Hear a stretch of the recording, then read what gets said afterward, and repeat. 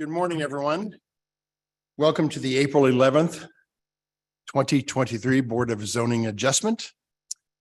Before we start, I'd like to thank all staff members who prepare cases for us. I'd also like to thank my fellow board members, including Amber, who's off virtual today. Hello, Amber. We all volunteer our time down here. It's an unpaid position. We're glad to do it so that we have a chance to hear your cases and understand what they are and then vote on them. So again, thank you to my fellow board members and to all staff who prepare cases. With that, let's see, sorry, gotta get up my notes. Anna, do you want to swear in everybody today? Thank you. Sorry.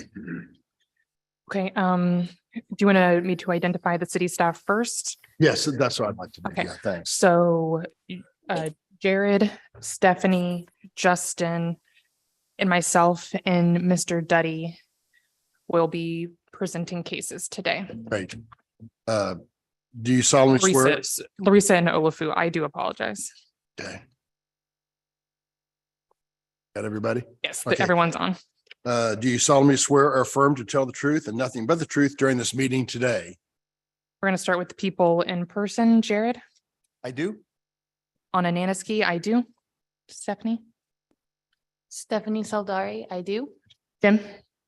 James Duddy, I do. Okay, and the people virtually, we have Larissa Chambi, Larissa Chambi, I do. Olafu Abaji, I do. Justin Smith. Justin Smith, I do. Thank you. So, Anna, I'm going to turn it over to you before we start our first case to go over the dismissals and continuances. First, I'm going to go over the procedures and then I'm going to get into the dismissals and continuances. Thank you. So we have two main categories of people who are participating, people virtual and people in person. For those online, there are two subcategories of people online, attendees and panelists. If you are an attendee, that means you are a board member or a city staff person. When the chair calls for your case and you are either the applicant or a member of the public wishing to provide testimony, you're going to use the raise hand function in Zoom. There's a ribbon on the bottom of your screen that's got a little hand. You're going to click that, and that's going to indicate to city staff that you wish to be promoted to provide testimony. We're going to accept the promotion. Once that occurs, it's going to appear as if you've been disconnected from the meeting, but don't worry, that is just Zoom transferring you over to that attendee's position. Once you've been made an attendee, you will be able to turn on your microphone and turn on your camera, and this will allow us to see you and for you to provide public testimony. Your username should also be your legal name. This is going to help with the promotion process. And if you are on virtually, but just on your telephone, not on a computer, you're going to use the *9 key to raise your hand. For those in person, when the chair calls for a particular case, you're going to approach the microphone and the stand, appear at the front of the room, where you're going to be administered the oath, sworn in, and be allowed to take public testimony. For those in person, we ask for you to not also be on the Zoom meeting. This can sometimes cause a lot of negative interference with the microphones, and we want to be able to hear everyone as best as possible. That concludes my little chat about how the hybrid meeting is going to work. And now I'm going to identify any dismissals or continuances. Mr. Chair, the first item being dismissed is docket item number 5. This is CD-BZA 2022-00204 for the address 421 Prospect Boulevard. And this case is being dismissed because there's no longer a need for the variance requests. And we have docket item number 8, CD-BZA 2023-00016. This item is being dismissed because the variances related to this appeal were approved at the last meeting.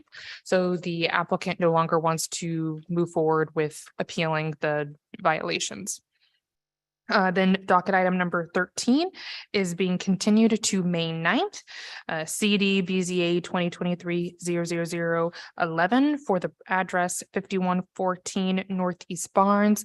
And this is due to a affidavit related to the property sign posting. And believe it or not, Mr. Chair, that concludes our dismissals and continuances for this meeting. Thank you. What was the one before docket 13? Was it 8. 6? Number 8? 8 and 5 are being dismissed. Thank you. All right.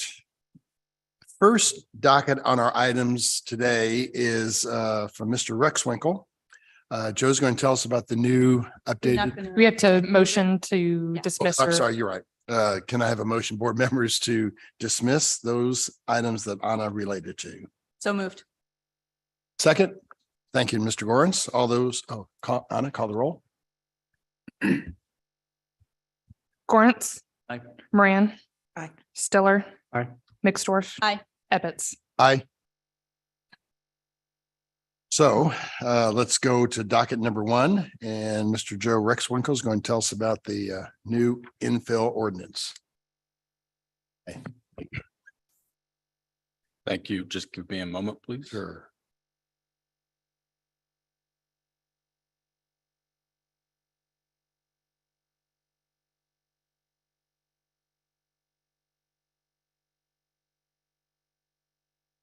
All right. Thank you, Mr. Chair, members of the board. This is I'll try to be as brief as possible. You have a long agenda. But I wanted to touch base with you all on the infill residential development ordinance that was recently passed by the city council. It is a little different than our traditional ordinance related to residential development. And so you will, I believe today, have your first case with a variance request from this ordinance. So I thought it would be helpful to give you a little bit of training on it. So the purpose of the ordinance is to promote contextual development in established neighborhoods. It applies to lots that were annexed or established by plat or deed prior to 1954. And it applies only to residential development in our districts. So we're not talking about commercial uses or commercial districts, just the residential development in residential districts. And if you qualify in terms of the application, these lot and building standards in the infill ordinance apply in lieu of the conventional lot and building standards. The objectives are to promote investment in existing housing stock as well as new housing, to protect established neighborhoods from incompatible development, to encourage small scale incremental development, and to allow neighborhoods to evolve over time. So one of the key factors in the ordinance that will be important for the board to know and understand is the concept that was established in the ordinance of the infill residential context area. So unlike our conventional lot and building standards, the infill standards are context based. They're based upon what is actually provided on adjacent lots in the area of the subject property.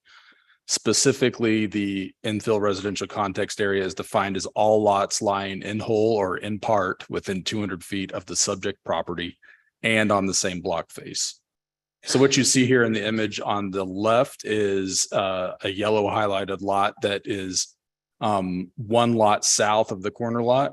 And as a result, its block face is all the lots along Genesee Street, which is the north-south street in the middle of the screen.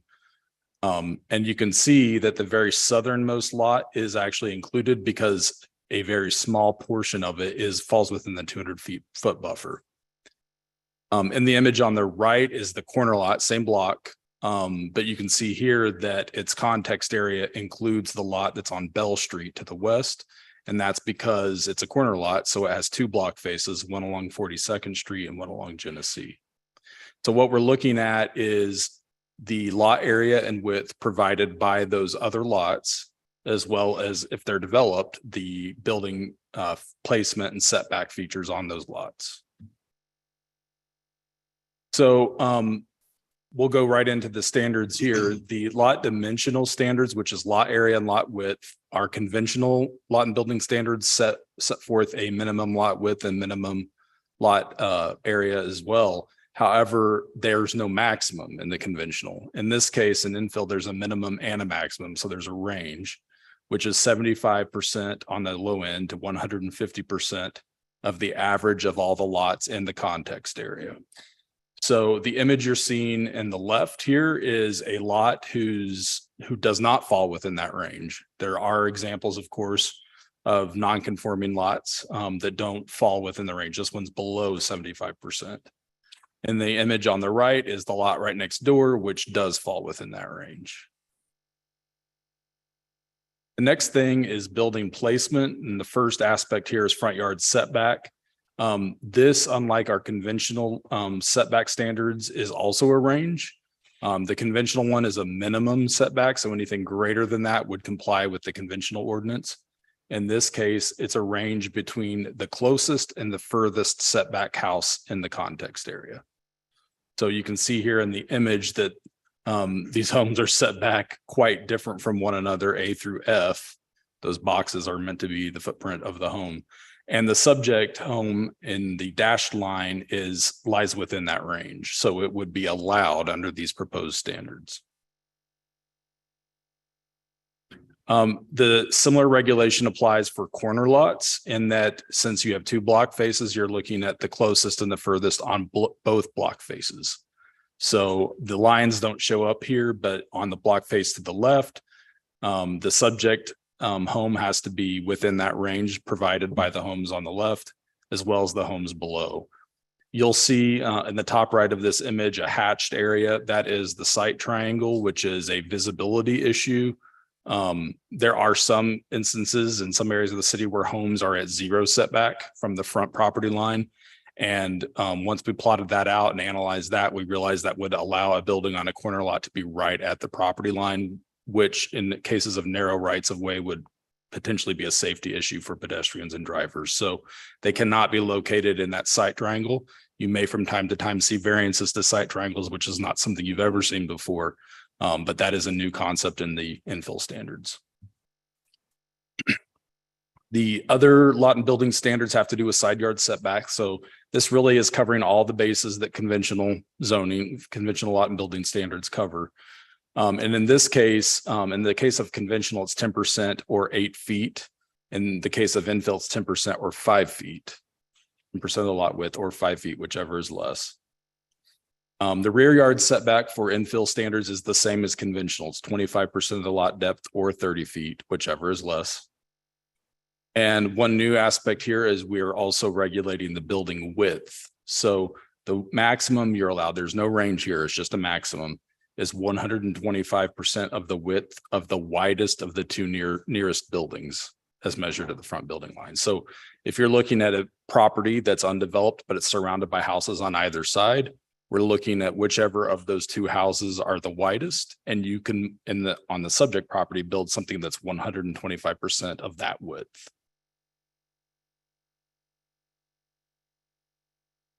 This is just a visual depiction of what I was just describing.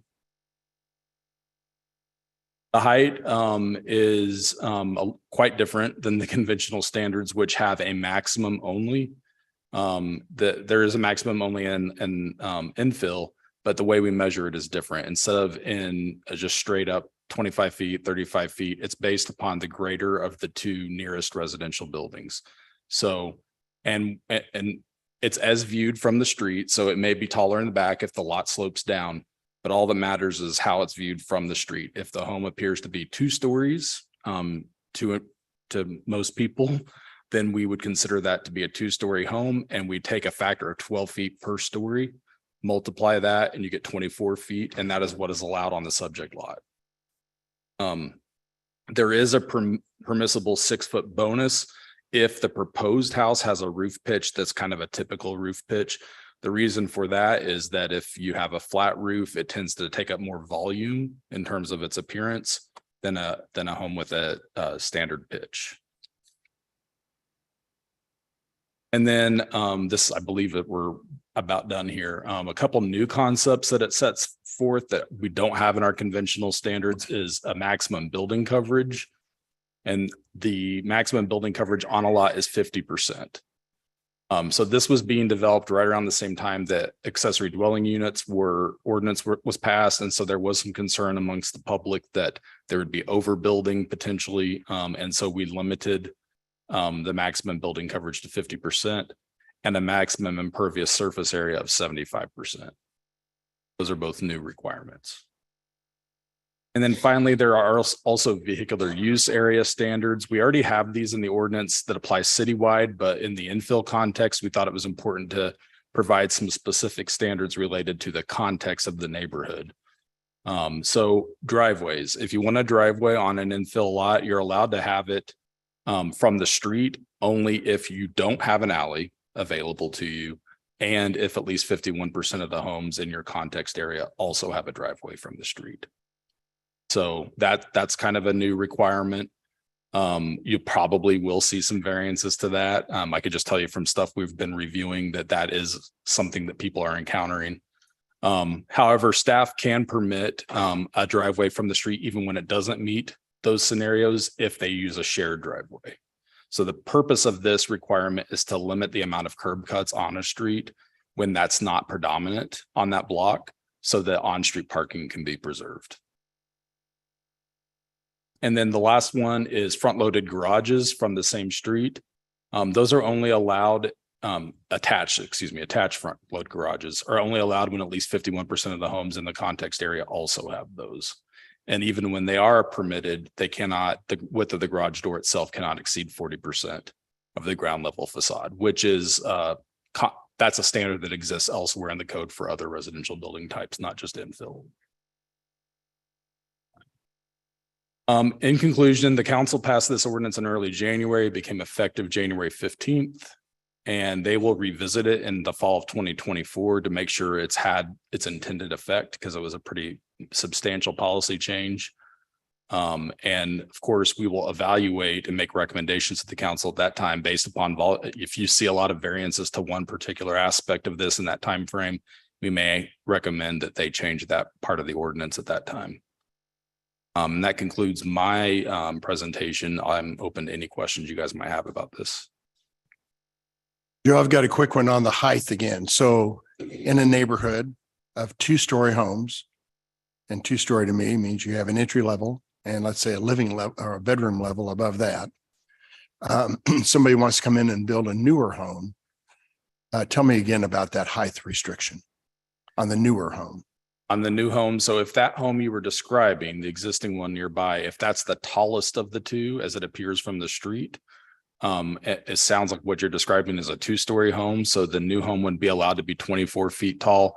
And then if they have a roof pitch that's kind of more typical rather than a flat roof, they can go 6 feet taller than that. Okay. So up to 30 feet tall. And that's all in what you would call an infill versus a new development that has totally different restrictions. Right. Conventional development in most residential districts is limited to a height of 35 feet. So it's not that drastically different, but it is a little bit shorter in that context. And a quick question again, I have on the garages. So in an existing neighborhood, you have a curb cut and you go, perhaps the garage is in the back of the home, not attached. That would still be permitted if they want to build a newer home on that lot. Is that correct? Or am I wrong about that? They could have the garage in their rear yard regardless of whether there are other garages in their rear yard. So that's allowed. The question is whether in this case there's an alley or not. Right. If there is no alley, they can only have a driveway to that garage, and therefore the garage wouldn't be useful. Right. If at least 51% of the homes on that block have a driveway. All right. And then can that garage be attached to the home in the back? Yes, it can. Okay. And then the front entry garage is where there's more, if there's no one in the neighborhood, it's a front entry garage, that would not be permitted in the new code, correct? Right. Okay. That would not be permitted. Anyone else? Yeah, I have a question about applicability on the page 2 of your handout. It says applies to lots annexed, and then the rest of it's blocked prior to 1954. So that's the only thing this applies to is the older. Like it Yeah. wouldn't apply to the Northland because it wasn't annexed. Right. Prior to- Most of the Northland above Vivian is excluded and would be in the conventional. And this basically goes down to about 85th Street on the south, the Blue River on the east, Vivian Road on the north. There are obviously areas that carve in and out. But it also would apply to any areas outside of that that were established by plat or deed prior to that date.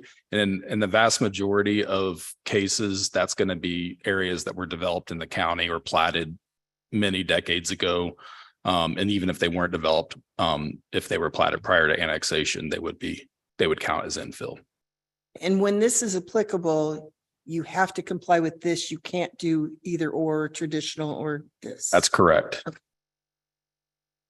And that brings up a couple of useful distinctions. If you have a context area with 2 or fewer developed lots, which we have encountered several already, then you follow the conventional standards. This ordinance says you follow the conventional standards because there's not really a context. There's just 2 or fewer homes that are developed. You follow the conventional standards reduced by 25%. So we've only encountered that a couple times, but that will happen from time to time. Learning curve, no doubt, Mr. Exwinkle. Will be. All right. Anybody else? Thank Thank you. I appreciate all your assistance today, sir. Okay. Back. I'll leave just for a second.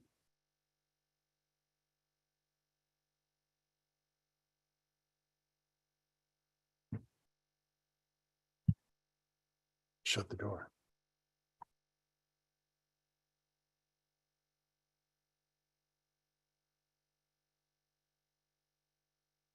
Thank you, Tom. Hey, Tom, as long as you're doing it, can you get that one too? Oh, yeah, you're going back. Never mind. She's going back.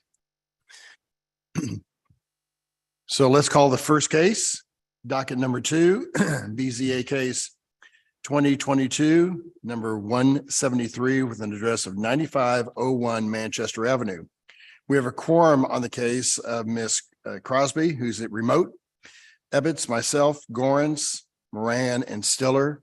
Ms. Mixtor was not on the case, so she stepped back. The applicant, please come forward. Are they remote? You can't hear me. This is the applicant on docket number 2. I'm looking for Sarah Jane Hunt. And who else? I'm promoting a Sarah Jane Hunt, Perfect. and there are 2, I believe, members of the public who are interested as well that I could promote now or wait until. Let's bring them all up. There are 3 other folks raising their hands, a Carol Winterroud, Alan Fish, and a Carla Johnson. Perfect.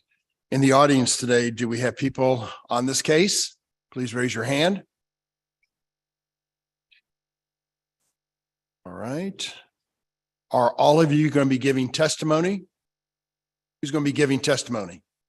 A couple? Well, the couple who are going to give testimony, please step up to the podium. I'm going to swear you both in, or 2 or 3 people, whatever it may be. And swear everyone in at one time.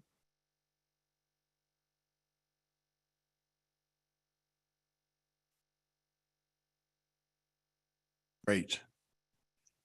So people in the virtual audience and people in the live audience, please raise your right hands to be sworn in. Do you solemnly swear or affirm to tell the truth and nothing but the truth during this hearing today?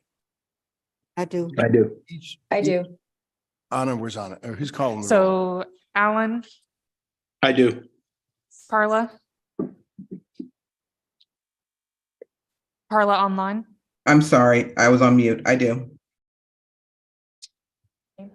Bobby Proctor, Say that name again, miss. Bobby, Bobbie, Proctor, Proctor. Thank you, Miss Proctor. Next. Lee Nelson.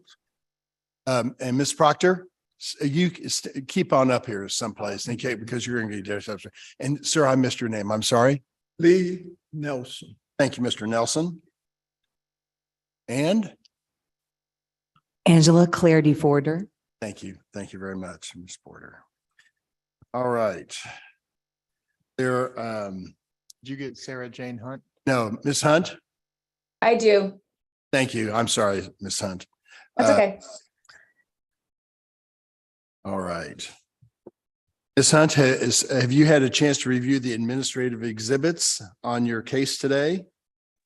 I have. My only concern is there was correspondence and attachment discussed at the last meeting that I sent to the board. That was the basis for the school district believed that they needed more time to review that. Was the basis for the continuance. And I don't see that February 10th correspondence or the attached exhibits A, B, C, or D anywhere in Compass. So I just wanted to note that that probably should be there somewhere. And it could also be user error on my part that I'm not able to find it. So noted. Again, the administrative exhibits labeled 1 to 13 that we need to hear your case today. Are those acceptable to you to be admitted with your caveat? They are, yes. Okay, thank you, Ms. Hunt. Part of that is staff presentation by Anna. Anna, please go ahead and give us your staff report, please. We have previously heard this case. Would you like me to go over it all over again, or should we start back from where we left off in the February continuance discussion? I think a brief review of where we are today. Thank you.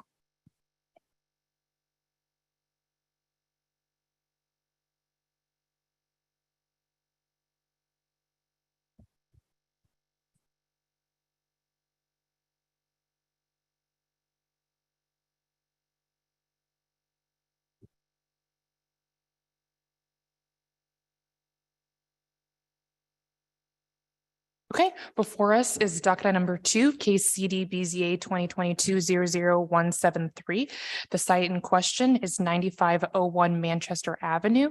The property is zoned R7.5, which is a residential zoning district.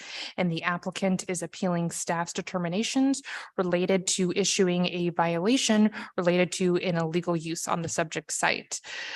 So this is a close-up of the site in question at the corner of Manchester Avenue and Bannister Road.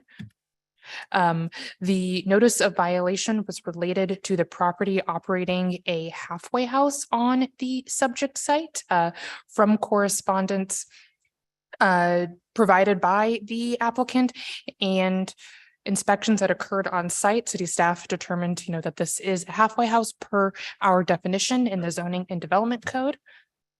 Some more examples from their website to go over what it states in the zoning and development code is that a group home is not permitted for alcoholics or drug addicts, prisoners, people who are there for court mandated supervision. A halfway house is applicable for those groups. However, a halfway house is not permitted in the R7.5 zoning district. Some key points that we have discussed throughout this process is that a nonprofit organization such as the applicant does not need a business license. So this use would not have been caught at that point, that the Kansas City, Missouri code does not permit housing for recovering drug or alcoholic addicts in the R7.5 zoning district. The organization themselves proclaim, to serve this function. At the this case has been continued for several reasons. We won't get into that, but the site was re-inspected on February 8th of 2023, where more information about the use was obtained. Additional documents were submitted on 210. I thought I attached them to Compass Casey, so I'll have to double check. And then on 214, which was the last BZA case that this was heard, the BZA voted to continue the case to allow for the school district to respond to those attachments that were sent in on 210. The school district had like a timeline that we outlined at the last meeting, and they did not meet that deadline. It was submitted on April 4th. So then the applicant had only so many days to respond, and they submitted their brief on Friday, which is past the deadline for the staff reports. So that one is also attached to Compass KC. And that is where we left off. Thank you, Mr. Chair. Thank you. Ms. Hunt, I'd like for you to start your reasons why we should hear this case and continue it and objectify the case. Sure. I'd like to just incorporate my comments from the past two meetings and the documents I've sent. It does, the reason for this continuance is mostly is because of the school district wanted a chance to respond. So I assume I will need to reply to that at some point, but I can just briefly go over our theories here. Under the Fair Housing Act, there are three different ways a municipality can violate it. One is failing to grant a reasonable accommodation. One is an ordinance that directly discriminates against people in the protected classes of the act. And the other is an ordinance that would disparately impact people in a protected class. The first argument we've made is that we have requested a reasonable accommodation to allow the property in question to operate as a single family use. The only reason they would not be permitted to be able to operate as a family is because of their disability. The disability is that these are individuals who are recovering from alcohol and drug addiction. The clinical term for that is substance use disorder. Under the Fair Housing Act, that is considered to be a disability if the disability impacts one or more major life activities. The correspondence that we have provided tells you that the very nature of the sober home is to be able to provide assistance because these individuals cannot operate soberly without the accountability and programming of the sober home itself. And again, in our correspondence and past testimony, we've talked about what that looks like. In addition to them having a documented disability, another way for them to be considered disabled under the act is if they are regarded as having a disability. And here, the very nature of the city's objection is that the city believes that they are individuals in recovery from alcohol and addiction.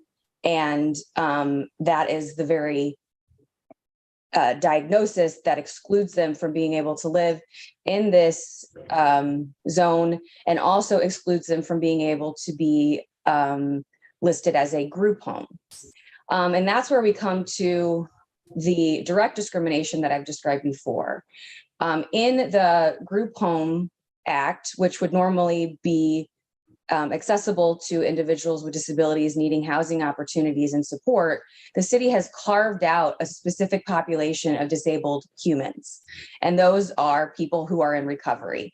The staff report itself admits this and says that housing in an R7 is not available to my clients because of the nature of their disability, i.e., that they are in recovery from alcohol and drug addiction. The other theory is that based on these ordinances, that this creates a disparate impact for people who are in recovery because it relegates them to a very small portion of the city. I'm sure if we did a FOIA request about how many sober homes that operate within the city limits, we'd be able to find how many have been given such permission and where in the city they were allowed to do so. To circle back to the reasonable accommodation argument, I laid out the fact that we've asked for the reasonable accommodation to be treated as a single family use. And also that not only is it reasonable, and I've cited a lot of case law where very similar homes have been considered to be reasonable. This request is considered to be reasonable. It's also necessary because the nature of their disability is that they need the support of my client and organizations like my client to be able to move into the community as sober individuals. After it's established to be reasonable and necessary, it is then the city's obligation to say that there is some sort of undue burden or fundamental alteration to its code. That tends to look like large amounts of traffic issues or large amounts of need and burden on public services. The city has not yet done so. As I understand it, while people complain about a theoretical parking problem or a theoretical crime problem, there has actually been no citations to my client for any of these issues. And with that, I will wrap up my third presentation, and again request that you grant our reasonable accommodation and turn your attention to your ordinances and the ways in which we believe they discriminate against people with substance use disorder. Thank you. Thank you, Ms. Hunt. Who would like to speak in the live part on? Bobby Proctor's first. Okay, thank you. Oh, I'm here. Thank you so much. We've been down here for 4 months in a row, so I don't know whether we turned this in to you or not. I don't know if we gave you the footage. We are looking at 1,056 feet from a daycare. We're looking at 2,112 feet from Truman School.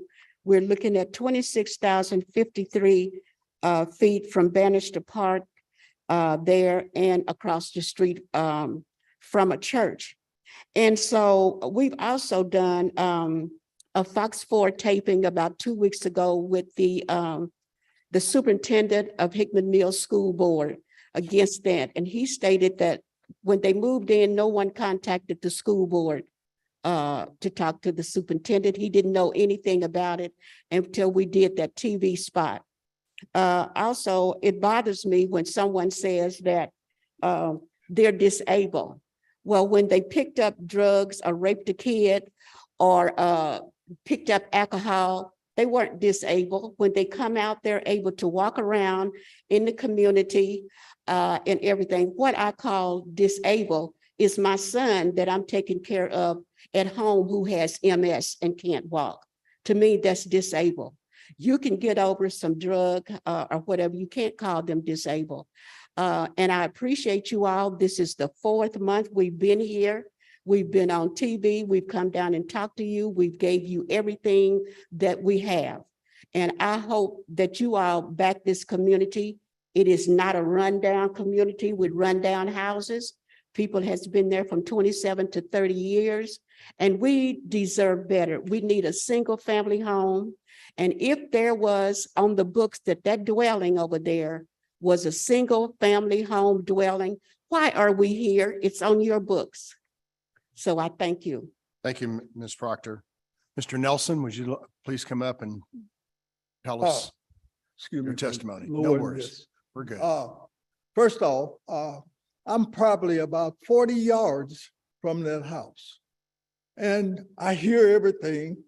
When you're out there and the houses are spread it out, you can hear things, you can see things. And one of those things that I noticed was that it was people at first coming, but never got up to 10, never got up over 8. I know for sure, because I see them that close. But the next thing about it was also that during that time, they began to break off in little groups. They were leaving in groups, just leaving. I don't know where they went, didn't really care, be honest with you. But the idea was, it was like a stopping place, a stopover, because they never did get to 10. In other words, by the time that it came close for them to have to show that they had 10, they started rotating people out. And also, I wanted to say this also, that when we found out that this was started and this was going on, we never had any information about it at all. They never even consulted anyone in the neighborhood or no one. Next thing we know, they was there and supposed to be already set up and everything was done. And also, I would like to know myself that if it was me moving into some house and that nobody know who you are, where you came from, and what was your motive being there. what would you do? What would you do? You'll be just like us, trying to find out why would you come into our neighborhood and not even give us a chance to discuss it? And that hurts. In other words, the government or whoever is pushing this proposal don't think about the people who paid hundreds of thousands of dollars for their house.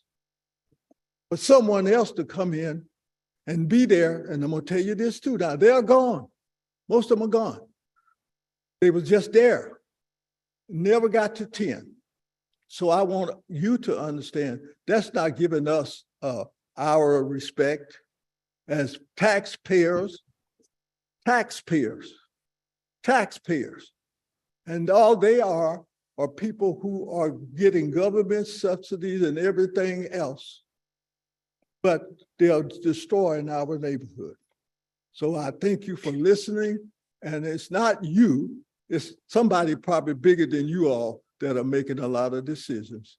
But I wish that they would make sure whatever they're doing, it is done decent and in order.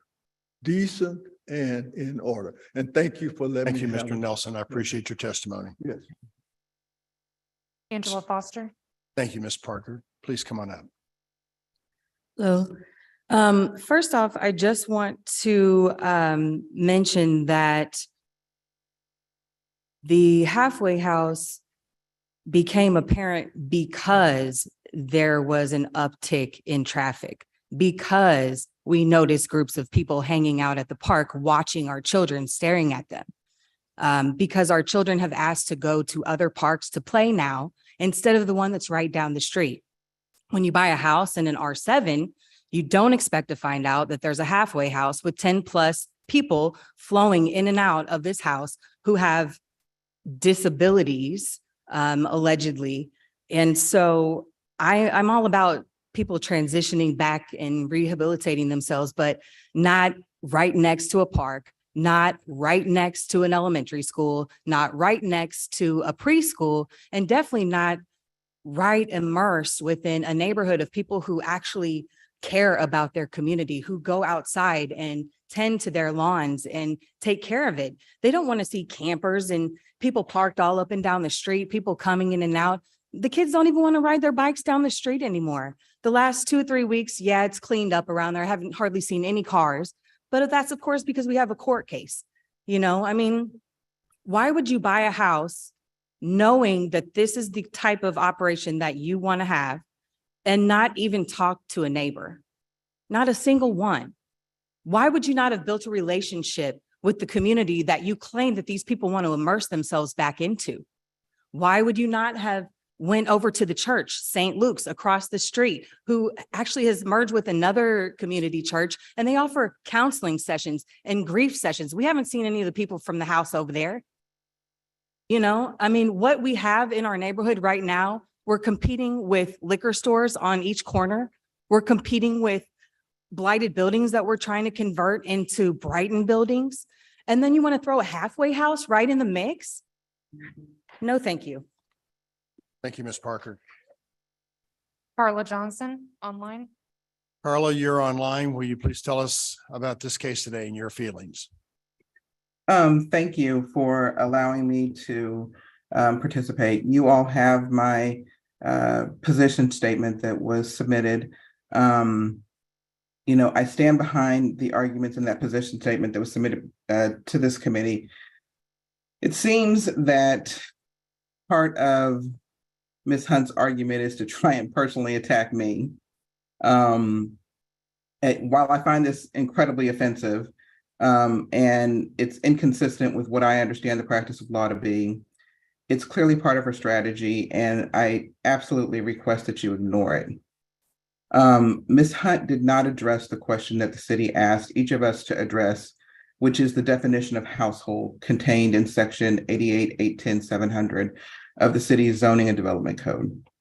I suspect that she did not do so because she recognizes that her responses are not in her client's favor.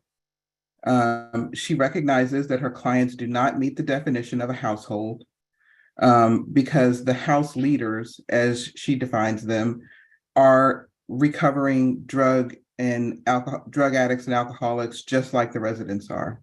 And so if you include them in the number with the residents, then you've exceeded the number that's outlined in the ordinance. She also recognizes that the tenants are not tenants. They're program participants per the New Beginnings website. They don't have any rights as a tenant. It's very clear that they pay program fees, and as a result of that, they get housing. But, you know, if they don't comply with the requirements of the program, they are asked to leave within an hour. And so this is inconsistent with what household living would be. You know, people live in zoned residential communities for a reason. They want to experience the comfort that the last person that testified speaks of. And that's the reason why communities are zoned residential. Ms. Hunt is asking you to ignore all of this and support a conclusion that just to ignore the ordinance and any other law that supports that ordinance. New Beginnings cites in its letter, if we turn ourselves to her last argument, and before I do that, I would just encourage you to, you know, we have cited to several cases that support the positions in the position statement. I would encourage you to review those. I'd encourage you to review those arguments in those cases. I'm not going to reiterate that, but I am going to turn my attention to the arguments that she's made in her last position statement. As New Beginnings cites in its letter, an accommodation is unreasonable if it amounts to a fundamental alteration of the nature of the program. The city has a prohibition against halfway houses from operating in residentially zoned districts. New Beginnings is asking, as an accommodation, that the city completely disregard the zoning ordinance for halfway houses, and also to completely ignore the zoning ordinance as it relates to the number of individuals that reside in a residential house. New Beginnings has articulated nothing that is unique about its operation as a halfway house than any other halfway house that's in the city. Making this accommodation would require the city to completely do away with this aspect of the zoning ordinance. That is a fundamental alteration of the nature of the program. It would be impossible for the city to grant New Beginnings' request and not do so for anyone else who operates a halfway house and requests a similar accommodation. Granting this request would require the city to do away against the prohibition against any halfway house in an area that's zoned residential. So if anyone operating a halfway house were to come to the city after this case and ask for a reasonable accommodation to place their halfway house in any residential neighborhood within the city limits, you would be obligated to grant that request if you grant this request. There'd be no basis for denying any other halfway house's request. There's nothing on their website or in their program that suggests that this is not a rehabilitation house for drug addicts and alcoholics. That's what this is defined as. The house leaders are recovering drug addicts and alcoholics. And I think that at this point, they're past making an argument that this isn't a halfway house. If you read their arguments, they're interweaving discussion about it being a halfway house. So if the city grants this accommodation, they'll be granting this accommodation for anybody who applies for this, regardless of what neighborhood it's in. With regard to the limitation on the number of unrelated persons, this is another area that she says is discriminatory. Despite the claim to the contrary, those numerical limitations have been upheld as reasonable by courts. They've been upheld by reasonable by courts all over the United States, including within this circuit. We've cited to those cases, we've provided those citations. New Beginnings is unable to cite to any case that supports their position that such a limitation on the number of unrelated persons who can reside is unreasonable. Again, they're requesting that the city essentially do away with any prohibitions against halfway houses and numerical limitations placed on individuals operating within residentially zoned districts. I think it's also Ms. important to Carla, note. Ms. Yes. Carla, so we're trying to, you've given us 10 minutes of testimony. I kind of have the feeling that we know what you're trying to say here, but I've got to move on to Alan for his testimony. Will you please Okay, give can us I- 1 minute of wrap up? Thank I'll you. give you a minute. A reasonable accommodation, I think it's important to note that a reasonable accommodation does not mean that the city has to accommodate the residents with the accommodation of their choice. Just because if the city makes a reasonable accommodation, it does not necessarily, there's no case law that she's going to be able to cite to that supports the proposition that because you ask for something as a reasonable accommodation, you're going to be granted that specific thing as an accommodation. The city accommodates halfway houses. There are, if you Google them, there's a bunch of them in the city. They accommodate sober homes. There's a process for that accommodation, and it's not within a residentially zoned district. And so, you know, for those reasons, I'm asking that this appeal be denied. Thank you, Ms. Carla. Thank Alan, you. you're also online. Can we hear your testimony? Yes, good morning.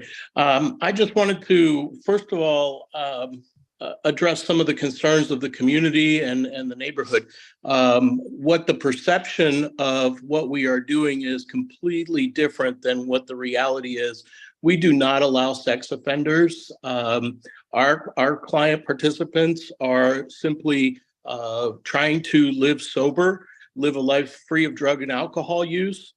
And quite frankly, if it were me in my neighborhood, and I understand everybody's concerns and the not in my backyard, I get that. But if it were me and it was my neighborhood, I would be welcoming because I know that there are 8 to 10 people that are being held accountable in that house that are not using drugs. What I don't know is the other 70 or 80 houses in the neighborhood and who is not selling, using, or doing drugs.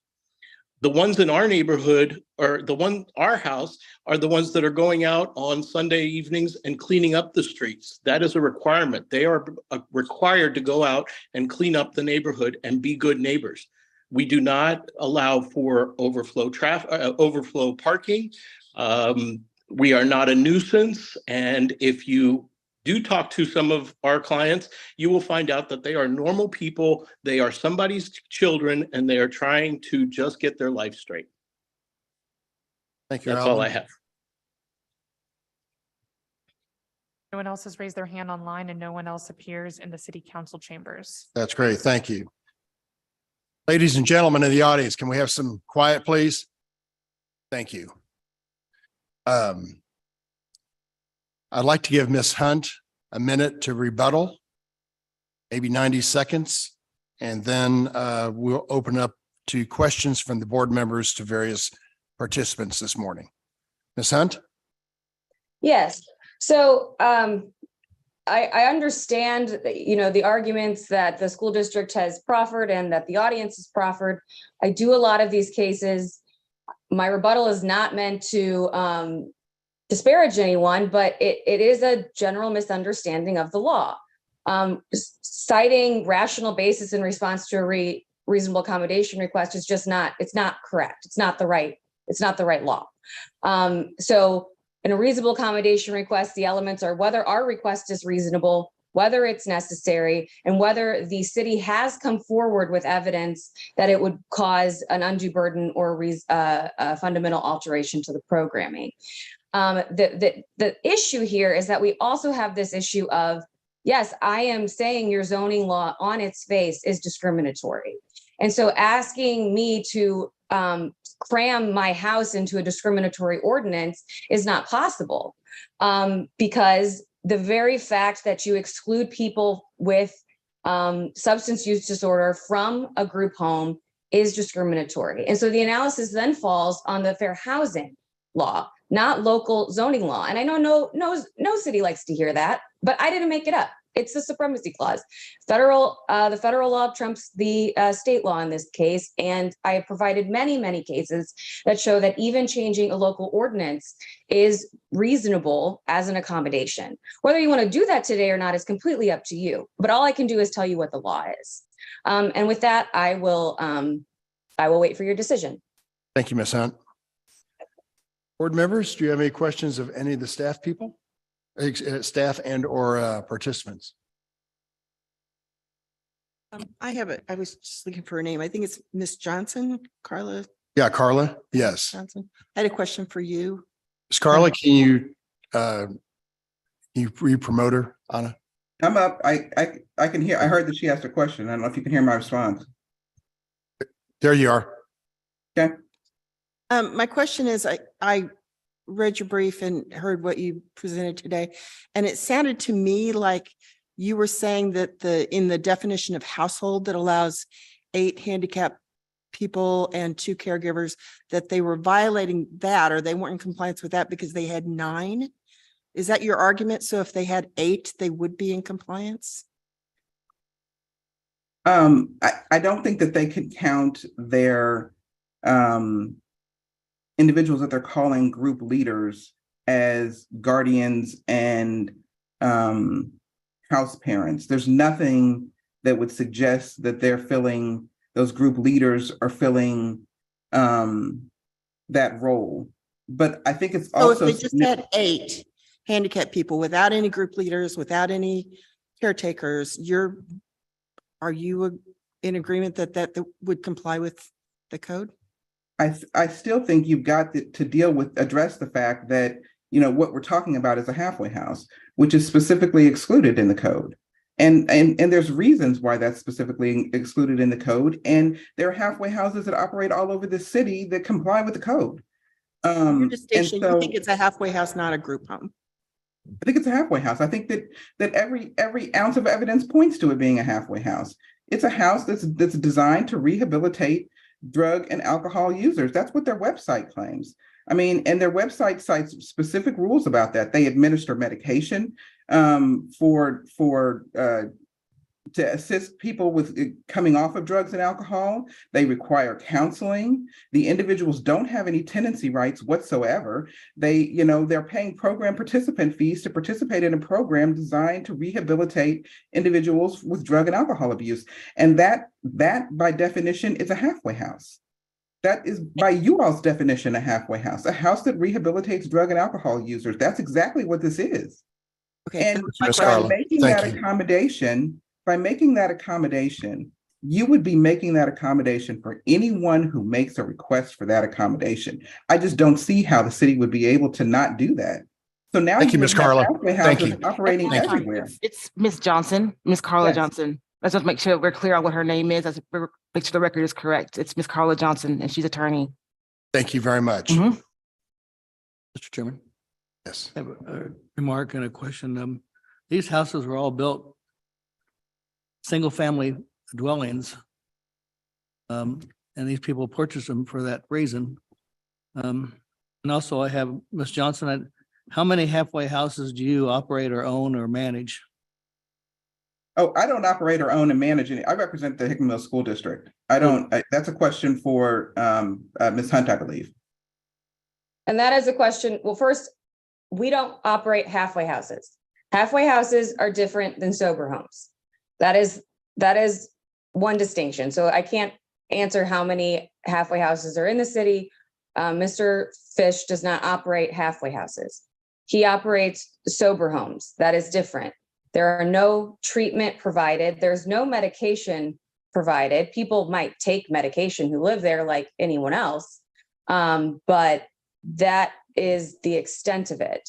The nature of the sober home is the fact that people who are sober live together and hold each other accountable with the lessons they might have learned in a halfway house or in inpatient treatment or in some intensive outpatient treatment.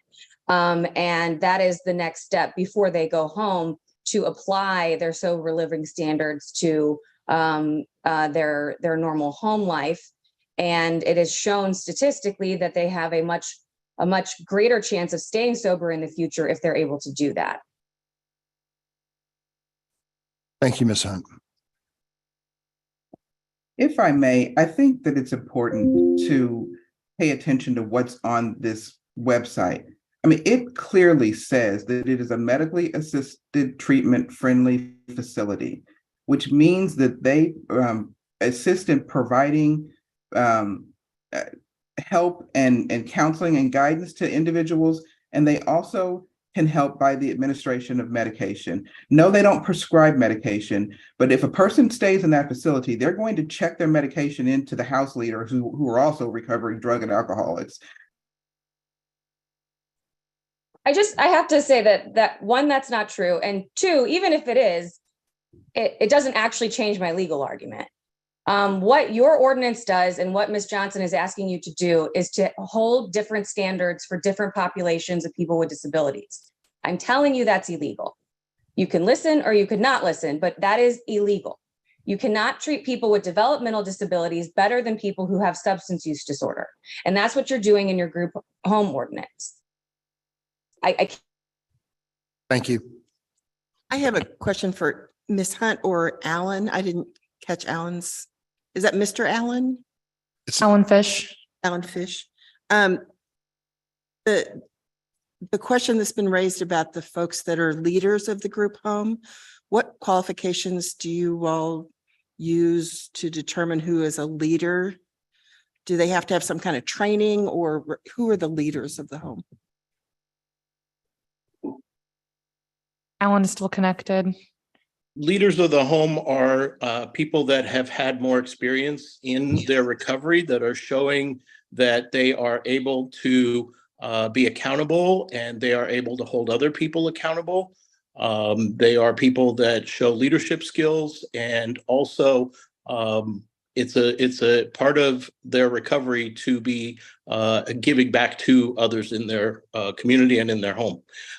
Also, to the point that Ms. Johnson had said, we do not administer drugs. Medically assisted recovery is a pathway and we are multiple pathway program, just like animal therapy, just like treatment, just like NA, AA, it is a pathway. We don't prescribe the drugs. We don't administer the drugs. The drugs are kept in a lockbox that the clients only have access to when the leaders open the door to the room, and then the clients have access to their own medication. So we do not administer any meds. We just hold them accountable. And are the leaders brought in from outside, or are they folks that were already living there? They are folks in the program that are farther along and in their recovery, usually 6 months or more. And we start training them at 3 months, and we work with them and we show them how to lead the home. Do the leaders live there exclusively? In other words, they don't live anywhere else except in the home? Correct. Mr. Fish, you may have said this before. How many New Beginnings homes are in the Kansas City, Missouri area within the city limits? We have a total of 5 homes. And again, to Ms. Johnson's argument, if you approve one, you have to approve the other. You guys approved one last meeting. Thank you.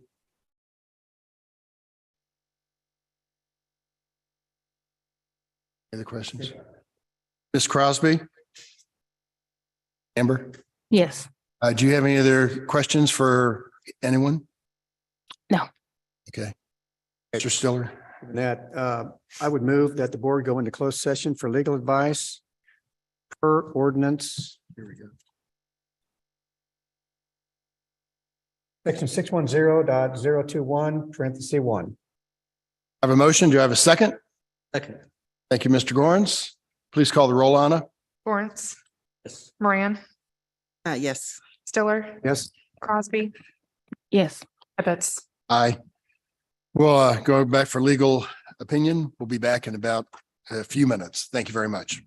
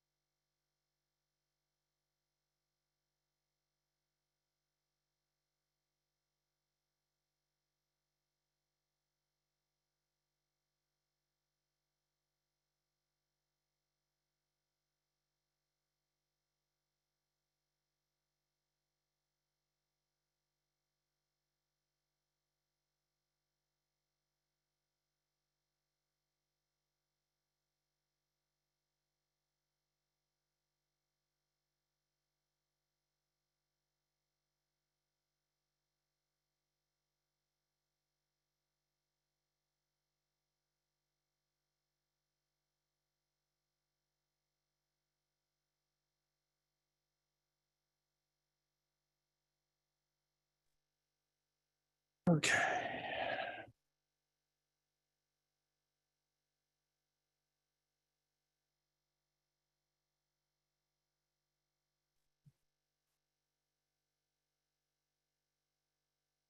Ms. Crosby, do we have you online?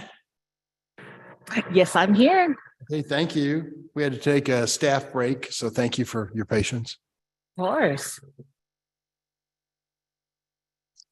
All right, I'd take a motion to move out of closed session. So moved. You got to cite the ordinance and all that. Here you go. There you go. Per. Ordinance section 610.021, parentheses 1. Thank you. I have a motion. Do I have a second? Second. Thank you, Ms. Moran. Anna, please call the roll. Crosby, Aye. Lawrence. Aye. Moran, Aye. Stiller. Aye. Ebbets. Aye. We're back in open session. I appreciate everyone's patience. We had a staff break, but we're back all together. Board members, do we have any other comments or questions of anyone?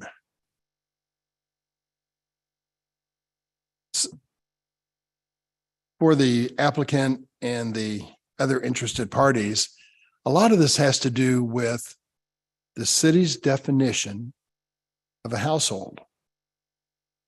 8 people plus 2 caregivers. That's the city's definition. And the city, Mr. Duddy or others, have not given us, at least that we can tell, something that is not a household at this location. And whether this was in Brookside, the Plaza, Lewis Park, the same definition applies. Does not matter. Does not matter. Now, whether First Beginnings can afford $1 million home for this type of facility, that's their deal. But this, given the definition, and even Mr. Nelson's own testimony a few moments ago, talking about he hasn't seen more than 7 or 8 people coming out of the home, tells us there's not 12 or 14 or 16 or 18 people there. And this is also different than a case we had a few months ago near the airport, which was 25 and 30 people coming straight out of the federal system into a home or into a building. And that was a halfway house. We all agreed on that at this board. So we have to uphold what the city ordinance says. And with that, that's my few comments. Board members, do you have any other comments? Ms. Crosby, do you have anything else to say? No, I do not. Okay, thank you. I think we've heard from the applicant and everyone else on their opinions. So at this point, I'd entertain any other motions and or questions. I have a motion, Mr. Chairman. Thank you, Ms. Moran. This is an appeal of staff's determination. I move that we grant the appeal and overturn staff's determination based on section 88-810-700, which is the definition of household, to allow a group of 8 or fewer unrelated mentally or physically handicapped persons, which may include 2 additional persons acting as house parents or guardians. Based on that definition and that ordinance, which allows this type of household in any zoning district in the city, I move to grant the appeal. I have a motion. Do I have a second on that? Second. Anna, please call the roll. Crosby, Nay. Lawrence. Moran, Aye. Stiller. Aye. Ebbets. Aye. 3-2. So, 3 voted in affirmation of that motion right. and 2 opposed that motion. So, And it takes 4 to overturn an appeal, Correct. so it Motion fails. So it fails. Motion fails.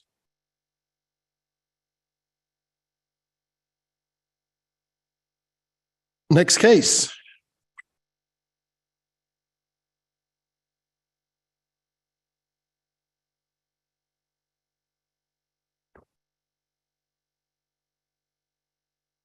Y'all may put next time.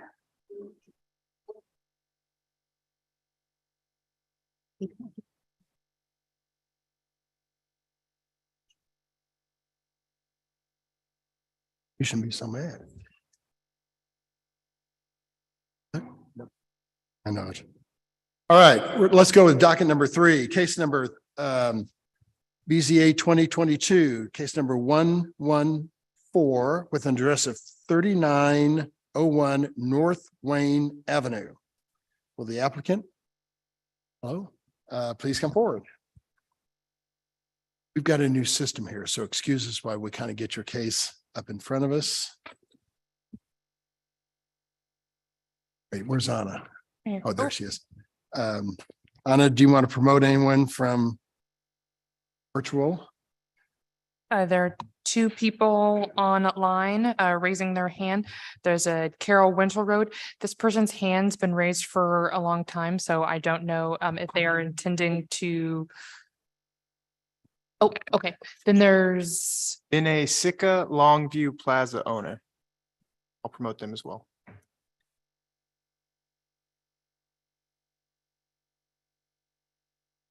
They've accepted the promotion.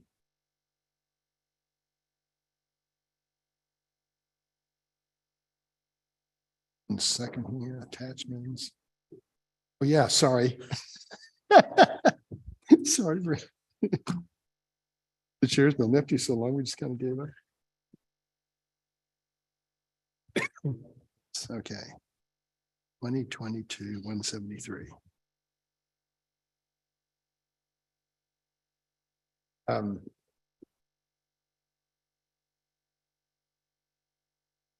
Safari.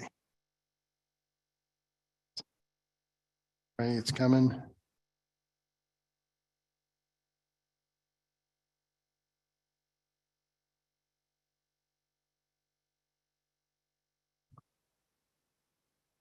Anna, who else do we, sorry.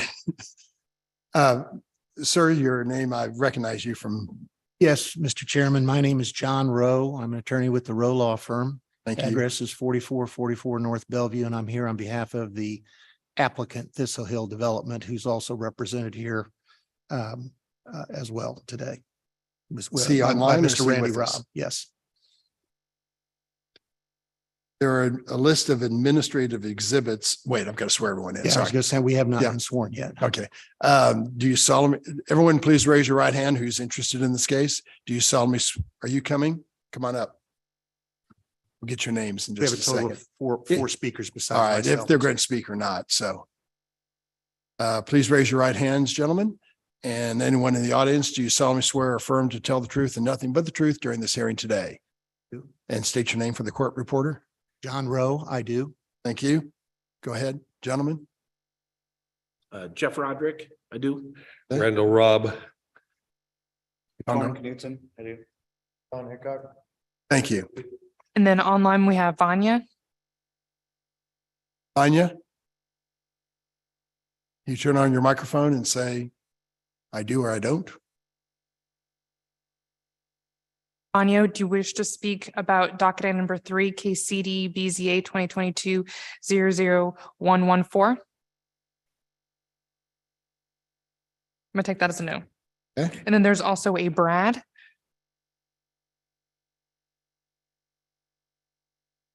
Brad, you put in the chat, I do, but correspondence cannot be received through the chat box. You're gonna need to. Sorry, I just realized I'm looking at the wrong docket number. I was looking for 00002. I don't need to speak on this matter. Thank you.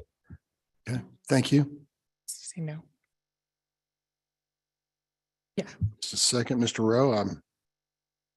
Said it's taking a second for me to get to the administrative exhibits. Yeah, on page 3, Mr. Rowe, on page 2, there's a list of administrative exhibits labeled 1 to 10 we need to admit for your hearing today. Do you have any problems with us admitting those? With regard to exhibits 1 through 6, no objection. Exhibit 7 is the staff report, and I only have an objection to a one paragraph in it. Top of page 2 talks about a 2018 case. We're here today to talk about notices dated February 15th of 2022. So I think that paragraph talking about something back in 2018 is not relevant, so I'd object to that. Exhibit 8, no objection. Exhibit 9 is a PowerPoint presentation, which I haven't seen yet. But to the extent there are any slides in that PowerPoint presentation that come from that 2018 code case I just mentioned, I'd object to any of those slides as not being relevant. And then Exhibit 10 appears to be the 2018 case, and object to that being admitted as not being relevant. And again, those items are not relevant because the two notices at issue today that are before you are, by their own words, as of February 15th, 2022. And so those signs were deemed abandoned as of that date. So that means they weren't abandoned prior to that date. So anything in these other cases prior to that would not be relevant. All right. And I guess one other thing, you can't see Exhibit 10 when you go on Compass KC and put in today's case number. Maybe you can see it from the city side of things, but I can't see Exhibit 10. All right, Mr. Rowe, your objections are noted for the record. Yes, sorry. Lawrence, can you speak into the microphone a little bit more? Sorry, there's a camera and flat hair wanting to come in the door. I still can't hear you. So there's questions about someone at the front door wanting to come in if that's. Looks like a television Let's not do station. that. Looks like a television station. So. It's probably about that case that we just heard. Yeah. So let's just proceed forward with Okay, this let's case go as on. we've with called this it. one. So on a part of this administrative exhibits is your staff staff report on today's case. Noting Mr. Rowe's objections, but I'd like to hear what you have to say. Thank you. As do the board members.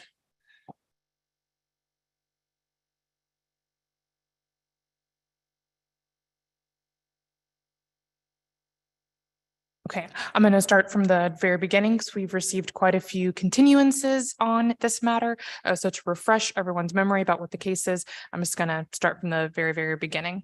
The original case associated with this rehearing that was granted in January of this year is related to 3901 North Wayne Avenue. The site is zoned B3-2, which is a commercial zoning district, and the applicant is appealing determinations related to sign violations on the subject property. Now, the precipice of this case did start back in 2018, which is why the original code case is cited in the staff report. The site is located in the northern portion of Kansas City, just north of North Kansas City. The property in question is highlighted in yellow. And this is a snippet from our code in regards to non-conforming signs. So when a non-conforming sign, such as a sign that is one that was previously permitted, now that it is out of compliance, so it's no longer permitted within the city. Once that non-conforming sign is deemed abandoned, it's not in good structural condition, or it's not advertising a business that is no longer there, it can be deemed abandoned and is required to be removed. So these are photos taken by the development compliance investigator back in 2018 when this code case first started. You can see a business that is being displayed in that pole sign. However, the property seems to be vacant. There's even a for rent sign in the office main building associated with this used car lot. This is a snapshot of the original zoning violation issued back in 2018. Same property owner as it is today. More subsequent investigations have occurred. This is from June of 2018. We can see a little bit more activity on the site. There's tires, there's large construction, trucks on site, some storage of some equipment. These uses, you know, are they in relation to the used car lot? You know, that is to be determined. However, the same sign in the pole sign exists, you know, whether or not that use is permitted there in 2018. More signs from 2018, more pictures, excuse me, from 2018. Again, we can still see those signs in the pole sign and the for rent sign in that main structure. Later in October of 2018, there is more activity on the site. We see some U-Haul trucks. We see more cars parked in the lot. A banner sign attached to the fence. A new business appears to have been moved in, but again, that old sign displaying that old business is displayed in the pole sign, not correlating to the use at that time. This move forward to July of 2019, more activity on the sign. On the site, we see A1 Motors being displayed in the main building. That branding is not representative of that pole sign. You can recall what I said before, that the pole sign needs to correlate to the use on the site. That's not occurring.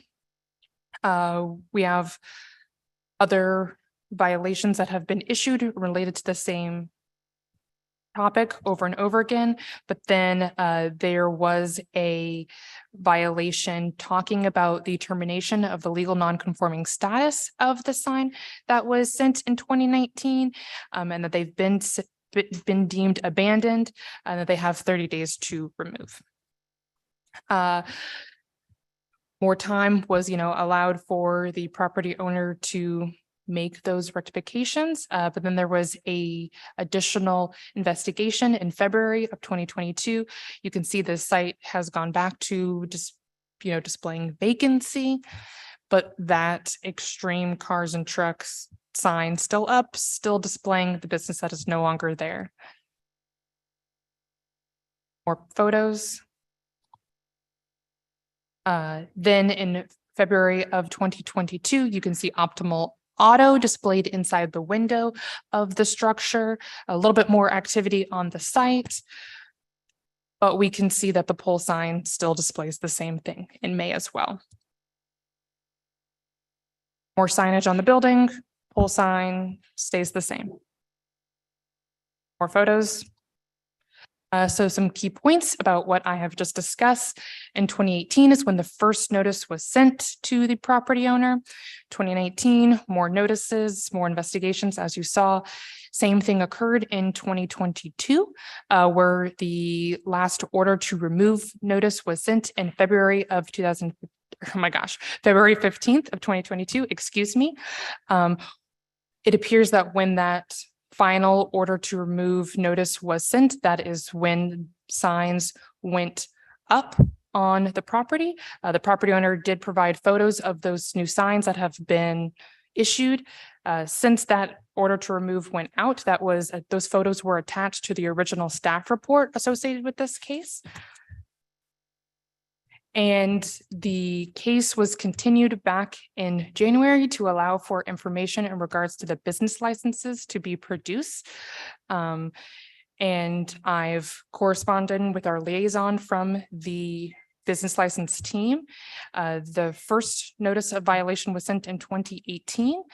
And then the second was sent in 2019. And then the notice was February 15th, but that in between that time where those violation notices were sent, there were no business licenses from our records. And then a business license was issued on February 22nd, which is after the order to remove sign was sent. That is all I have. I'll be happy to answer any questions. Thank you. All right, thank you. Mr. Rowe, you have the floor. Thank you. Thistle Hill Development is the owner of the property that we're talking about at 3901 North Wayne. I'm going to call that the subject property. The subject property has two non-conforming pole signs on it. One of those pole signs is a two-pole sign. It's at the north end of the property. It has one face that faces east, and it is front lit, not backlit. The other pole sign has a single pole, and it's located more towards the middle of the property, and it's a backlit sign, and it has two faces. This case is an appeal of two termination of legal nonconforming status and order to remove letters, both of which are dated February 15th, 2022.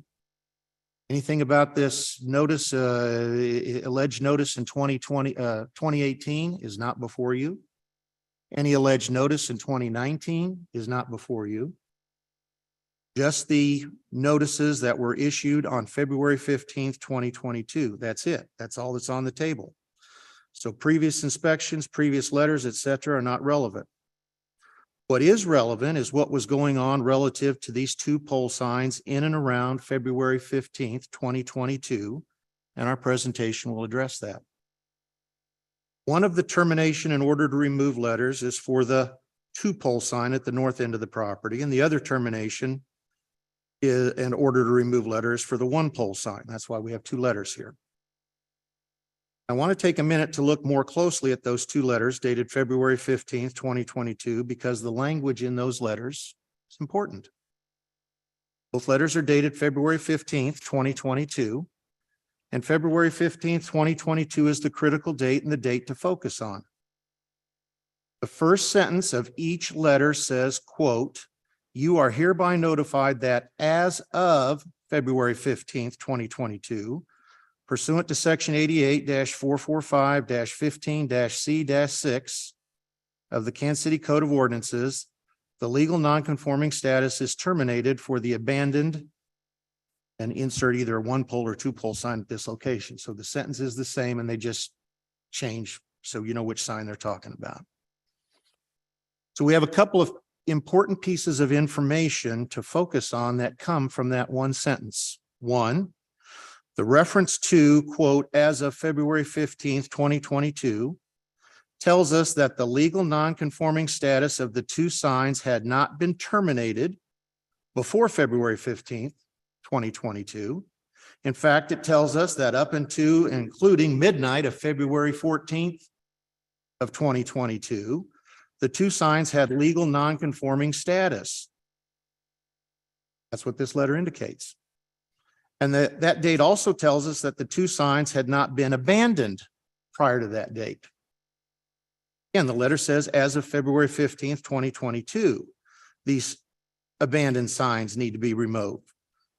So if that is what the code administrator says as of February 15th, then prior to that date, neither sign had been abandoned under the code. I would note that we'll have testimony that these two signs were maintained and were in good structural condition. Again, the reason I bring that out is the notices don't really say why they're being deemed abandoned. And there's two kind of buckets under your code. They're either in disrepair or they're deemed abandoned because you've got a business there that you're advertising a business that's not there. So let's talk about the tenant at the property.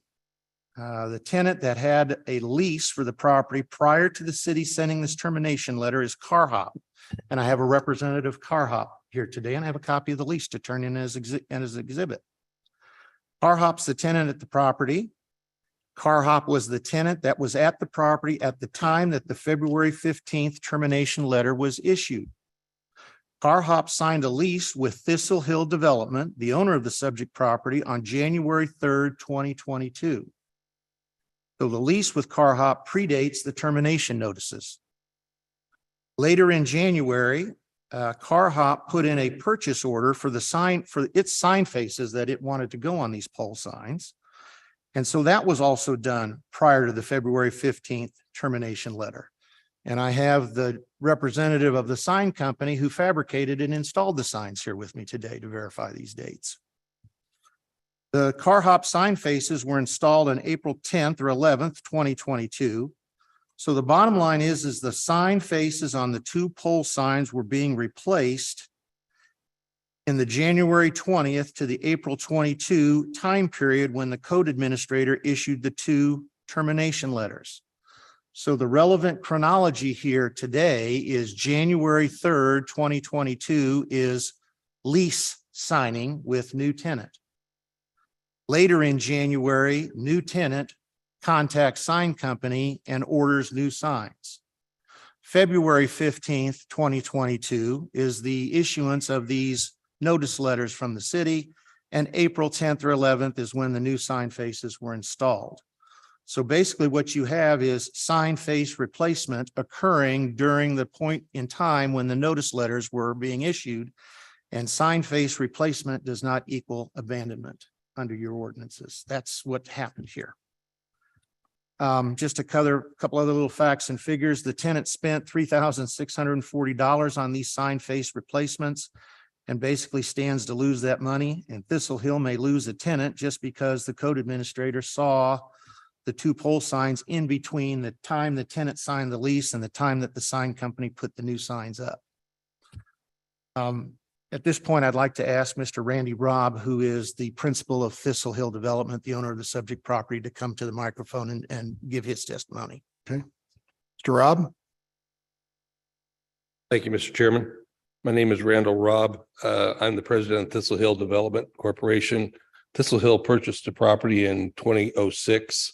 We obviously, down through the years, we've had several tenants, all of which have been car lots, and the shop has operated on a separate basis in the back of the building. And so we have someone here today that's actually operated the shop. When I purchased the property, it's exactly as it is today. The structure of the building has not changed at all. The single pole sign was in existence near the building. The two pole sign was at the far end of the property itself. We've done no modifications to the building. We've done no modifications to the signs other than change the faces as the tenants have changed down through the years. We've never had a complaint from the neighbors. You saw where it was located on the southwest corner of Parvin Road and I-29. It's the only commercial property in that area. If you go beyond that property to the south, it's all residential down there. We've never had a complaint as far as the signage or anything else with the property or the operation of any of the businesses there. The signs are necessary because it's not exactly a straight shot from I-29 or I-35 to get to this property. So to keep viable businesses there, which we're fortunate to have a very good tenant, I will give them a little pat on the back. They've kept it meticulously. They're the best operator I've had in almost 20 years of owning that particular property. And they do employ several people there without complaint. As far as the timing Mr. Rowe was referring to, when I got the letters, I tried to contact the lady, the codes inspector that wrote the letters, and I never got any return calls. And finally, after several frustrating weeks, I came downstairs and met with her in person and said, look, if you'd have just called me, if you'd made any effort at all to contact me and find out what was going on, we wouldn't be here. She said, my only choice at that time was to appeal to this board. And so I'm hate to take up your time, but nothing has changed. And all we want to do is continue to operate the business in a good manner and employ people as we've done successfully for the last 15 to 20 years. And certainly since Car Hop has been there, they've done a very good job. And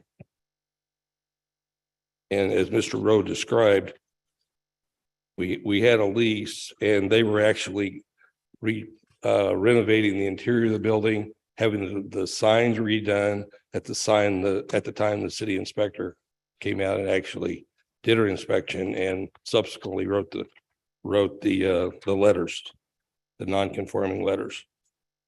Be happy if you have any questions on anything. And do you have a copy of that lease with you, or is Mr. Rowe? I do. In fact, we can turn that in now. I was going to do it at the end of all the witnesses, but we can have that. I marked it as Exhibit 11. Perfect. This is a lease dated January 3rd. This is Hill Development, Inc. and Interstate Auto Group. That's doing business as Car Hop. All right, let me So see I'm going to that. give that to Randy. Anna Better. and ask that that be admitted. Let me take a look at that, then we'll maybe admit it. Mr. Chairman, did you admit exhibits one? And Yes, I heard you did. do that. Yes. He had no objection except some, yeah, I did. Thank you. Okay.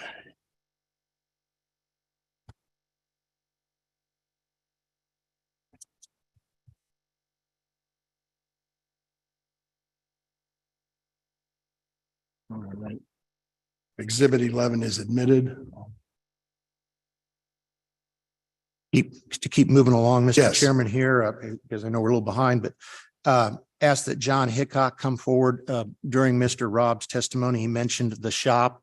Mr. Hickok is the person who operated at the shop. He did some auto repair there, and I'd like to have him make some comments because the property was never vacant or abandoned. He always operated there. Mr. Hickok, right?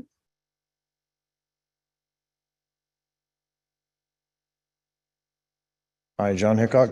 Thank you, sir. I was there 2017 to 2022.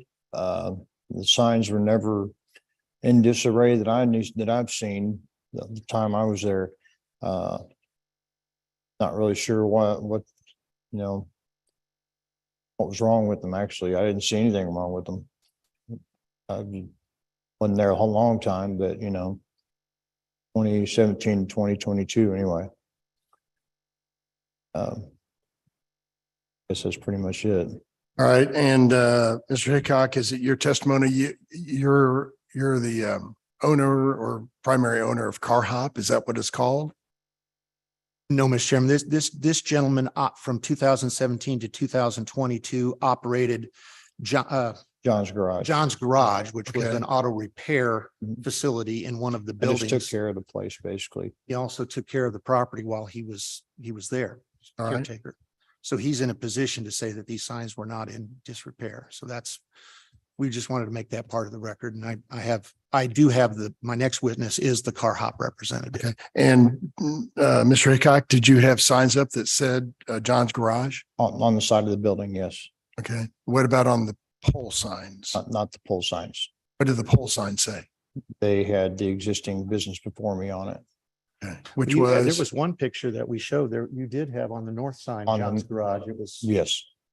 Yep. So And the, might want to clarify that. Right. There was one on the side of the building. Yes. yeah, on the side of the building it said John's Garage, Yes. but the 2-pole and the single pole sign had something else on them. Well, the 2-pole did for a moment. 2-pole did have something Signage on it on for the a moment. 2-pole sign. For John's Garage. John's Yes. Garage. I And think when were those up, sir? That was probably about 6 months after I was there. And so it said John's Garage up until what? Till Mr. Car Hop took over? This is before Car Hop took over. Yes. And on the big pole sign, the single pole sign, there was no John's Garage up there. Okay, thank you, sir, for your testimony. Next witness, Mr. Chairman, is TJ Knutson, representative of the tenant Car Hop. Ask him to come forward and testify. Please come on up, Mr. Knutson. Thank Hi you. there. Good afternoon. Good morning still. Yep. So I'm a representative of Interstate Auto Group and Car Hop. I handle all the new acquisitions and buildings that we open, come in and do the remodeling and get the business licenses set up, deal with the signage, anything that is required from the setup aspect of the property. So once we had the lease signed, I met Randy, we collected keys, and I immediately called Roderick Signs to get them going on our signs, which was probably the third week in January. So we could obviously start our process while I'm in the background, getting the business license and everything that we needed to have the sheriff come over and take a look at it. We had to do some of the building things inside before I could have the sheriff sign off on it. So I had to do carpeting and painting. So there was some time that obviously was spent that was between us contacting Roderick's, and obviously the business license getting approved. Mr. Knutson, when you took over the space in January of 2022, the keys, so to speak, tell me about the signs at that point in time. What was on the 2-pole sign? What was on the single pole sign? So on the single pole sign, I believe it was Extreme. I'm trying to obviously there's pictures. I'm trying to recollect. I recollect, I think, and Jeff can probably speak better to it. I think the far sign was actually blank. If I recall. And as far as the condition of the signs, the frames, the structure, there was no issues whatsoever. Okay. Thank you, Mr. Knutson. Anything else? I'm not trying to rush you. Oh, no, I think we're good. Thank you, Mr. Knutson. Mr. Rowe? Question. Oh, I'm sorry, Mr. Knutson, next. we've got a question. Oh, I'm sorry. Come on back up. What is Car Hop? Is it a used car business? It is. It's we have 43 locations nationwide to buy here, pay here.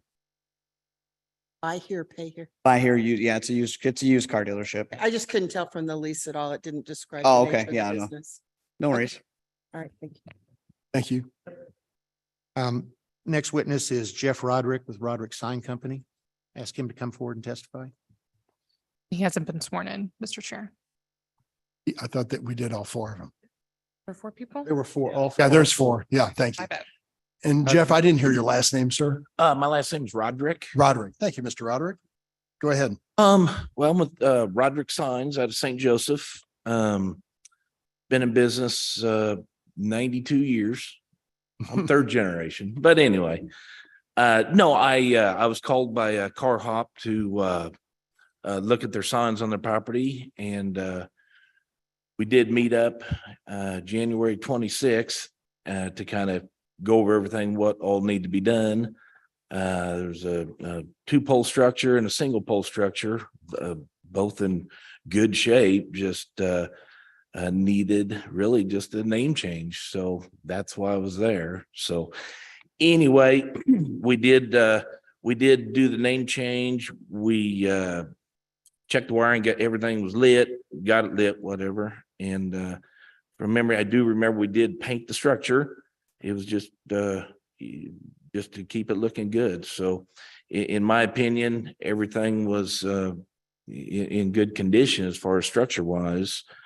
As far as anything else, that's pretty much in a nutshell what we did was change. Installation, could you confirm the installation date, Mr. Roderick? Yes, the 26, we did the surveys. Okay, and so here I have down April 10th or the 11th, one of those 2 days it was probably both days, but when we changed out the faces and such. Right. And Mr. Roderick, when you were there, did you have a signed agreement? How did you, January 26th, did parties sign off on that, or was that later when they signed? It was probably all, I did business with them before, so pretty. Handshake? Pretty much. I mean, we've been around. They're good customers of mine. I wasn't worried at all about them. So, okay. Looking back on all the paperwork, that's where I got my dates. Okay. And so on or about January 26th, they agreed to change out the signs with you. Yes, I mean that's when we met and started the sketches to show what they look. Perfect. And sir, at that time of the inspection in January, when you came out to the site, tell me about the signs, what was up on both the 2-pole sign and the single pole sign. Any photos or? I mean, I probably do, but didn't bring, but from memory, I don't think there was anything on the 2-pole structure and the single pole structure. It was the old business name. From what I understood, yes. Okay. Thank you, sir. Anyone have questions of Mr. Roderick? Mr. Rowe? Well, I'm I sorry. do. You said they were installed yesterday, April 10th? 10th or the 11th.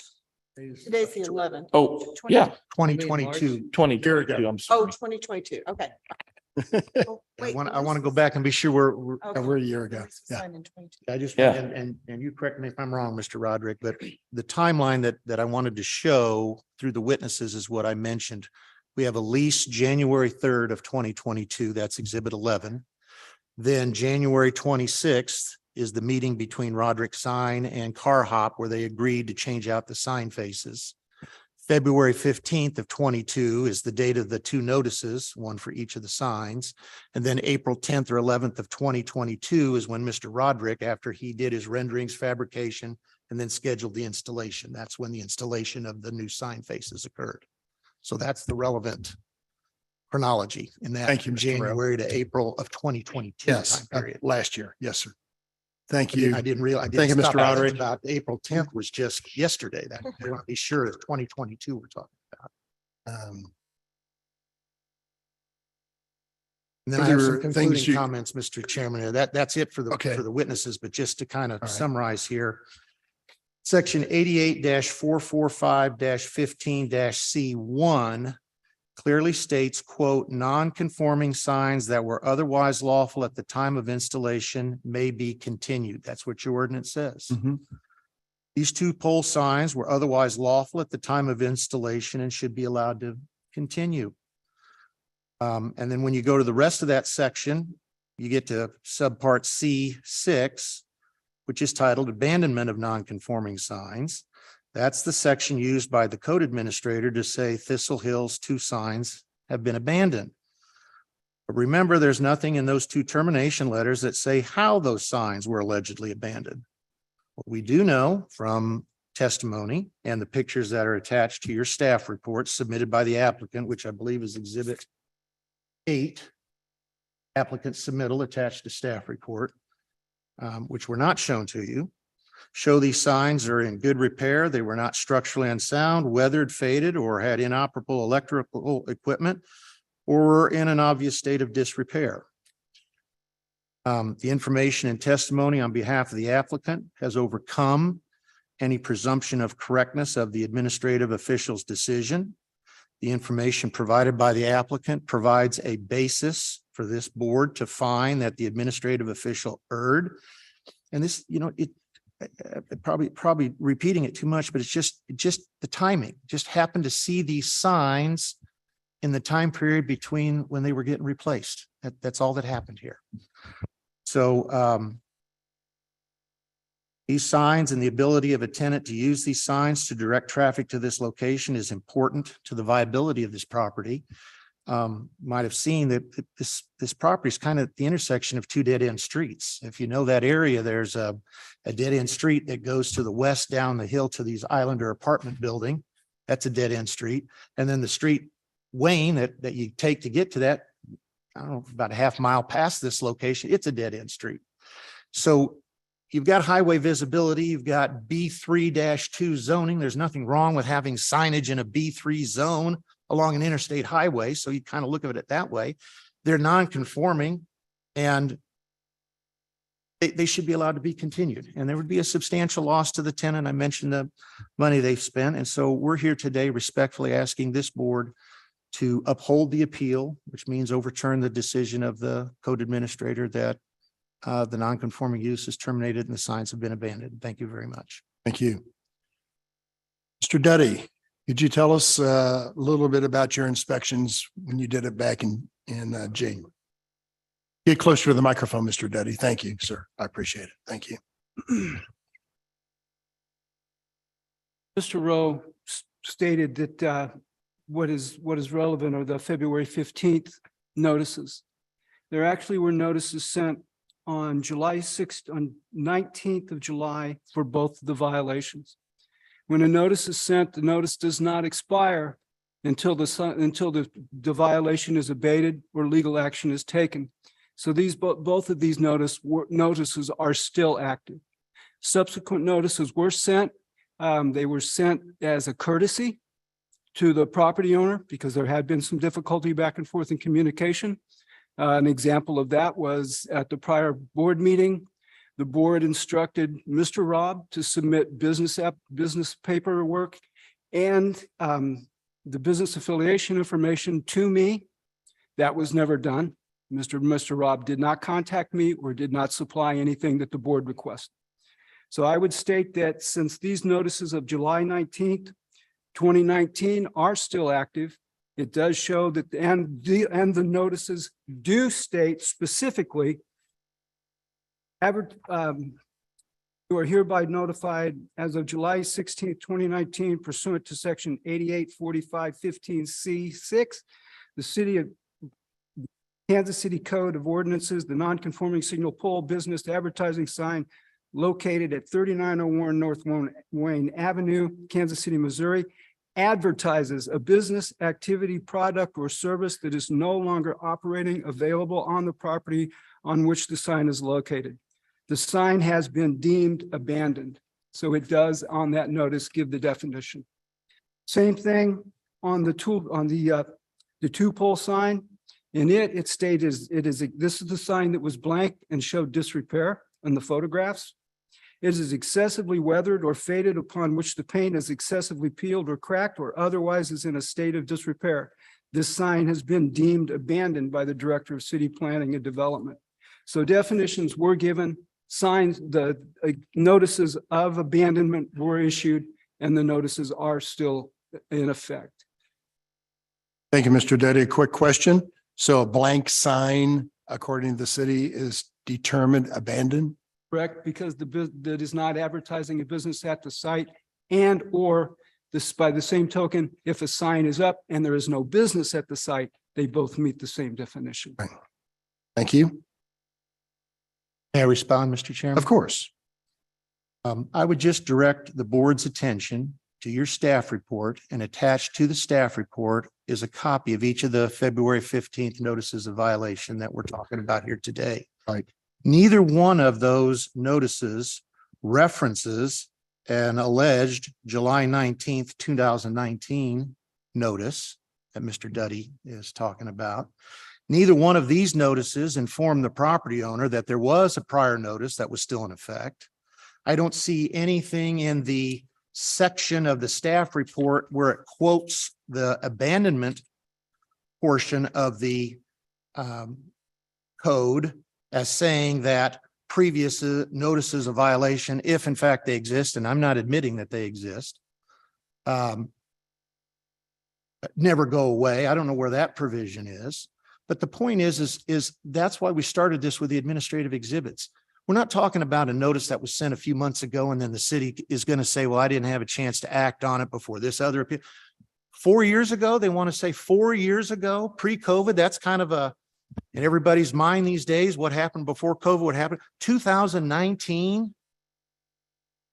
They say there's a notice of violation out there and it's still hanging out there and they didn't do anything about it for 4 years. That's a little unreasonable. What they did is they sent a notice February 15th and said, as of February 15th, the non-conforming status is terminated for the abandoned signs.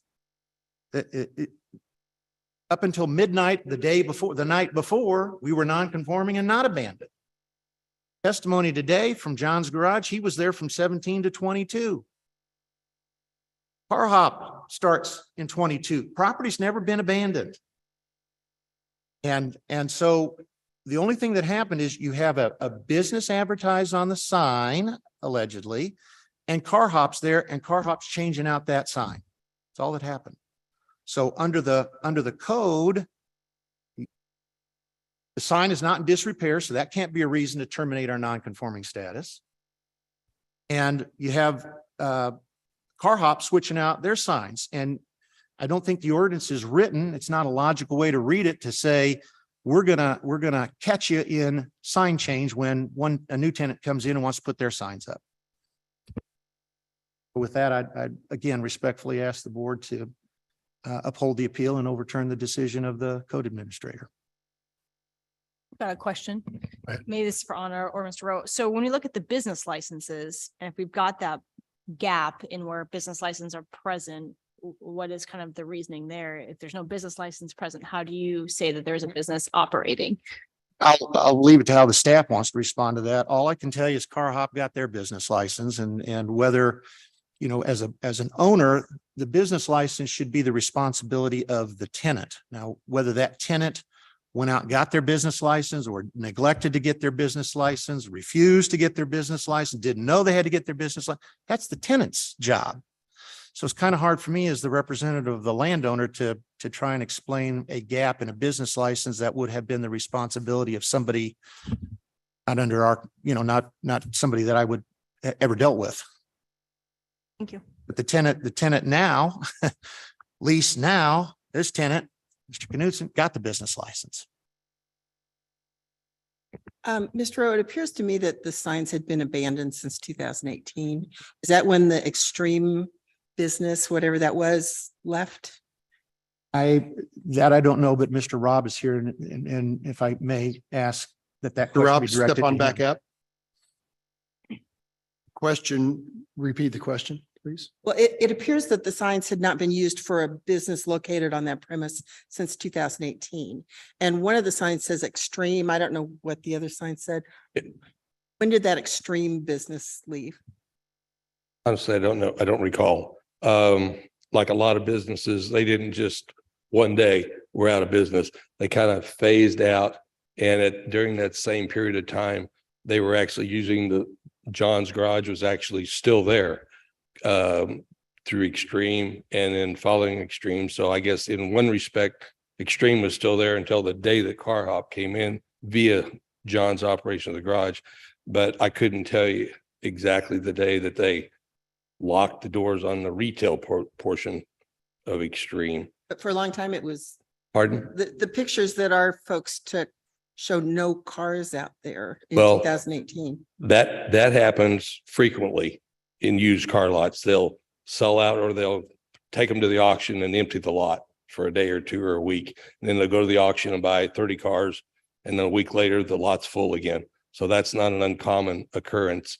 And I can tell you from having owned that property for almost 20 years now, it happens a lot. And to answer your question, I was told with my various tenants down through the years that they had to get occupational license because city inspectors come around to check the safety of the lot and stuff like that. So to my knowledge, they've all obtained occupational license. However, I didn't personally supervise that, so I couldn't tell you that for sure. But I think they probably did, or they couldn't have stayed in business very long there. But When did your lease with Extreme terminate? pardon? You had a lease with Extreme Yes. Cars, and when did that terminate? Oh, my gosh. Actually, I did an original lease and then we did an extension. It probably goes back to, I don't know, 16 or 17 with the original lease. And then we did an extension, and that was, I usually did 3-year leases. And then we did an extension on the lease beyond that. So I don't know exactly when they, like I said, kind of phased to zero as far as the retail section, the lot portion. So hold on, Mr. Rob. When So that ended, did the lease just go to once a month? Pardon? The lease with Extreme just go to a month to month at some point as it was fading out? It's possible. I don't want to say absolutely because I can't remember when the lease expired and then how long they stayed after that or before that. It could have been 6 months prior to the expiration. Or it could have been a few months after the actual technical expiration of the lease. I don't know. They were there quite a while. They were there several years. And so back when you initially signed the lease, you were getting monthly payments for Yes, sir. that lease from Yes, sir. Extreme. Yes. Did John's Garage then start paying you maybe in 2019, 2020? Yes. Okay, so Extreme was no longer part in 19 or 20. Your Well, I testimony wouldn't is say, I don't saying, know the sir. time frame, whether it was 19, 20, 21, I don't know exactly. But John, when Extreme John wanted to stay. He had a good business. He wanted to stay. And when Extreme phased out, he started making the monthly payments for the garage portion. All right. That's why in one of the photos, it said for lease. The shop was not for lease, but the retail portion of the front of the building and the lot was what was for lease at that point. Right. But again, to what Mr. Rowe referenced, signs are in great shape. We have a very good business, a very good tenant. We just want to not put anybody out of business. And Mr. Rob, it has to do with the abandonment of the sign. if John's Garage had put up a sign on that pole, on the two pole that would have said John's Garage, we probably wouldn't be here today. So, but he didn't. And so Extreme to me and the blank sign, those look abandoned to me because the business is no longer there, sir, to your own testimony. Like, I'm going back a little, we're going back 4 or 5 years here, and I don't recall exactly who I talked to. When I got the letters in 18 and 19, I called somebody at the city and we talked about it, and I got a new tenant in there. And whether it was Extreme or when I don't know, renewed or whatever, but I never heard another word from the city. They didn't say, we're following up on this abandonment position we've taken. They didn't say you have to take them down. I didn't hear anything. I had tenants there. John was there. They bought occupational license. Everything was good until the February 15th of last year. And at that point, I mean, guys, honestly, I'd forgotten all about all the old letters. Thank you, Mr. Rao. Thank you. Here. Yes. Can I make a comment? Sure. I drive by this location and it can only be used as a car dealer because where the location is, but it is the best looking it's been in a long time. Clean, organized. I went by this morning coming here. I also know that the dealer that's there now is pretty responsible and financially would probably put up. The signs look great, good color. I understand. And there was also, got to remember that COVID, and it takes a little while to get a dealer in and get them licensed through the state. Sign has to be put in before you can do that too. And the sign can only be vacant so long by the state also. I mean, like 6 months or 4 months or something like that. And then placed. Right. It's my knowledge of that business. I have a Thank you, Mr. question for Lawrence. staff. Okay. Could you refresh my memory on, this is a rehearing, so the board heard it once before and denied the Yeah, so appeal? what happened was when that notice of violation that is attached to the staff report was issued, they appealed that notice of violation. We docketed the case and the case was continued for multiple times.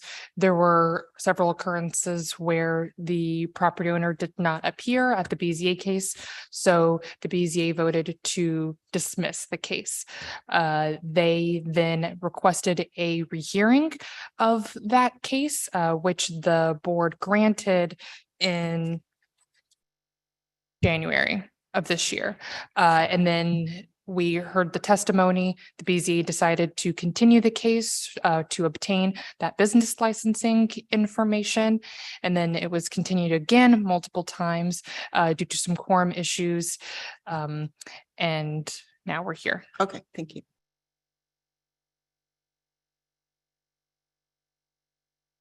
Yes. For the schedule, but I would like to make a motion to go into closed session again. Okay. Legal advice There we go. per Up there at the top. per section 610.021 parentheses 1. I have a motion. Do I have a second on that? Second. Ada, please call the roll. Lawrence. Moran. Aye. Stiller. Aye. Mixdorf. Aye. Ebbets. Aye. We'll be back in just a few moments. Thank you so much for your patience.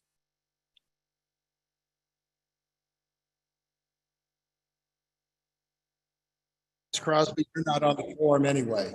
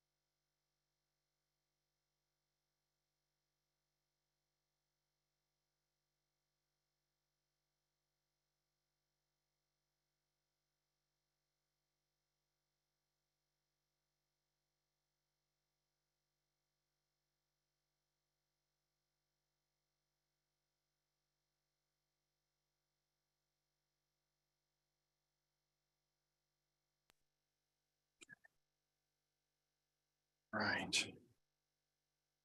Mr. Stiller, do we have a motion? Here you go. Move to go back into open session for section 610.021, parentheses 1. Do we have a second to that? Thank you, Mr. Gorens. Anna, please call the roll. Lawrence, Yes. Yes. Mixdorf, Aye. Moran. Aye. Stiller. Aye. Ebbets. Aye. We're back into open session. So got lots of issues here.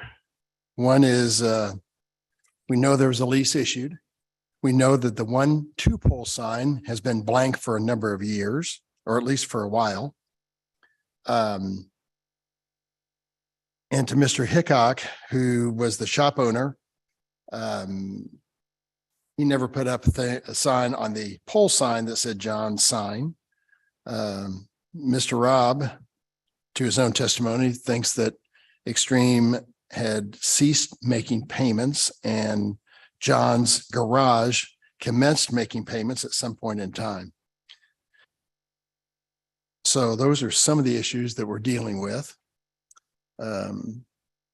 Notice there is hardship. We're not blind to that here. So that's my comments. Board members, any other comments from y'all? If not, a motion?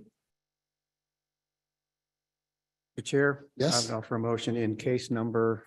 Sorry, there we go. This one. 114. Yes.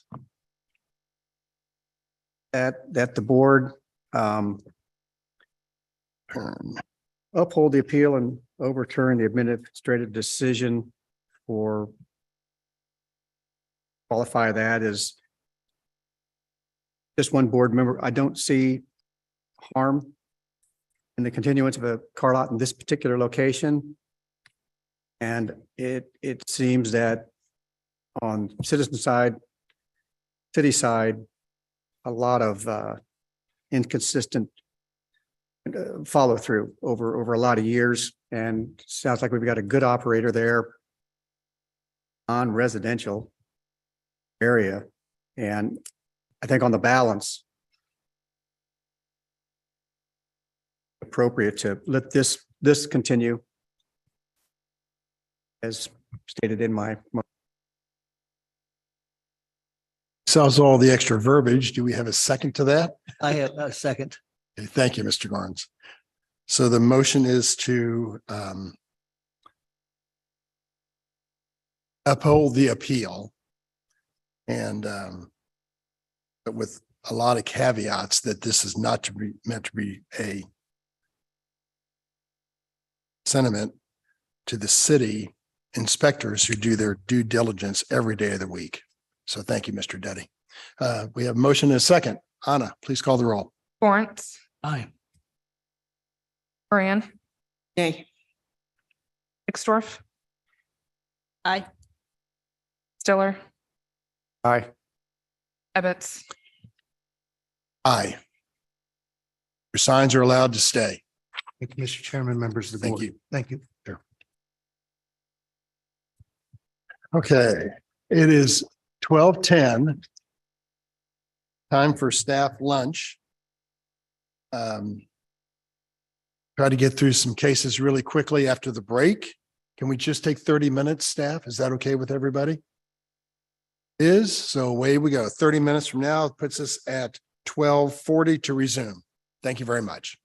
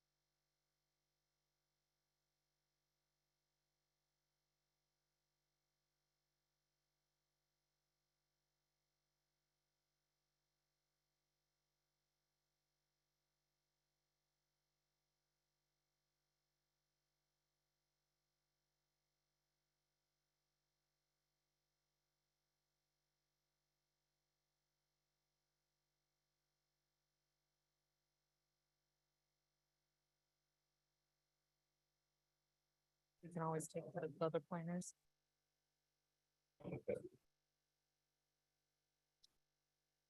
Right.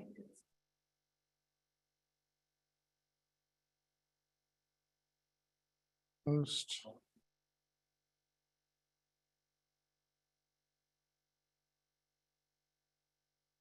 We were. Are we good? Okay. Jared, everybody good? I'm good. Okay. The afternoon session of the April 11th Board of Zoning Adjustment session is now in session. Our next case is docket number 4, case number 22 or say 2022-0002 with an address of 1311 Blue Ridge Boulevard. Will the applicant please come forward? 1511, 11511. I think it's 11-511. Yeah, whatever I just said. Yes. Applicant? They're online? Mr. Bonday, I think. I believe he's going to be with his architect, Gerald Manafi. There's also a Stephen Mayer raising their hand online. Okay. Yeah, I'm not a host anymore. Can you do it from that computer? See. Yes, I can. Oh, hey, Amber, are you back? Yes, I am. Thank you. We're going to lose some people around 2-ish, so you can't leave us. I'm on standby, I promise. I'm right here. Tee me up, coach. Yes, perfect. I like your background, by the way. Oh, That might be thank live, you. too. Is that real or is it? Oh, heavens, no. No, this is my office is in a state of extreme and embarrassing disarray. So no one wants to see what the background really looks like. All right. So do we have Mr. Banday? If anyone else is interested in this case, please raise your hand to be sworn in. This is the 11511 Blue Ridge Boulevard case. I know that we promoted Mr. Banday, or Gerald Manafi rather, but it doesn't appear that the promotion was accepted. Oh, yeah, it looks like they're back in the attendee list again. Mr. Manafi or Khalid, when I promote you, be sure to accept the promotion. Here we go. Looks like they're rejoining as a panelist. Right.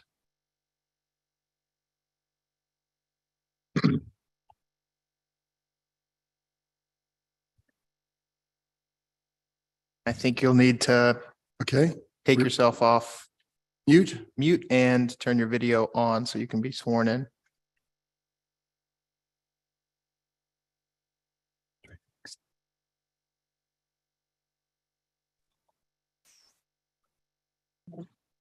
What does it say?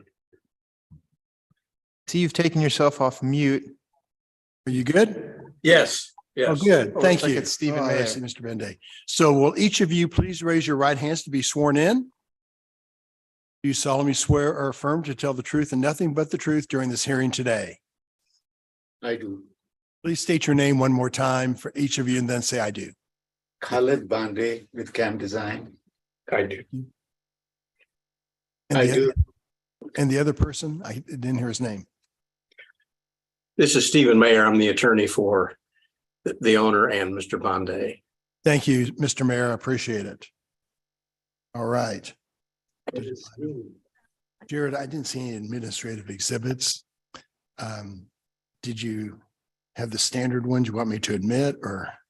It should be the standard exhibits, as well as public comment as an exhibit number 10. There's 2 letters at the end of the staff report.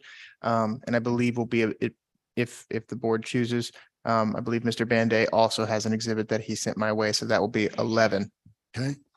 So, Mr. Miller, if you're speaking, or Mr. Miller, right? Mayor. Mayor, I'm sorry. I can't read my own writing. There's a list of administrative exhibits associated with your case. Usually you find them on one of the pages. They're number 1 to 10. There are things like the code of administration, things like that. Do you have any problem with us admitting those for your case today, sir? I have no objection to that. Thank you, Mr. Mayor. In addition, we're going to admit exhibit number 11, which is a letter from Mr. Bonday, okay, on your case. And thank you for that. And that's at the end, ladies and gentlemen of the board, that's at the end of your case. And I have an affidavit, which I would like to admit. That's what they were talking about. I think. Is that the one you're referencing from Mr. Bonday? There's one that was dated, well, Mr. Clemens, take over. Sure thing. So there is public testimony or public comment that's notarized from neighborhood organizations and members of the community attached to the end of the staff report. As of this Friday, Mr. Banday sent a letter, his own, I think it's a petition of some sort, that is not included in the staff report because it came to us on Friday. The staff reports are compiled earlier than that. So I think he'll be sharing that with us. So there's exhibit 10, which is the public comment that we mentioned, and then his is number 11, which you have yet to see, but I'm sure when he speaks, he will share it. So, Mr. Mayor, why should we, I'm sorry, no, I've got to have Mr. Clemens give us the case. Jared, tell us about this case. Sure thing. Give me 1 second here to share my screen. Zoom meeting, and then I will share my PowerPoint with you. Okay, so before us, we have docket item number 4. Case number CDSUP 2022-00002, located at 11511 Blue Ridge Boulevard, zoning district B1-1. Applicant in this case is seeking approval of a special use permit to allow for gasoline and fuel sales on about an acre. This is the location of the subject site in the south of the city near Longview Lake. More specifically, it's on Blue Ridge Boulevard, just south of Longview Road. See the proposed site plan here. There are a few access points. The building is facing Blue Ridge Boulevard with the 4 fuel pumps in between as proposed. These are some elevations of the proposed structure. Landscaping plan also was provided surrounding the vehicular use area. The City Plan Commission did recommend denial on this case, citing concerns about nearby gas stations and the character of the neighborhood, et cetera. That'll conclude my presentation. Thank you, Mr. Clemens. Do board members have any questions of Mr. Clemens before we go on? All right. Mr. Mayor, why should we approve your case today, sir?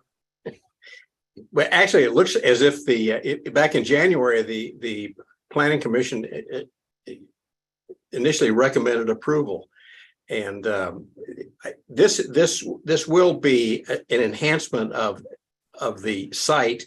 The Vinay Sika is the owner of the shopping center and this parcel where this gas station will be located. So basically, this enhances the shopping center and the neighborhood. Right now, that the site has been a site of where homeless people have tended to congregate and gather. Mr. Sika has now put a chain link fence around this site and cleaned it up. But basically, it's an abandoned building, about a 600 square foot building, which offers no functional use presently. And I mean, the gas station would certainly enhance the neighborhood, enhance the shopping center, and all of the recommendations by the committee have effectively been addressed. And so Mr. Sika has gained in a petition signed by the neighbors agreeing that this is a good plan. So I believe there's no reason to deny it effectively. I'm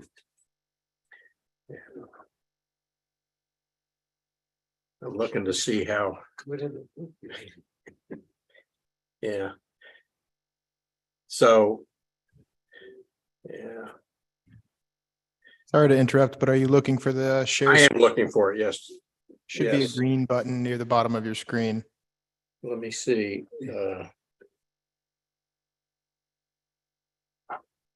Okay. Share, just share, blue. While they're working, oh, looks like they got it. Technically challenged.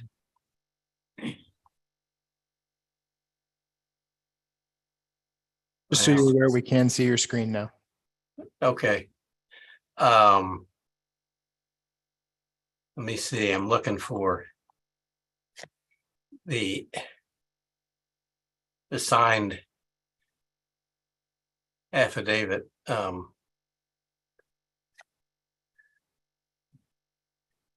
on a second, excuse me for a minute.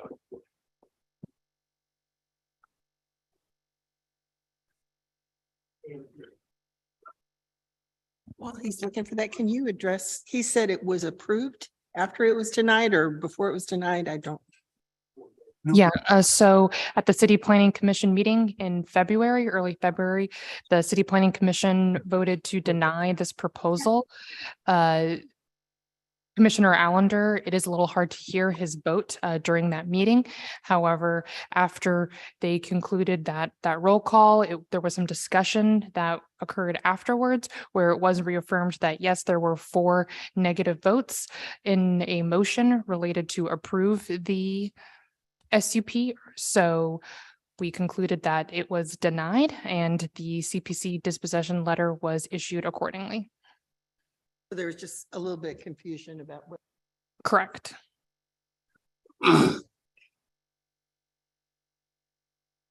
Correct. Yeah, I believe right now there's just a small structure on the property.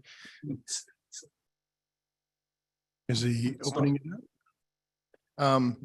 While they're doing what they're doing, I was just going to mention that Gerald Manafi has his hand raised as well in the meeting. He's currently muted. And then also the property owner they were referring to in the attendees list has had their hand raised. So I will promote them to a panelist now. Okay. You clicked off of it, I don't know what you did, but. Is anyone in this live audience who's on this case? Is this photo? Seeing none?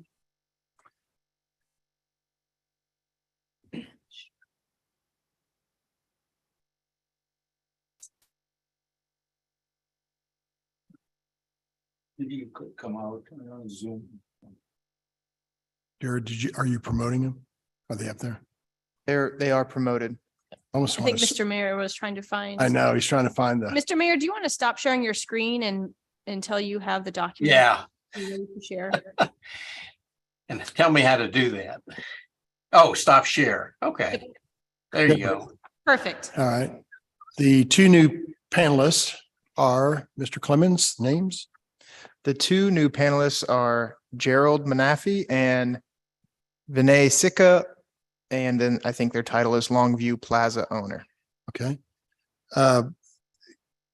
Yeah, you've got your microphones and cameras turned on, both Jared and Renee, I think. I'm going to swear you in. I've got to see you first and hear you. Find it. There you go. Okay. A little bit dark, but there you go. Who's the other one? Vinay Jared? Sikka. I believe it's a Vinay Sikka. Also, please turn on your camera and microphone.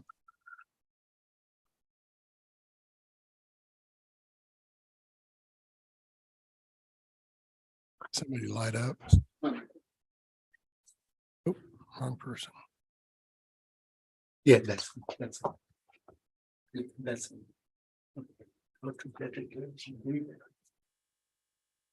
have him yet or?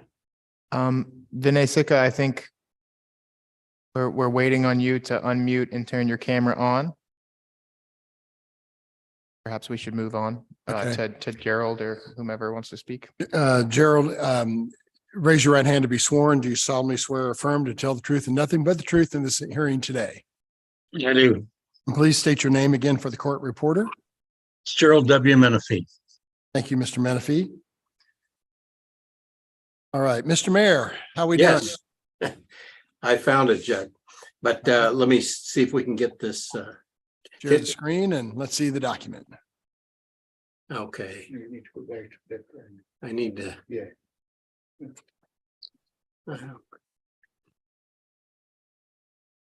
No, first we need to share the screen. In that, yeah, camera, go click on that and make it larger. Well, Okay, now go down there, share screen, where? the green cell. Oh, okay. Okay, and now.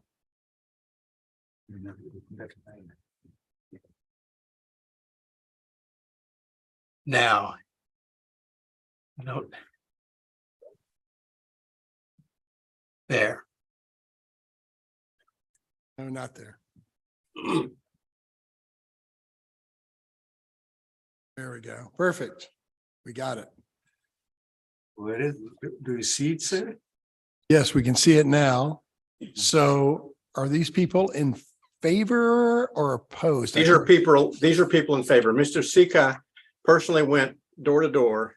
Right. And asked these people if they supported this gas station as an improvement. And they voluntarily signed this agreement. All right, this will be admitted as exhibit number 11. And you need to send that eventually to Mr. Clemens. Oh, he's already got it, he says. Can you scroll down a little bit, sir? How many names are on that petition? Scroll on down some more. There are 4 sheets of them, sir. Oh, there's 4 sheets? Yeah. 4 pages. Yeah. All right. Guessing 20 names per page. Mr. Mayor? Yeah, it is called. 22, 23 pages, 23 a page. So yeah. And the one of them is also, sir, from the businesses in the shopping center. They have also supported the projects. All right, thank you. So that's been admitted and support. So why should we approve your case today? Well, I believe that all the initial concerns from the committee have been addressed. And this certainly, will clean up and improve the neighborhood. It'll add sidewalks and, landscaping and water runoff. And I mean, it will be a basic improvement to that specific site and to the shopping center. So there's can't imagine. And the fact that, there's other gas stations around. I mean, this gas station isn't going to, if the developer thinks there's enough business there to support this gas station, then it's not going to create more global warming because there's going to be the same amount of gas consumed. It's just a question of who sells it. And this, will be an improvement to the neighborhood. Right. And I believe that for that reason, it should be supported. It should be approved. Mr. Mayor, Yes. could you sort of briefly bullet point wise identify the CPC concerns and how they were addressed? This one CPC. The CPC concerns were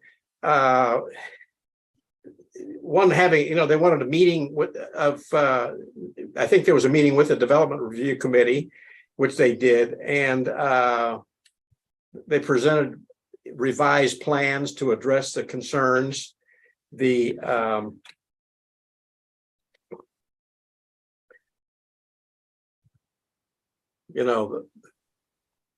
a neighborhood meeting, and I don't think there was much of a turnout, but they did have some of the neighbors show up at a neighborhood meeting. And they certainly, I think there was one person who objected basically on the concern that there were too many gas stations. So.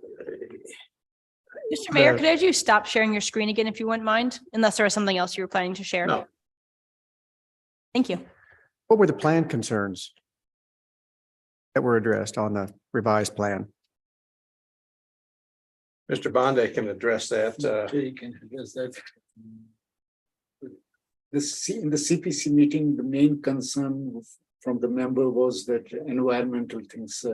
Other than that, whatever the the city had comments and concerns. They were addressed in the last submitted to them. And if there is any one of them left still to be done, except we're going to do them in the construction document that will be taken here in the construction documents. Okay. Did you want to add something? Yes. It's so typical plans for permitting. It appears to be nothing unusual. Yes, just there's a 21-point plan condition list, and they seem pretty basic to develop, to put anything together. All of what to be submitted, reviewed. Yes. Okay. May I quickly jump in? I think Mr. Stiller kind of just pointed it out, but what was just being listed are the typical special use permit process, what's included in a regular special use permit process. So when you apply for a special use permit where something is being built, you have to go to Development Review Committee and resubmit plans. That's required. And then you get to go to City Plan Commission. I think the question. More procedural requirements than concerns. Yeah, and you're required to hold a public engagement meeting. Every special use permit that ever comes before you has done those things. And the City Plan Commission's concerns are different from the procedure to get there. And so I think you asked what their concerns were and how they met them. And maybe I haven't heard those yet? I believe so, yeah. I mean, have I heard the concerns, or did they have concerns? They recommended a denial based on the community not supporting it, as well as the proximity of nearby gas stations and the design of the gas station, I believe. Okay, thanks. Sure. Was staff's recommendation? environmental. Staff recommended approval subject to conditions. Okay, so there would have been conditions attached, but since they denied it, the conditions are. Conditions are still on the case, so whatever the board moved, they could still include those conditions if they move to approve it. Which is the 19 conditions in the report. That's correct. Mr. Mayor or Mr. Banday, the station just down the street at 11304 Blue Ridge, it says it's recently been approved. Has it been built? What was the address? 11304. 11304. They said a convenience store was recently approved. Is it up and running? No, I don't think so. 113. Oh, it's across there is at the corner of the, what do you call that street, 114th and Blue Ridge Boulevard, there is a gas station. So that's on the north side. On the south side, there is a gas station close to the 71 highways. It looks like it's just a block away from yours, actually 2 blocks. So I understand the neighborhood concerns about so many convenience stores and gas stations in such close proximity to one another. Are you familiar with that one again, sir?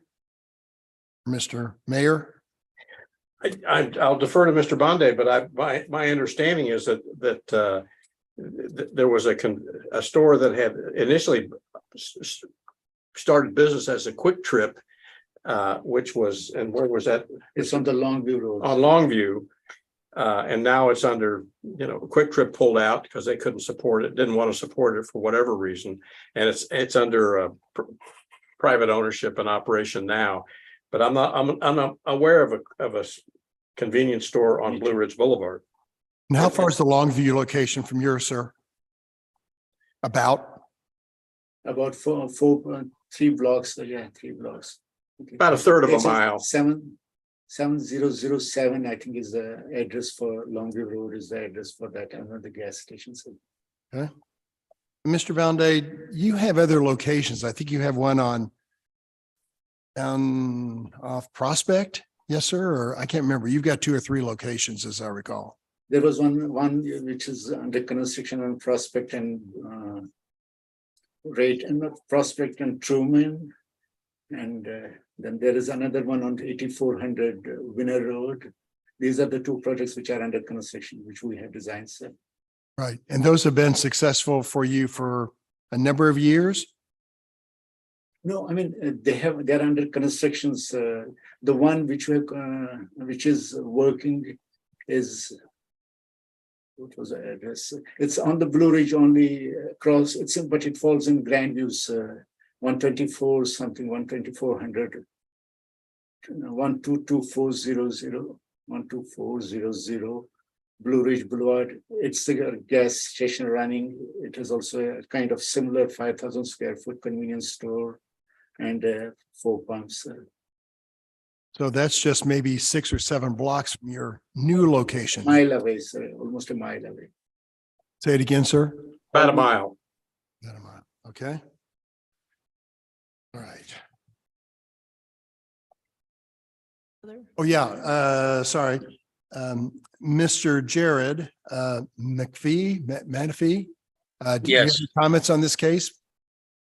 No, I was mainly asked to be here for any technical questions to be answered of that size because I'm on the design category area. Okay, thank you. Board members, you have any questions of him? Was there somebody else that was promoted? The VIN? They appear to have left the meeting. Okay. Right.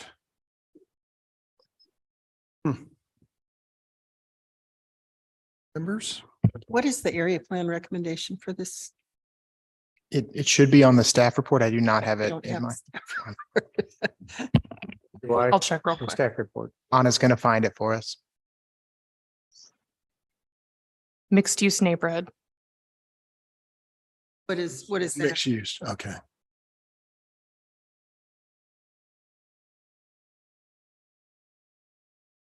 One second, my computer's running slow.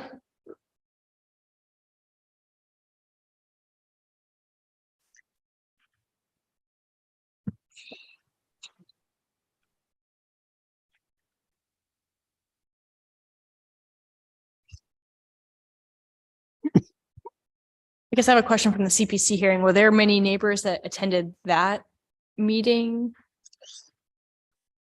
We saw the list of people that were in support for the petition, but I wasn't sure in terms I of. believe there were a few neighbors, but and I know that there's at least a few letters. Okay. I mean, I see those in the report.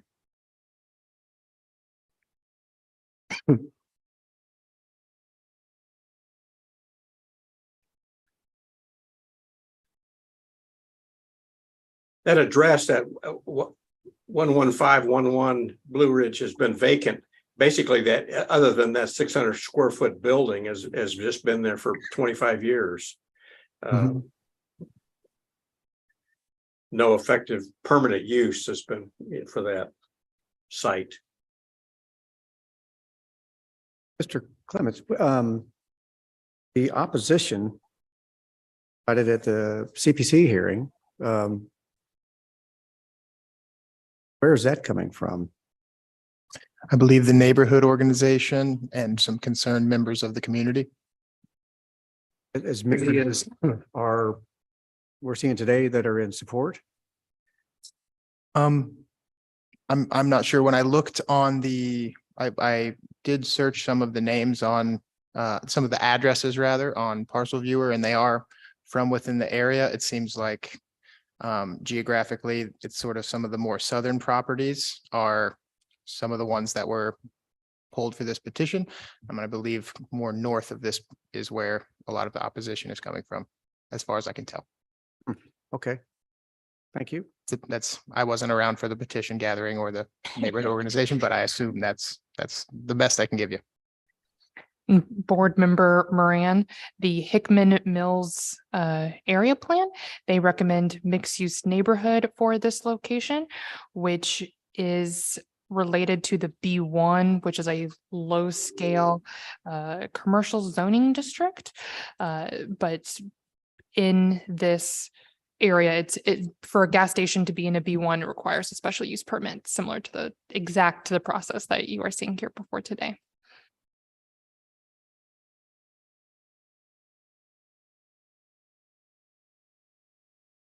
I'm just kind of surprised if there's a lot of neighbors in opposition that we don't have any of them present today. I believe I have, and I guess I don't know if this is how this sort of testimony works, but I've received a lot of communication from neighbors expressing frustration at the continuances. This has been continued a number of times. I see. Okay. So I think they fell off. League potentially related to that. Okay.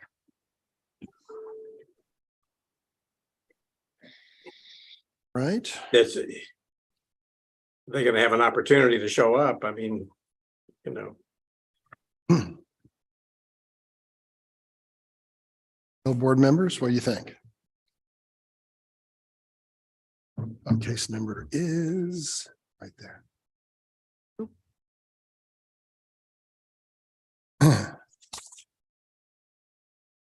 If there's no further testimony, I'll offer a Okay, motion in case 00002.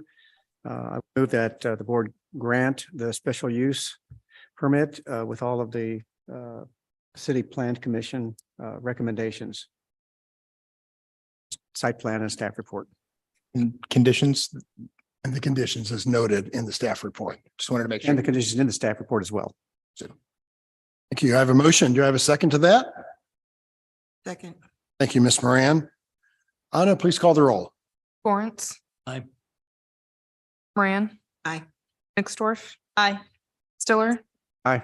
Ebbets. Aye. Good luck with your project, sir. Thank you. Thank you. Thank you all. Sure. Our next case is BZA docket number 6, BZA case 21 with an address of 8500 Northwest Berry Road. Brandon and Michelle Gaw.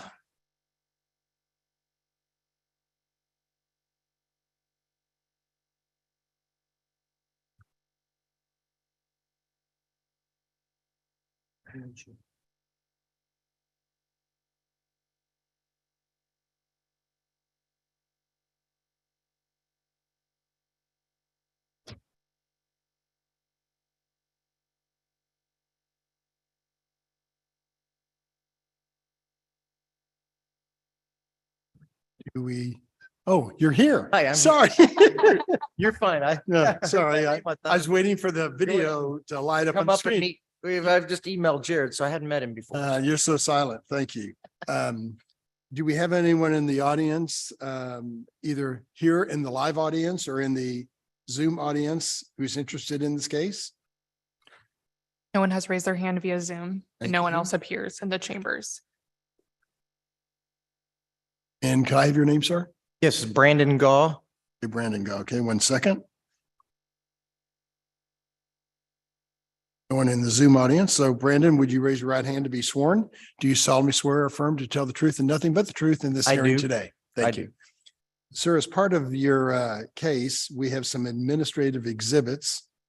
I'll get those in just a second. They're usually on the 1 through 9. They're exhibits 1 through 9 on page 3 of the staff report. Do you have any problem with those admitting those for your hearing today?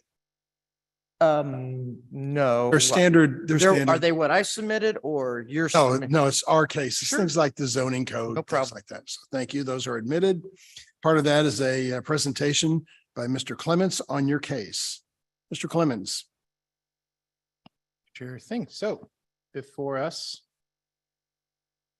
we have docket item number 6, case number CDBZA 2023-21, located at 8500 Northwest Berry Road, zoning district AG-R. Applicant is seeking approval of a variance to the AGR setback requirements in order to build an addition onto their home. This is the location of the subject site. It's near Berry Road. It is more close up. You can see it's near a subdivision. However, this is a remnant AGR zoned parcel. AGR zoning districts have a somewhat stricter setback requirement, both the side and rear yard. So this is the site plan as proposed by the applicant. You can see at the top right there, there are the 2 setback encroachments.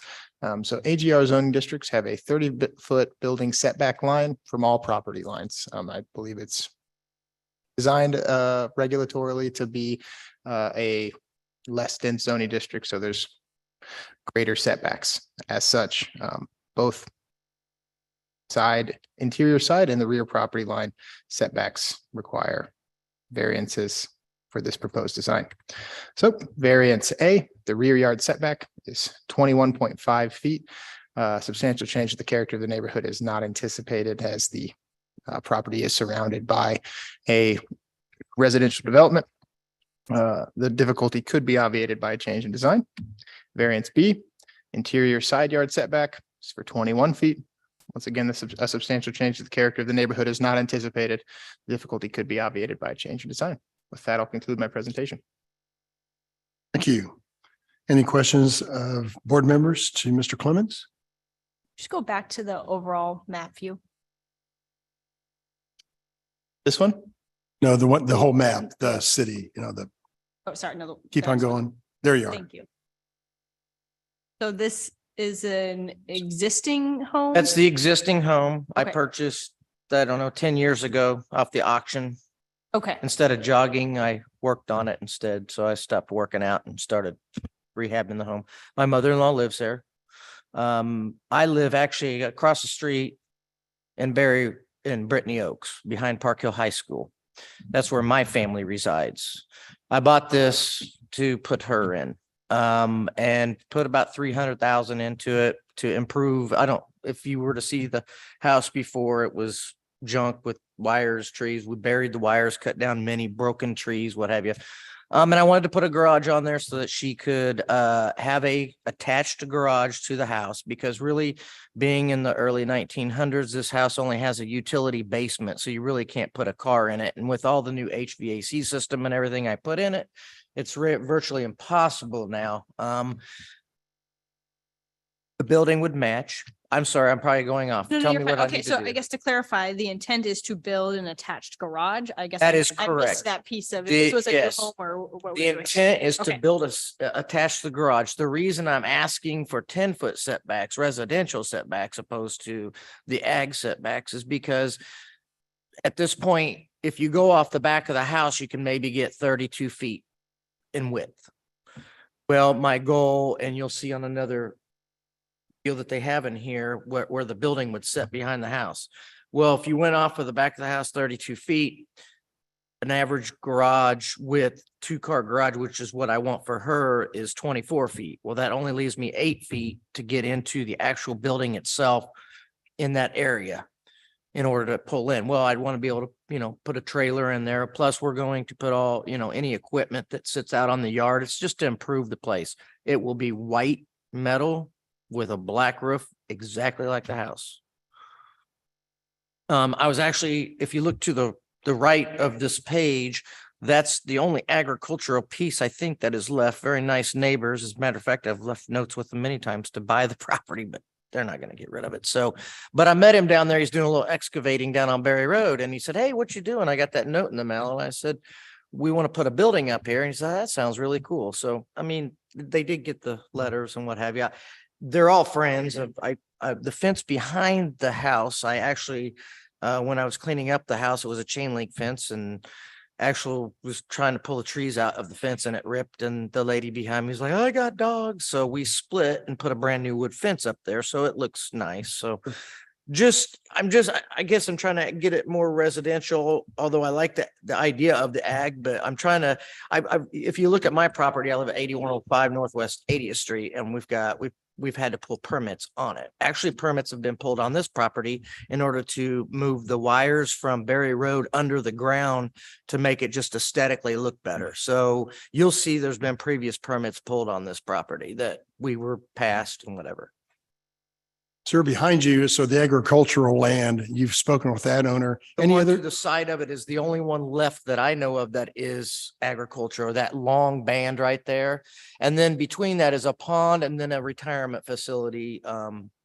You're basically just going east there. Yes. I'm good friends with the people directly behind me. You'll see they have a driveway that kind of comes into the side. They live on 85th Street. That's Chris. They're actually the former preacher at the Catholic or the church there in Plattwood. So I don't know if anybody. Any other neighbor opposition, sir? I haven't had anybody. This guy over here to the left of me wants to buy everything up to my driveway, but I don't want to sell it to you. I just I want something to do as I get older too. I could go up there and fiddle around a little bit in my garage and just things like that. I don't have property, so that's my property, that and the parcel on 80th Street. All right, thank you, Mr. Gaw. Board members, any other questions of Mr. Gaw? Oh, yes, go ahead. house that we're referring to of the neighborhood or neighborhood behind it? No, actually, there is no neighborhood association in this whole area that I'm aware of because that area is, I live in Brittany Oaks. Brittany Woods Castle was built a few years later. If you look at the boulevard that goes in there, that goes straight back to the left is all Brittany Woods Castle. That does have a homes association. This here, I think in this whole, it's just a cul-de-sac right here is all it is. That whole little square there with all these yards all the way up to the retirement center is just Kansas City. I think it was annexed into Kansas City in 1952. I've kind of been doing some research because I didn't know what I was going to do with the house until a lot of things happened and I ended up with my mother-in-law in there. So she's happy and it's a brand new house and she doesn't tear it up. I love it. Michelle's happy. Oh, Michelle's very happy. Yeah. I have a question for Jared. So if this was on a non-agricultural plot, would these variances still be needed? I believe the rear yard setback variance would still be required, but the side yard wouldn't, because there's a maximum of 8 foot for the side yard setback. If I mean, we're getting very theoretical here, but if it was detached, accessory structures only have a 1.5 foot setback from the rear yard property line. However, I believe Mr. Dawes indicated that it will the be point is for it to attached be attached. because it's the whole purpose is storage for lawn equipment and a couple I like cars, so I got a couple extra cars. And then the whole idea is to have a residential 2-car garage that she can just pull into. Actually, that's the kitchen door. If you see where the little red car is, the kitchen door is right underneath that peak. So basically she would get and pull in. She's 78. She'd pull in, get out of her car and go into the kitchen. So that's the goal. One more question for Jared. Because it's attached, I mean, it's very large. It says 75 feet by 52 feet. So since it's attached, there's no size requirements. Correct. That was one reason was for the garage, but just being through my homeowners association where I live now currently and adding on to my house, kind of had to go through the zoning with the builders before and felt we need to attach it. But ideally, it was always going to be attached, but I was only going to do a 2-car garage, but now I can afford to maybe do a building. So we can do, if we. Right. I guess just a comment. I you're completely good. understand the intent. It just Okay. seems to overshadow the subject, the house itself. So it's kind of a little concerned. What's the height of this? I haven't seen any information to see Sure. the So elevation or know what this is the looking like. building will probably have, once I'm going to have to apply for a permit, obviously to do the building, but my goal would be a 14-foot wall building. Okay. Single story. Single story. I would rather have regular construction, not a pole barn. So that would be, do the footing all the way around, what have you. My son owns a lawn and landscape business, so ideally we're gonna make that Berry Road pretty darn nice. It's gonna look, it'll be a lot of fun when you drive by it, let's put it that way. But the goal was to have the building to even get started to see what I could do. And then from there, we would plan things accordingly if that was okay, so. Thank you. I will tell you one more thing. The building, it looks like it'd be intrusive. That's why I wanted to make it white, like the house. And I spent the money to put black metal roof on that house. So I wanted to kind of just be blended, and it really, I think what you'll see is the building would probably go, because I don't know that I'll use the full 10-foot variance, right? Depends on what I can afford to build. But ideally, before I even think about doing that, I should probably ask you guys what I can do, obviously, but I don't think it'll look too intrusive. So. Thank you.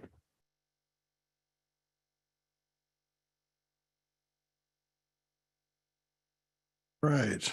Any other questions, board members? And or motions?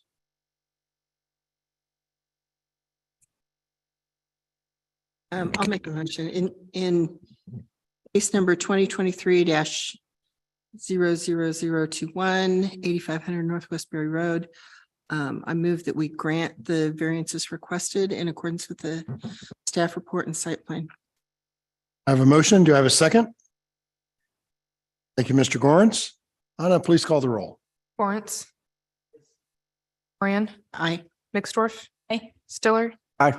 Ebbets. Aye. Good luck with your project, sir. Very much. I appreciate that. Thank you. You. Have a good day. Thank you, Jim. I appreciate your help.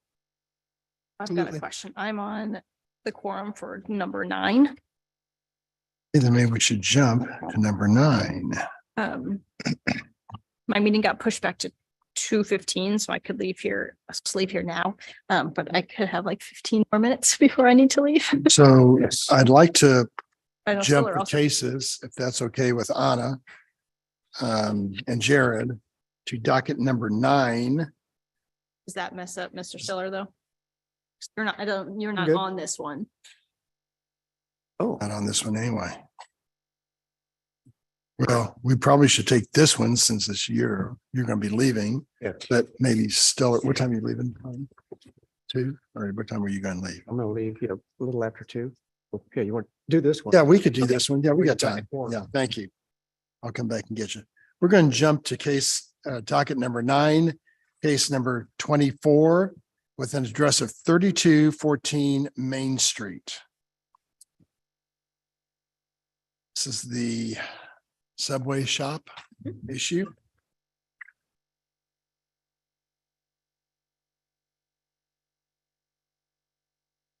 Mr. Chair, I think we're going to need a closed session on this one. Okay. And do you want to start first? You want to go to closed session right away? We can start. Yeah, so let's start and admit the exhibits and then we'll jump back. Good afternoon, sir. Good afternoon. Can I have your name again? Jose Angel Martinez. Thank you, Mr. Martinez. I'm going to swear you in. Sure.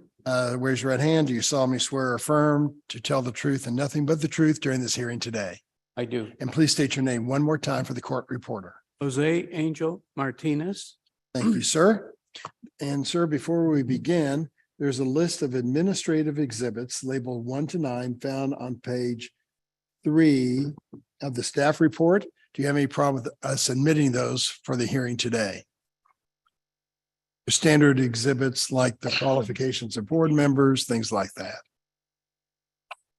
And a revised staff report was submitted to include the exhibits that were admitted last time, plus some additional admitteds that were submitted by the deadline. Okay, So that should be available on Compass Casey. all right. Do you know which one it is titled? There's a lot of attachments on this. One moment.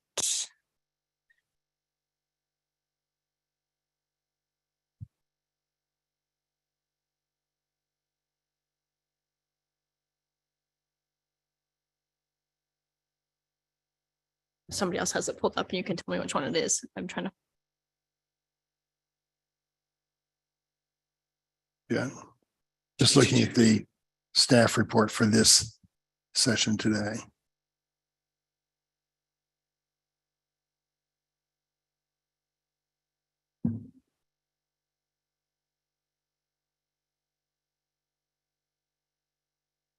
It's the file has a 9 at the beginning and then the case number and it says revised staff report.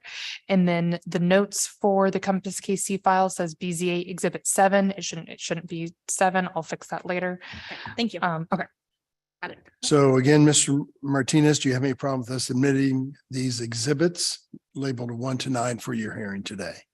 1 through 20. Or, excuse me, 1 through 20? Yes, no? I'm sorry, I didn't hear you. Do you have any problem with us admitting the exhibits labeled 1 to 20, which are the standard case numbers for your file today? No. Thank you. Those are admitted. Part of that is a report from staff from Miss Anna. And if you wouldn't tell us about the case today. 1 second, I forgot to share my screen. My apologies.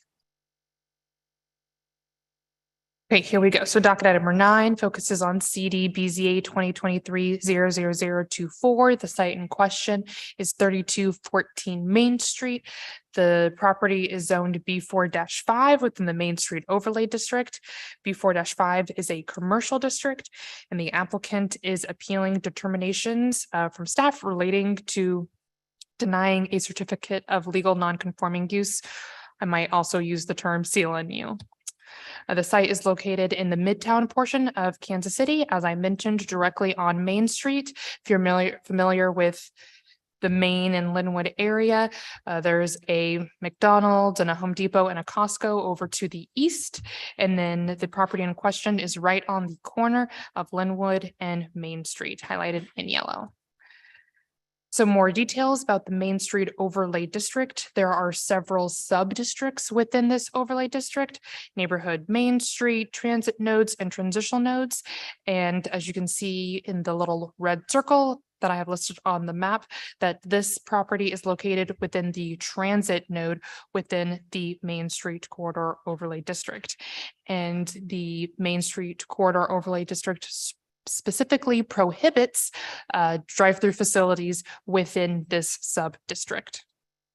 Now I'm going to turn over to some information related to the CLNU. What was cited in the notice or the information that was received from the applicant when they were denied this CLNU cites 88-610-01D, which talks about the determination of non-conforming status. There are lots of things that we consider, but in regards to this particular item of text, evidence must be shown that for someone to obtain their CLNU, that the structure or the use was lawfully established prior to whatever ordinance or regulation that now deems it prohibited, and that the lawful use was continuous and not discontinued. So the former Subway that was cited there prior to the adoption of the Main Street Overlay District, but they closed at a certain time. And then when the investigation occurred for the CLNU for this property, it appeared that there was no longer a business on the property. More about the discontinuance use, we cited that no use has been maintained in the structure for a period of more than 12 months. There are also other criteria, but those are not related to this case. An example of one of the things that we used to make this determination, which was discussed at the last meeting, is included in utility usage.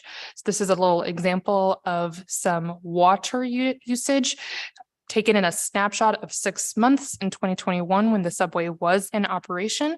They used around 76,000 gallons of water. The health department indicates to us that in October, that Subway closed in October of 2021. And then if you look at a snapshot of a 6-period time frame where the new property owner has obtained it, there has only been 6,545 gallons of water now. So you can kind of see how that is a big change in the uses of water, which tells our city staff that the operation and the activity on the site is not quite the same as it was. This is a business license record that shows that the business license has ceased to be there. Sorry, that wasn't very clear. Also about the Main Street Overlay District in their rules. There's also a CID associated with this overlay district. That's a community improvement district. So property owners pay into a fund. So there can be certain types of improvements within the Main Street Overlay District. The overlay district, which is the regulatory zoning design hand of this arm, goes hand in hand with the CID. And the property owner has been paying into the CID since 2016, which suggests that they, know about the overlay district and their rules. Some key points to conclude my presentation, again, is that 3214 Main Street is within the transit node, which is a sub-district of the Main Street Corridor Overlay District. This portion of the overlay district prohibits drive-through facilities. The drive-through restaurant was cited on this lot before the adoption of the Main Street Corridor Overlay District. However, no CLNU was obtained at that time, and we see that there's been a discontinued use for more than 12 months. So that constitutes their loss for non-conforming status. A restaurant can be cited at 3214 Main Street, just no use of the drive-through window or the lane. The health department confirmed that the subway, they were last issued a health department permit in January of 2021, and that they permanently closed on October 31st of 2021. And then they did a pre-inspection for the new restaurant that was going into this site, which resulted in Rancho's being issued their food established permit on October 27th of 2022. When I updated my PowerPoint presentation for this case, yet there's been no business license issued for this site. And the development compliance city staff, they investigated the site right before the last BZA hearing and reported that there was no that activity on the site, that it was vacant, the parking lot was empty. And we also were able to review a letter at the last BZA meeting of a letter of opposition from the southern property owner. It's the ABC Warehouse. Their letter is attached to Compass Casey. Since we issued that exhibit and I revised my staff report, it's now officially attached to the revised staff report. And they discuss that there's portions of the drive-through lane that are on their property. That they also state that there has been no use of the building for over a year. And then they resubmitted a letter of opposition with a survey attached, which I will show now. So this is a Google Street View image of the back of the building, the former subway, kind of looking at that driveway lane. So you can see a car, luckily, right next to the drive-through lane, and the close proximity to that southern property owner. And this is a different view of the restaurant and the drive-through lane in the adjacent property owner. And then also a close-up of the subway where I show the dimensions between the former subway and the ABC Warehouse. 3214 Main Street, they have legal access to 12 feet and 8 inches of that lane that sits in between what is now Rancho's and the ABC Warehouse. There is a total of 16 feet, 7 inches in between the two structures. Here's a further close-up. When we just talk about vehicular design for drive-through lanes, the amount of space that they have, which is around 13 feet, is permittable.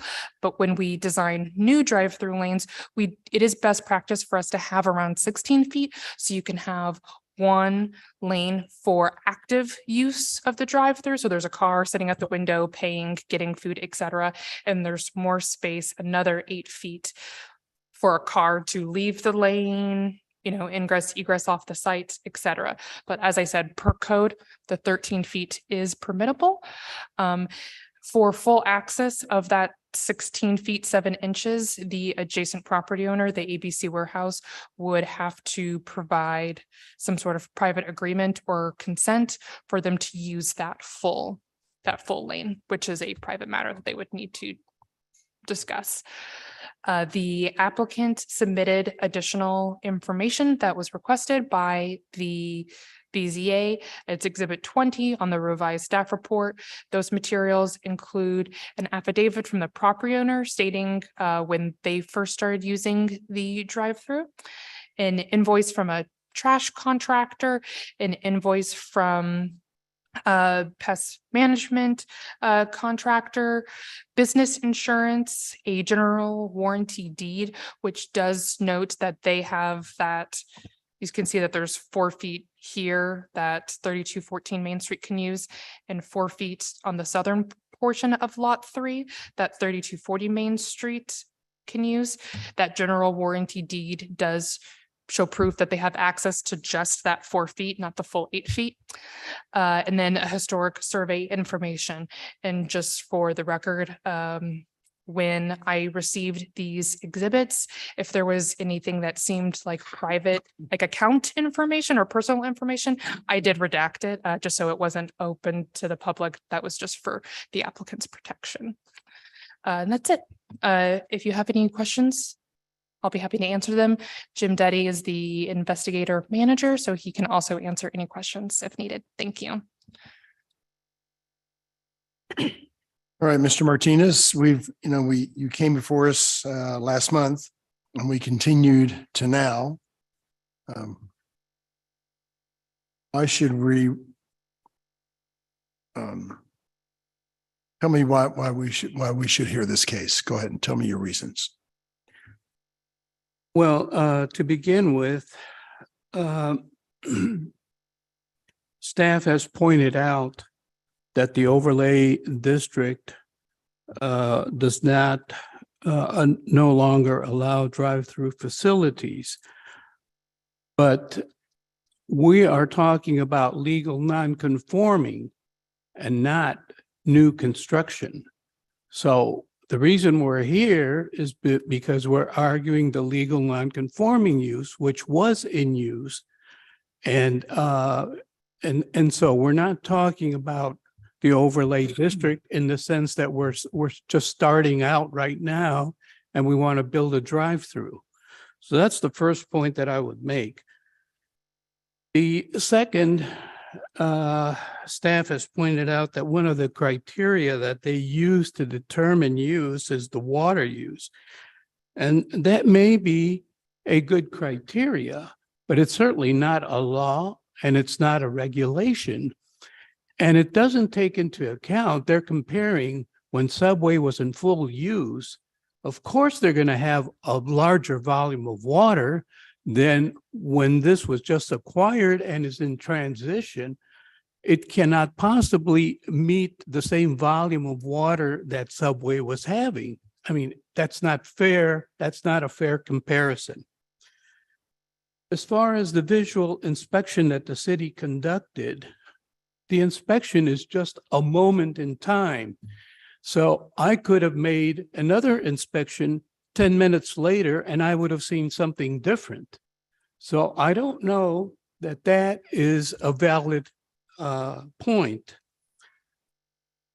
I'd also like to point out that the same ordinance, the 88-610-04-D, number 1C, quote, says, no use has been maintained in the structure for a period of 12 months or more.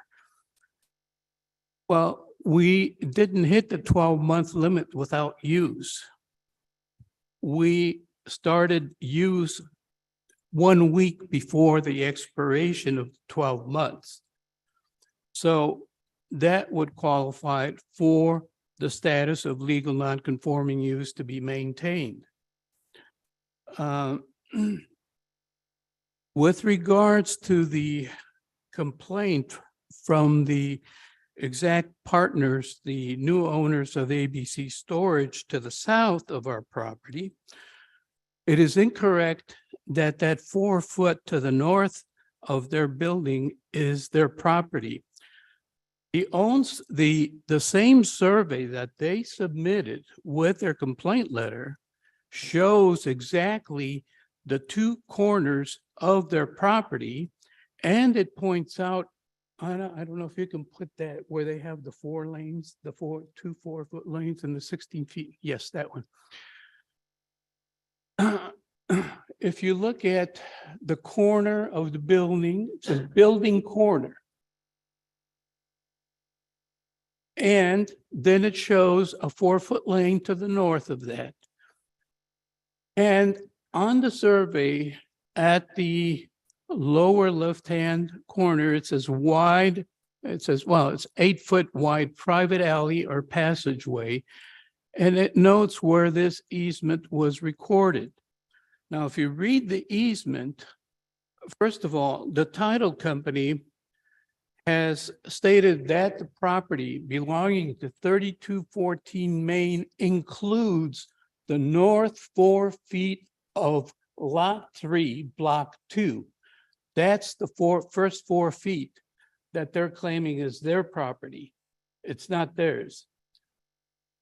However, in 1910, there was an easement granted to them for use of that 4 feet piece of property and an additional 4 feet for the benefit of both parties. Now, it doesn't say for the benefit of the party on the south, and it doesn't say that it's their property. They did not deed it over. It's an easement. It's a private easement for the benefit of both parties. Now, since 1910, I don't know if there's any record that they ever used it or any record that they ever shared in the maintenance of that, which, according to the easement agreement, they were supposed to have shared 50-50 the maintenance of that easement.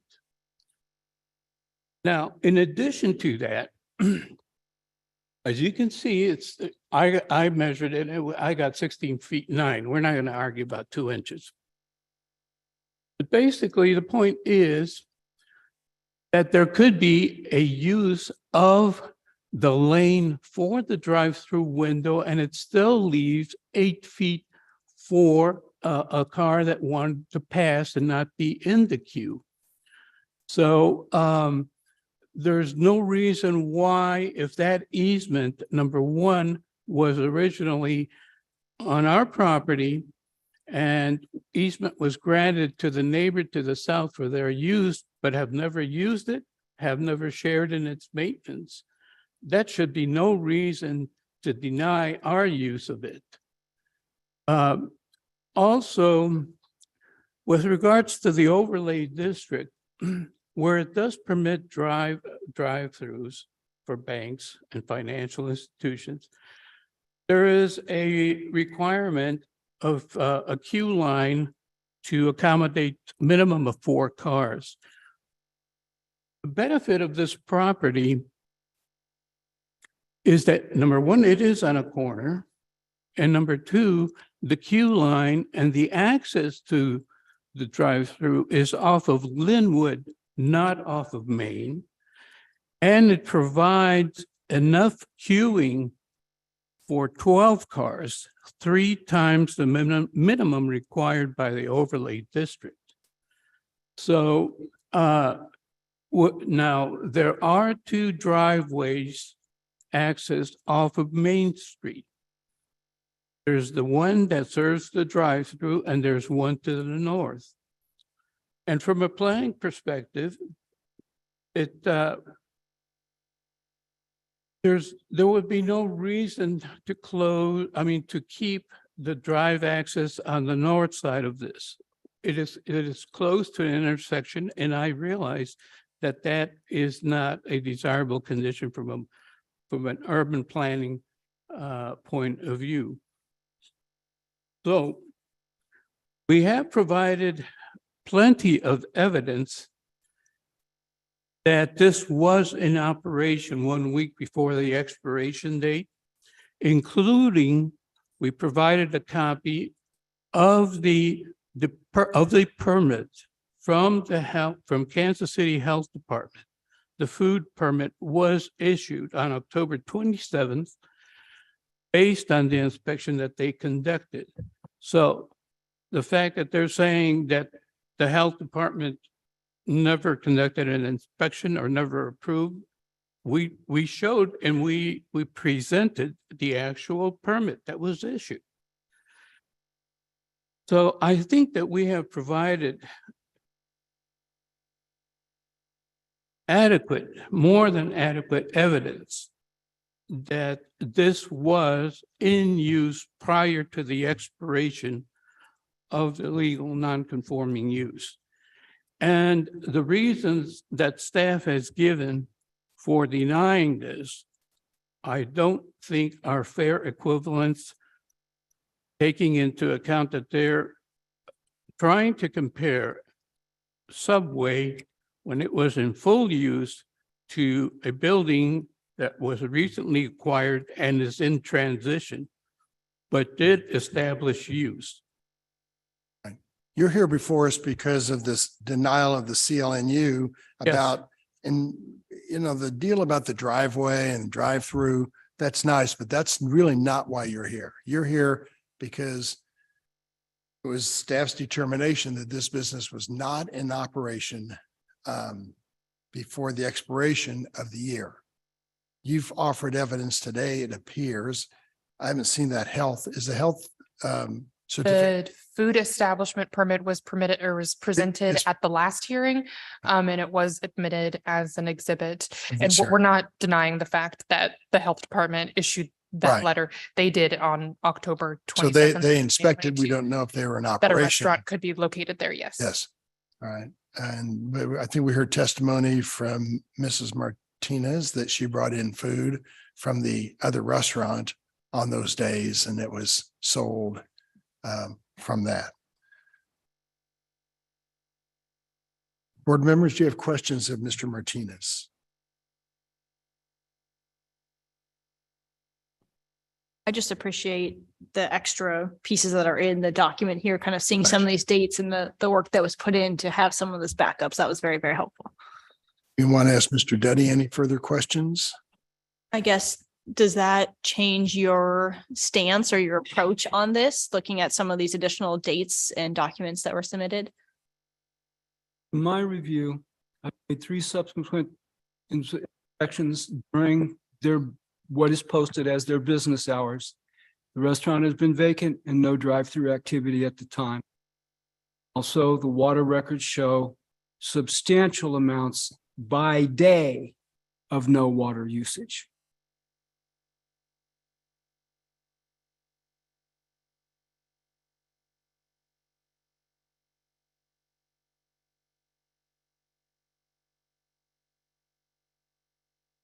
What's your drive-through if you, but,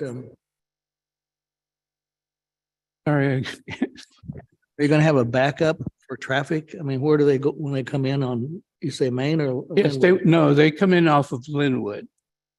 And they have enough, they have about 210 lineal feet, which is enough to accommodate 12 cars.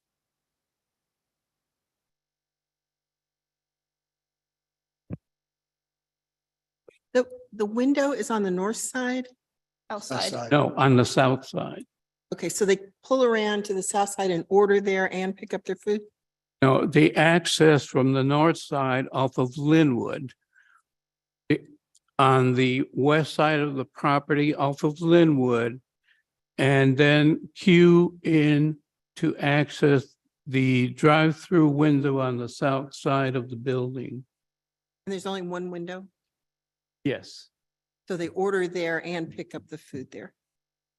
yes. That same window. Well, there's an order station prior to the window. Where is that? That's what I'm trying to figure out. It is approximately about 80 feet behind the window.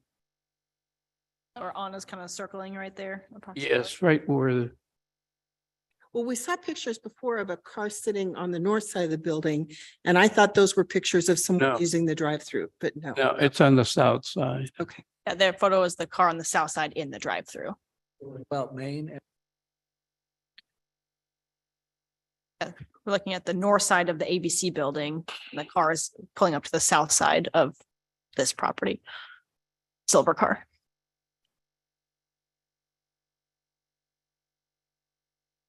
I believe, Mr. Gorens, that exit onto Main Street today cannot be permitted in a new use because of the streetcar thing.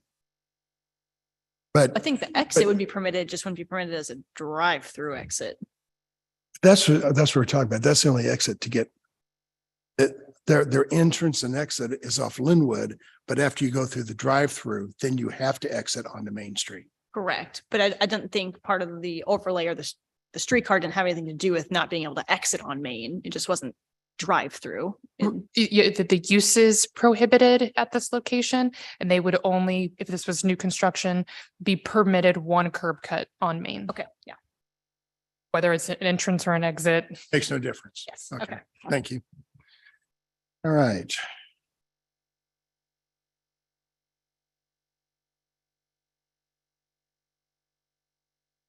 Do we need to see the water records for those few days or not? Mr. Duddy says that they, I don't know, you okay with that? I think what we talked about last time is that the water records, based on how they're operating, aren't necessarily Right. Useful. Right. In this regard, in my opinion. Okay. All right. The streetcar does run in front. Yes. If they came out Main Street, only one drive. Yeah, you only have one single curb cut, because I'm familiar with the area. You only have one single curb cut there, Tom. And they have to go out, and they could turn left, but they'd be fools to do it. So they turn right. Streetcars coming, it could. Yeah, I mean, they yield to the streetcar, but it does go right by there. Yeah. I think based on, one of the things I had issue with on the last hearing was just this date, since it was so close to this 1 year. And kind of, if we've got this October 27th as operation, and we have October 31st from 2021 at the end of kind of the health department, in my mind, it looks like they're operating within a year time frame. Because they had the health permit and they had other things, right? Okay.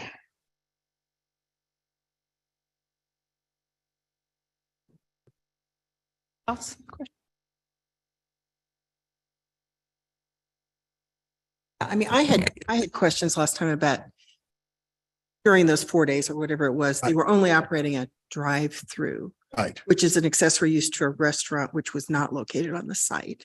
So that's, to me, they just ran over there to try to establish the non-conforming, but they weren't really operating a restaurant on the site. As far as I can tell, they still aren't. Not yet. I think the intent was they're transitioning from the other facility to this facility to run it as a full restaurant. 30, the further down the street.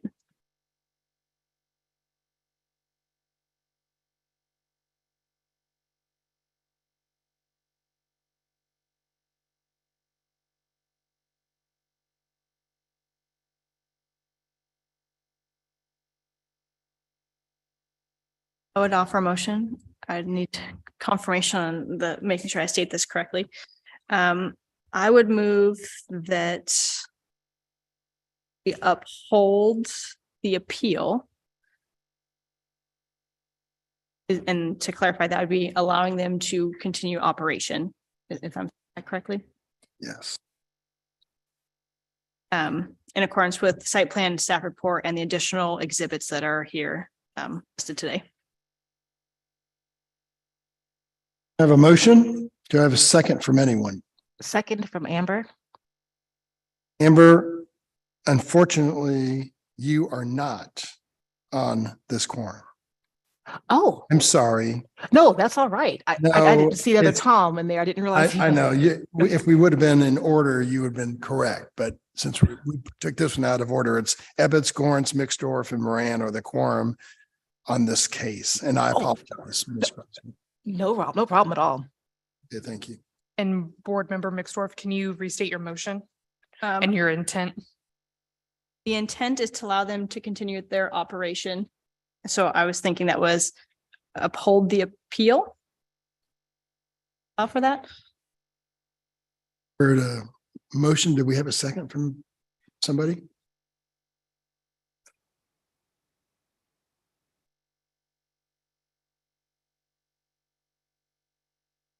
Okay. Other motions? I move that we deny the appeal and uphold the recommendation of the staff or the determination of the staff in this case. Was to deny the appeal. Do we have a second on that? Second. Second, from Mr. Gorence. Anna, please call the roll. Lawrence, Aye. Mixdorf, Opposed. Brand, Aye. Ebbets. Opposed? Well, it's 2-2, and so the motion Fails. Fails. We need another motion. But it's 2-2. Elward, I don't think we didn't pass. it doesn't pass, so You the would need, violations stand. it is Elward. You would need 4 to overturn, so. we didn't overturn it. We just Right. supported it. No motions have passed. Well, the motion was to Wasn't that by default then, if you don't have a majority to pass it, And fails? right, correct, It is the motion. correct. So in essence, it is, I mean, the Duddy's thing works, so they've got to move or something. And the CLNU goes away. the CLNU is still denied. Yes, correct. Yes, I Yes. agree. Yes. Yes. Sorry. So the appeal is denied. Yes, yes, sir. You can appeal the appeal, but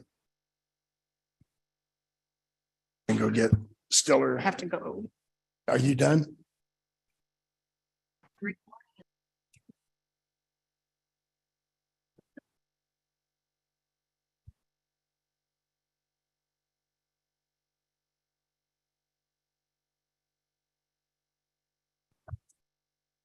Two, three, four. We got 4 to go. All right. Calling back in. After your deal, see if we still need you. No. Thank you. I appreciate it. Thank you. All right. And let me go back to my sheet.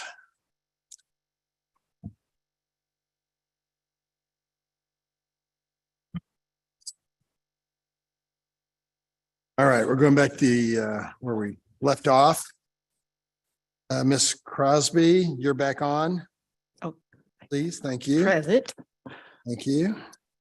We are jumping to case number 23, BZA 2023, case number 23. We do 7. I think we skipped over 7. I think that's the same thing. Yeah, He that's means the case he's case calling. number and then the document. Oh, okay. Yeah, Okay. yeah. Okay, so yeah, so docket number 7, case number BZA 2023, case number 23 with an address of 2020 Brighton Avenue. The applicant, please raise their hand or come forward. Now, are we working with 4 board members now? Yeah, I'm going to tell, we need to tell them what they need. Stiller may be back on about 3 to 3:30, he said, if we're still here.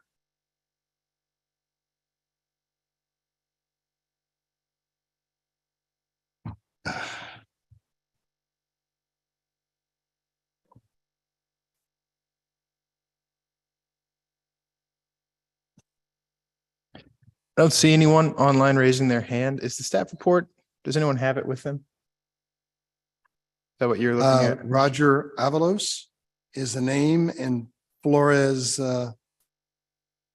somebody. They are not online. Board members, should we pause this one and move on? Say yes. Okay, thank you. Next is, Larissa Sorry. Chambi, are you ready? sorry, I'm talking to Larissa online, sorry. Yep, Yeah. I'm available. thank you. That's your case. So docket number 10, case number 2022 BZA. And the case number is 52 with an address of 1513 Oak Street. Robert Diamond is the applicant.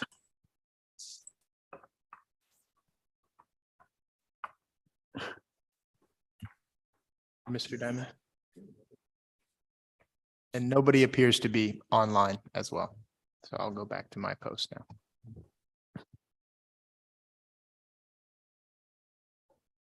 Should we, oh, wait, we got somebody up front. Hi. Hey, how are you? Are you on case number 10? I am case number Okay. 10. You're Mr. Diamond, I assume? Diamond. Great.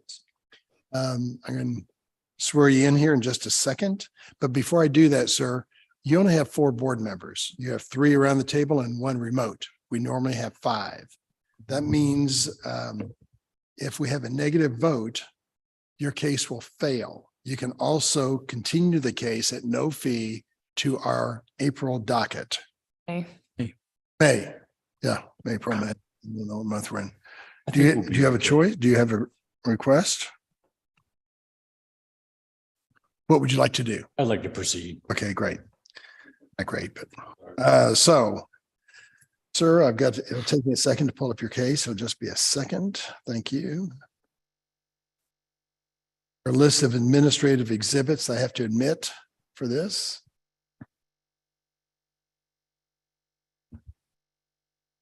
Internet a bit slow, but it's coming.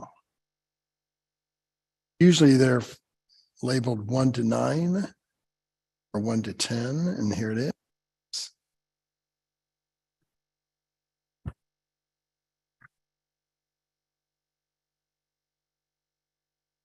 Post.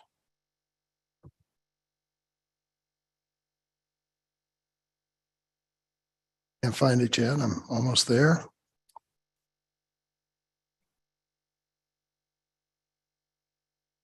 Where are you? Staff. Got this one. Larissa, do you know which attachment this is? How it starts? Usually they're the first couple. I don't see it. I titled it as 10 and then underscore the case numbers, and I can pull it up and see. So I see staff comment, I see CPC, public engagement, sign up, site plan. How's it start again, Larissa? 10 underscore, just the title of the staff report. It's 10 underscore CD CPC 2022. Okay, I'm still looking for that. I'm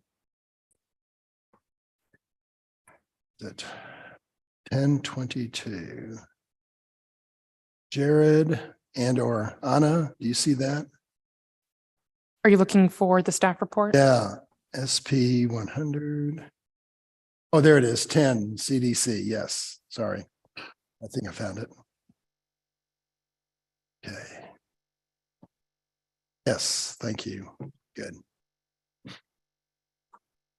Mr. Diamond, there are a list of administrative exhibits found on page page 5 of the staff report. They're labeled 1 to 9. Those are things we need to admit to hear your case today, such as our development code, things like that. They're standard items. Yes, I've reviewed those. Okay. And help me out. Have I sworn you in yet? Do you solemnly swear or affirm to tell the truth and nothing but the truth today? I do. State your name for the court reporter. My name is Robert Diamond Jr. Thank you, Mr. Diamond. So you've given us permission to admit these staff reports labeled 1 to 9.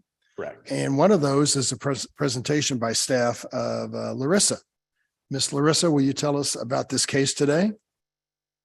Yes, I can. Let me share my screen and we can get started. All right.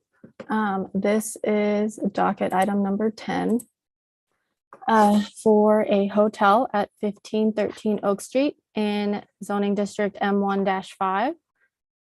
They're seeking approval of a special use permit for a hotel.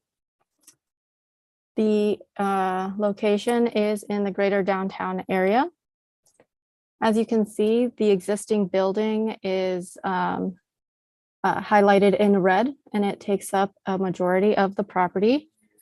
The 3rd and 4th floors of this building are all 1 suite, and then there's 2 remaining suites on the 2nd floor. And this is just a better view of that building taking over the entire lot. And then just so you can get a good look at the 2nd floor with the 2 units. The applicant is adding a 4th floor rooftop with lighting that'll fit into the landscape and will not go out into the right of way.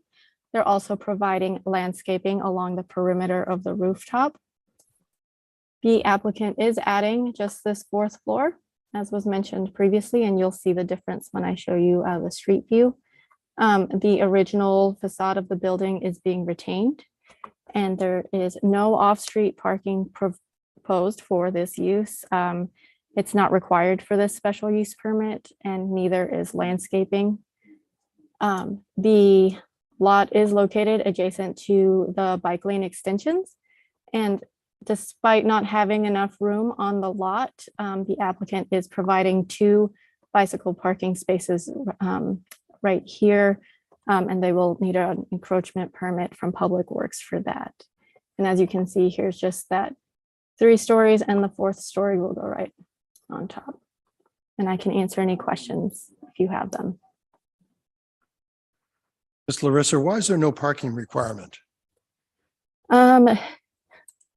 There is no parking requirement because the use the new use does not need to address the parking for a lawfully existing parking deficit. And this is an existing building so it doesn't need to address that deficit. There is also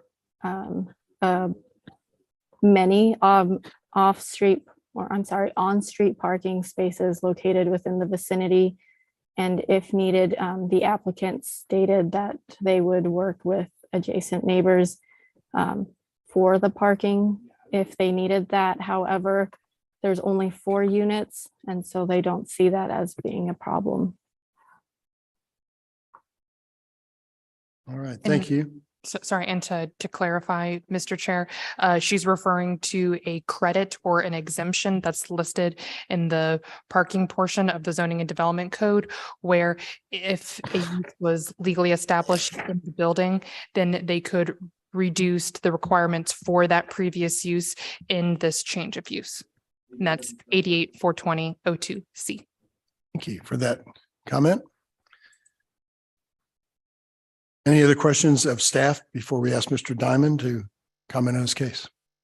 Seeing none. Mr. Diamond, why should we approve your case today? I think it'd be a more productive use for this particular building. It'll bring people and tourist dollars into the downtown area due to its proximity to T-Mobile Center, it's just across the street from that. I think those are the reasons.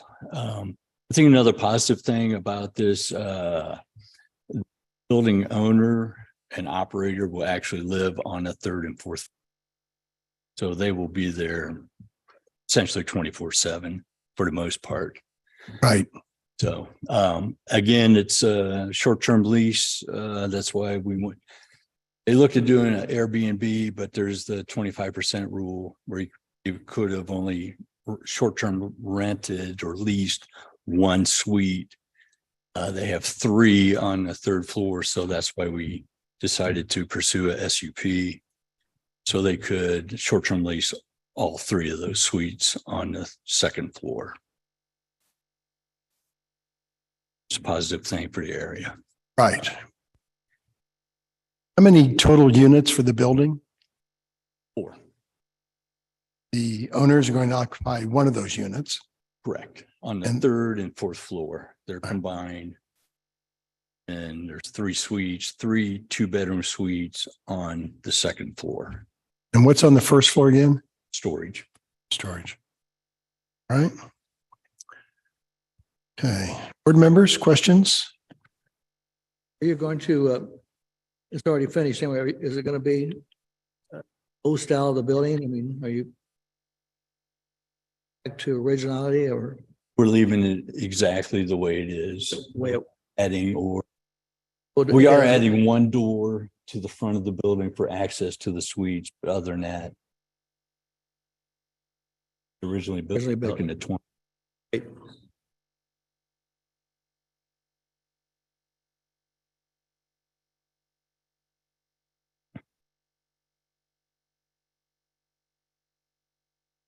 Any projected rental rates? Sorry? Any projected rental rates for the two or for the I'm units? not aware of that, honestly. I'm just wondering. I think I've been told they would like to do 2 or 3 night rate, rental. Right. Nights minimum. What they're, Okay. honestly, I think it'll be full most of the time. Due to its proximity. Right, to Sprint or T-Mobile. Ms. Crosby, do you have any questions of the applicant? No, I do not.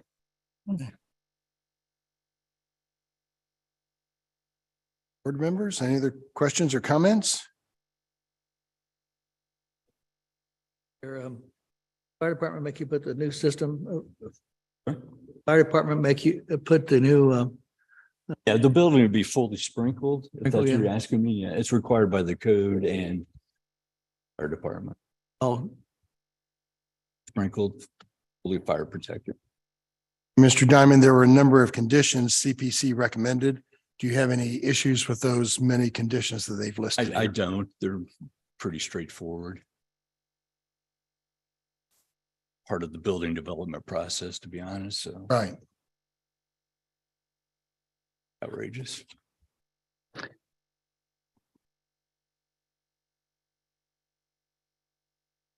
Chair, I have a motion. Oh, thank you, Ms. Moran. In case number 2022-52, 1513 Oak Street, I move that the board grant the requested special use permit in accordance with the staff report and site plan and with the conditions that were recommended by the City Plan Commission. Thank you. I have a motion. Do I have a second? Second. Thank you, Ms. Crosby. I'll take your second. Anna, please call the roll. Lawrence. aye. Moran. Aye. Crosby. Aye. Ebbets. Aye. Your motion passes. Good luck with your project, sir. Great. Thank you. Appreciate it. Next is, and we'll come back to those missed cases in a few minutes, but the next ones is CDP SUP 2023, docket number 11, case number 4 with an address of 6709 East US 40 Highway. Did you say the last 4 numbers were? East US 40 No, I mean, Highway. I'm sorry, Oh, it was 0004. 4. yeah. Did I say something else? I could have. Mr. Finn. Hi. Are you him? No, sir. My name is Chris Maddox. I'm an attorney for the applicant and property owner in this case. Great. Have a seat up front. I would respectfully request, is this a 4-member quorum at this point in time? Yes, May I please request a continuance to have a 5-member quorum? sure. The date in May, if anyone's got a quick calendar, is Should be the 9th. May 9th. Okay, you'll continue to May 9th with Thank you, no sir. fee. Thank you, sir. All right. Next. Before we go to the next case, let's go to the next case. So Olafu, you're on next. So docket number 12. CDSUP 2023-0005 with an address of 1534 Campbell Street. Will the applicant please come forward?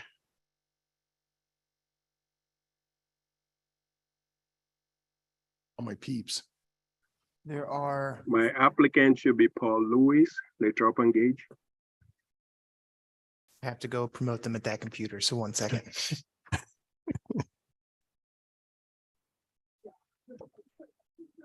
He was in there earlier, so he must have, They're still online. Oh, I just need to Okay. promote them. The, for whatever reason, Anna's not a host anymore. There we go. All 3 are being promoted to panelists: Don Peterson, Paul Lewis, and Kyle Mead. okay. Like all 3 have accepted their promotions. Don Peterson, who are the other two? Do you mind? Kyle Mead and Paul Lewis. Paul Lewis. Okay, I saw him, the attorney.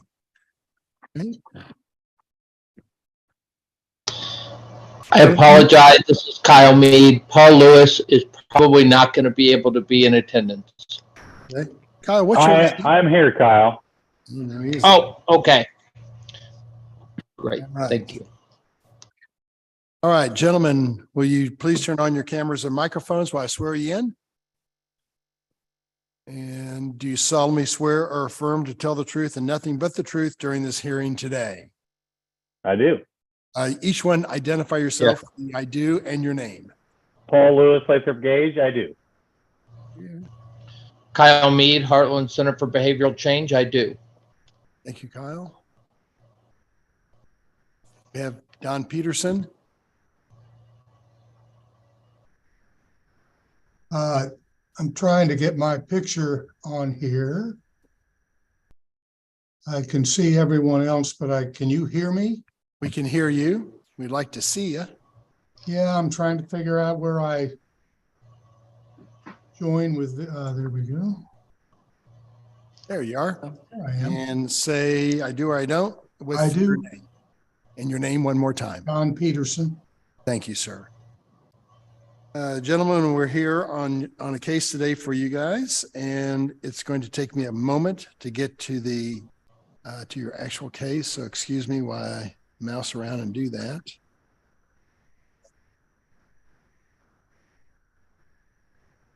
Post.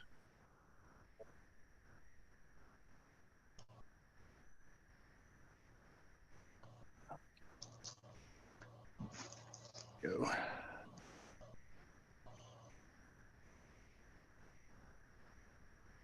And we're in a new system today, so I do apologize.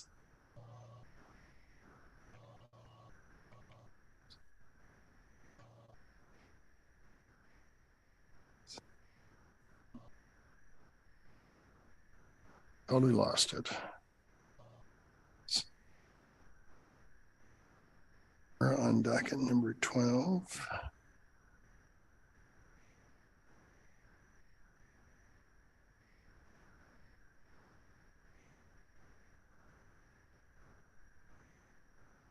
Olufu, I apologize. It's loading now.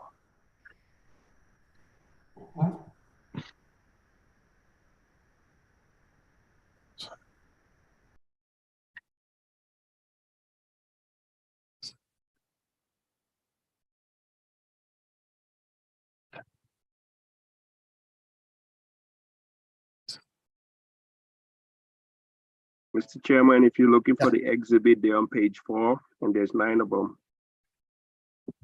Perfect.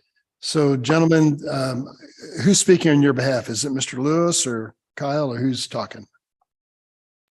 I can start. I asked Kyle to join just because I think it's helpful to get some background for their organization, the Heartland Center for Behavioral Change. But my name is Paul Lewis. I'm with Lathrop GBM here in Kansas City, 2345 Grand Boulevard in KC-Mo. This is now my 4th time in front of the City Council and ultimately the BZA to renew Heartland Center for Behavioral Change's 2-year special use permit for the operation. Paul, I'm going to interrupt you just for a second.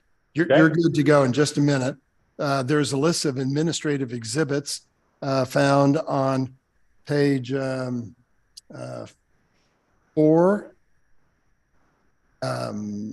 Sorry, maybe not.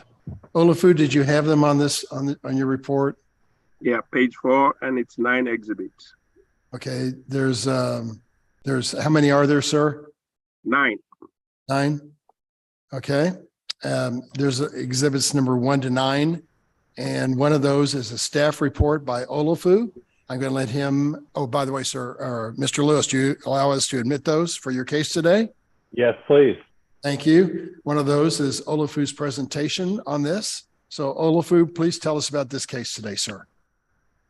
Thank you, Mr. Chairman, members of the board, Olufu Agbaji, City Planning and Development staff. Let me share my screen before I get running. I'm used to doing. Can you see my screen? Yes, we can. All right, case. This is a BZA case number CD SUP 2023-00005. This is the Heartland Center for Behavioral Change, and this is a request for special use permit that's located where my arrow is, just kind of the southeast corner of the downtown loop, and it's right on between 15th and 16th Street, more specifically on Campbell, which is just off the on-ramp onto 71 highway of Truman. Again, this is a view of the site looking south with Campbell Street just running, which is of the slip lane of the on-ramp, which is further west. And these are existing buildings. And this is the site plan showing the buildings that's under, that's been used over the last 20, 30 years for this use at this location. Again, the overall plan proposed before you today is the site is about 1 acre, zone B4 and M1-5, and they're seeking a special use permit to allow for existing halfway home operation to continue at this location for another 2 years per section 88-352-01C. It was last approved back in July 13 of 2021. The first approval at this site was granted back in March 13 of 1984. And the code allows them to only operate for 2 years, and they've been coming back, as Paul said, every 2 years for this approval. This went before City Plan Commission on March 21, and the City Plan Commission recommended approval subject to one condition. And I'd like to make a correction on my condition and corrections report, which is after page 4. The date I have on there says April 11th. They should renew by April 11, 2023. I want it to reflect that it should be April 11th, 2025. With that, again, staff's recommendation also was for approval for 2 years, and this is to expire on April 11, 2025. That ends my report, and I'll take any questions. Board members, do you have any questions of Olafu Agbaji? Mr. Lewis, you're on. Tell us why we should approve your SUP request for addition to you. Absolutely. Well, as Olafu hinted to in his presentation, and thank you, Olafu, Heartland has been here for almost 40 years, operating continuously, serving a good benefit for the neighborhood, coming back every 2 years, complying with all city requirements and licensing issues as required by the city code. I have Kyle Mead here, who I'm going to ask just to give a little bit more background on Heartland as an organization and what it provides. And we would just ask that you let them continue serving the community for another 2 years. Kyle, Thank you, go Paul. ahead. Thank you so much for the opportunity to come in front of the board today. Yes, Heartland Center has been in operation. This is actually our 40th year in Kansas City, Missouri. We have been providing services in this location for most of that time frame, I think since 1984, in which we got our first contract with the Missouri Department of Corrections. We continue to serve as a contracted provider by the Missouri Department of Corrections, providing reentry services for individuals returning back to the community. Historically, I think we've had a very good history in terms of both the outcomes for the people we serve and for the community in which that we reside. We've worked very hard to be able to maintain good relationships with our neighbors. And generally speaking, I feel like that we have done particularly well. There's no question that the clients that we serve are in need of these services, and the opportunities to be able to meet their needs, I believe, strengthens our community by providing an opportunity for them to come back to pro-social components and employment and treatment and the services that they need to be successful in their return back to the community. And we appreciate the opportunity to continue to serve in that capacity. Thank you, sir. Mr. Peterson, do you want to say anything towards your case today, Mr. sir? Chairman, I'm here on behalf of Blue Valley Laboratories, which is a place of business located within 500 feet across the alley from the Heartland Behavioral Center. And my client opposes the granting of this special use permit unless it's conditioned upon electronic monitoring of the inmates that this facility, in which is, I know it's called a halfway house, but it's essentially a privately operated prison, as I understand it, and that these inmates be monitored so that they know, the Heartland people know when people are present at the facility or when they're not. As I've been told, when I guess participated as the one participant in the public meeting held on this matter, which I think was during the middle of the Big 12 basketball tournament, was that this building or facility is unsecured, and the only monitoring they have of the inmates are, I think, roll calls 3 times a day. And I'm sure Mr. Mead will correct me if I have that wrong, but that's the way I understand it, which this means these people that are housed there can leave indiscriminately the premises. And in our case, my client has had his premises used, anything from a meeting place for, people to hang out or whatever, but they're not monitored is really what the problem is. And we know that it's a problem because I guess they've even had problems in-house, and that there's been a homicide committed on the premises. And I'm not exactly sure when that happened, but it was several years ago. And at one time they operated the facility as an actual detention center. And I'm not sure, as my understanding is the case, they're not seeking a permit to do that again. But that was when they had a mass escape of inmates, I guess, all running down the alley in their orange suits.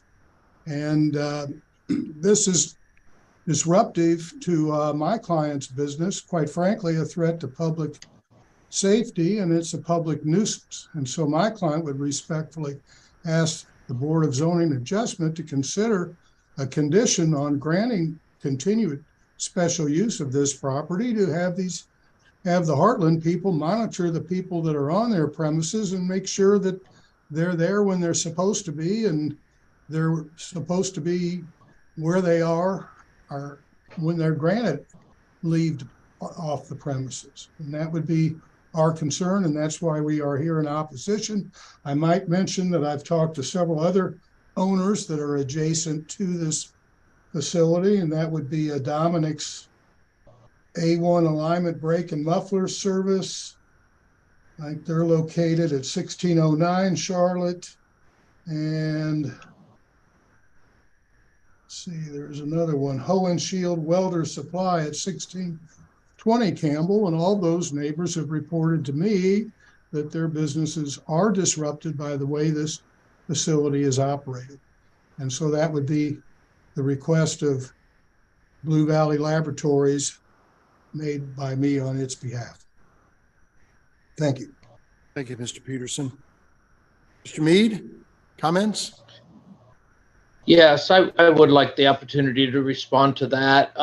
We did not do the same level of canvassing this year that we had done in the past, but I believe every 2 years we have provided a signed affidavit of support from both Dominic's and Hohen Schild's Welding pretty consistently. We meet with those neighbors on a regular basis to be able to see if there are things that we can do to be a better neighbor for them. In fact, Hohen Schild's Welding, actually, their most recent issue that they brought forth was the fact that we had a number of pigeons. And we actually made quite an investment to be able to do some remediation, to be able to address that issue and to be a better neighbor to those individuals and those businesses in our area. We have reached out to Blue Laboratories water testing on numerous occasions. I have handed over my business card on at least 4 separate occasions and just asked if they could let me know whenever there was any kind of an issue so that I could be as responsive as absolutely possible. and I have never once gotten a single phone call or a complaint. I understand when I talk to them that they have expressed their concerns to me, but at points in time at which that I had the opportunity to intercede, I have not ever gotten a cooperative response back from them to indicate what the actual issues and concerns that they were having. It is not a detention facility. It is true that the people that reside there are able to go out into the community. Our goal is pro-social components. We want for these individuals to gain employment. We want for the individuals to receive any services that they need in the community. And we work really closely with the federally qualified health centers like Swope Health Services and University Health to ensure that all of the clients that are there are getting the assistance that they need. Honestly, I can appreciate the concerns. I'm really not sure the comment about a homicide. We have had, I think, in 40 years, 2 or 3 incidents in which someone lost their life, but there wasn't any notification for me that anybody had ever been charged with an offense. So I'm not exactly sure what that is. And we did at one point operate as a detention facility for the Kansas City Police Department and the municipal courts, but we did end that contracted relationship and move into another modality with those city officials that were just better suited for the community and for Heartland Center, honestly. And so we're not operating as a detention facility and haven't since December the 31st of 2019. Thank you. If I may respond, Mr. Chairman. Yes, go ahead, Mr. Peterson. Your Honor, I guess I'm somewhat at a loss on the homicide, as well as I believe Mr. Mead, when I met with him during this public meeting held on Friday night at 6 o'clock. He mentioned that there had been a homicide there and somebody had punched somebody or whatever, but that was about all the detail I got on it. What my client's interest is, Your Honor, is that they not be the neighbor that has to monitor the comings and goings of the people that are supposed to be at this halfway house unless they've got good reason and permission to be somewhere else. At least that's what Mr. Mead has told me, is that they are not free to come and go as they want and to mill around our place, our customer, or my client's place of business, as well as these other places of business. And we just ask that they monitor their own inmates and not require their neighbors to do so, and that electronic monitors are a very simple and expeditious way to do that. It's used quite often in situations of house arrest, and it could be used, by this facility, and their people could still go out on defined trips to get work or to assimilate back into the community and not pose a public health hazard or a nuisance as far as my client's concerned. That's all I have. Thank you. All right, board members, do you have any questions of?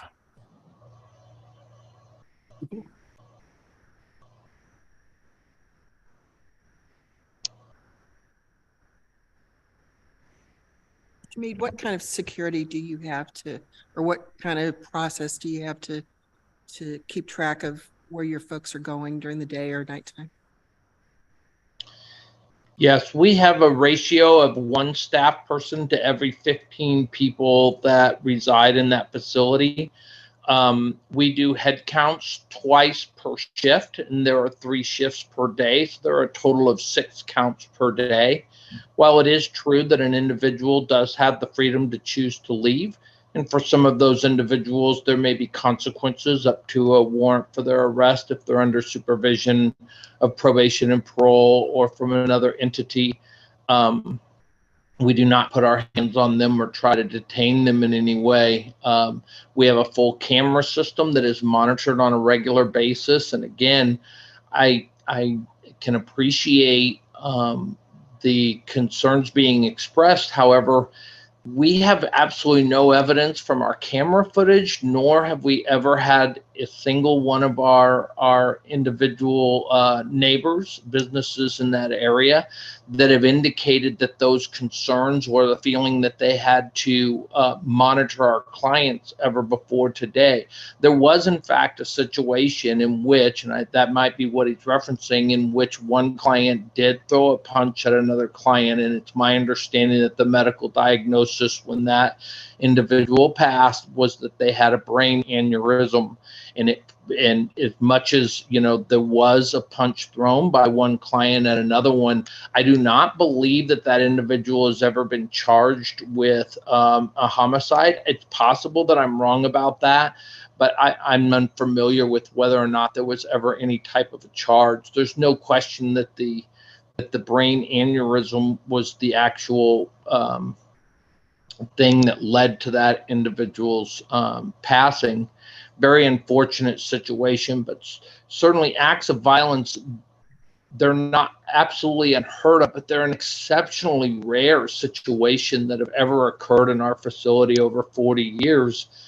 And again, I have tried to make sure that I have a good contact and relationship with Blue Valley Laboratories, and I've gotten no complaints. I've been there for 25 years. I've been working there at that facility, and have on numerous occasions approached the staff over at Blue Valley Laboratories, and I've never gotten a phone call or an email ever expressing any concerns to me on an ongoing basis.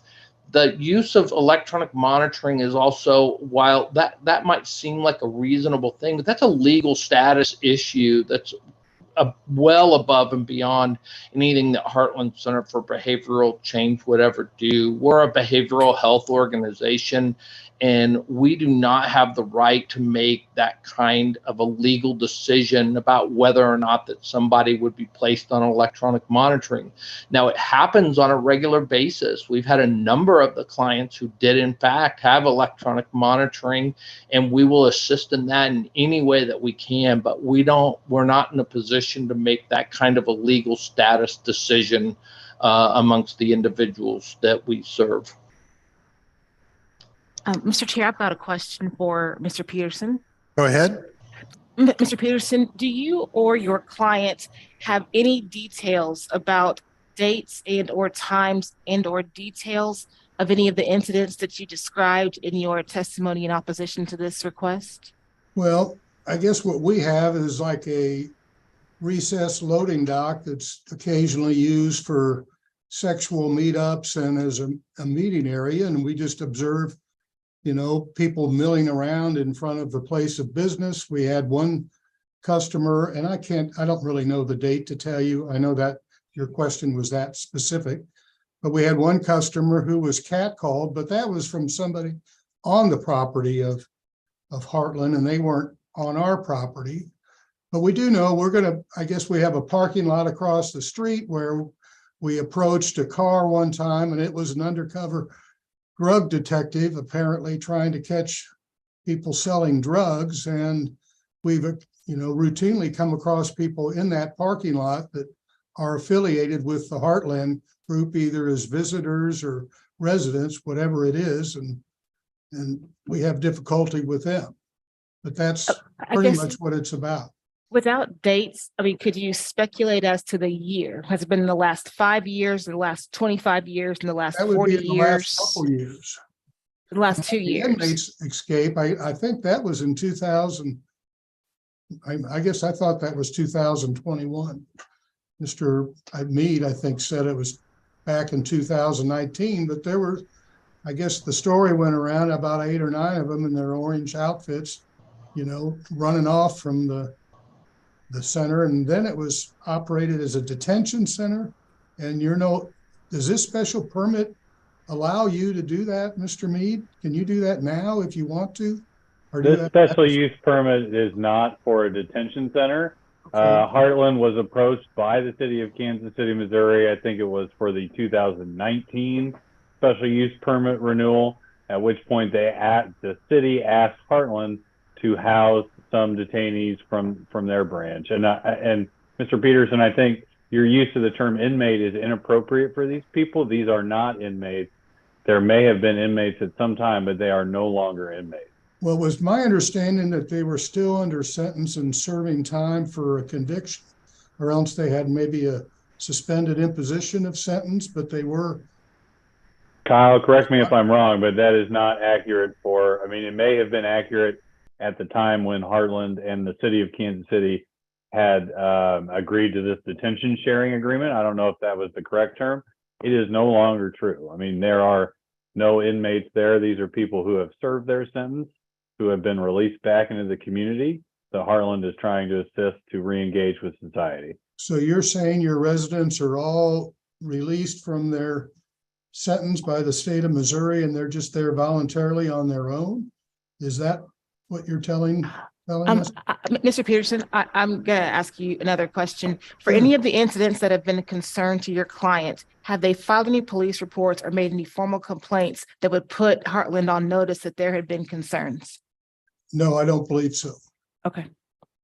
My client's concern is what will happen and what can happen if people that, as I've described them, and you've obviously disputed that with me, Mr. Lewis, my understanding is the people in this residence are inmates that are placed in the halfway house as part of the end of their serving their sentence. And you're telling me that they're not, that they've already served their sentence. And then I question, why are they there if they've served their sentence?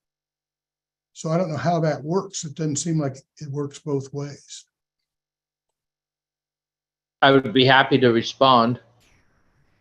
That'd be fine if it's okay with the Please do. board. Okay. Yeah. Probation and parole stipulations will sometimes require that a person complete a stay at one of our facilities in order to successfully reintegrate back into the community. In some cases, there are individuals who are coming from a period of incarceration in a state institution. However, their sentence has been in fact completed, and it's part of a parole stipulation potentially. And there are some clients who come to us who are on either parole or probation who are in the community, and for some reason their needs are such that they may be referred by an officer from the Department of Corrections Probation and Parole Division to our facility.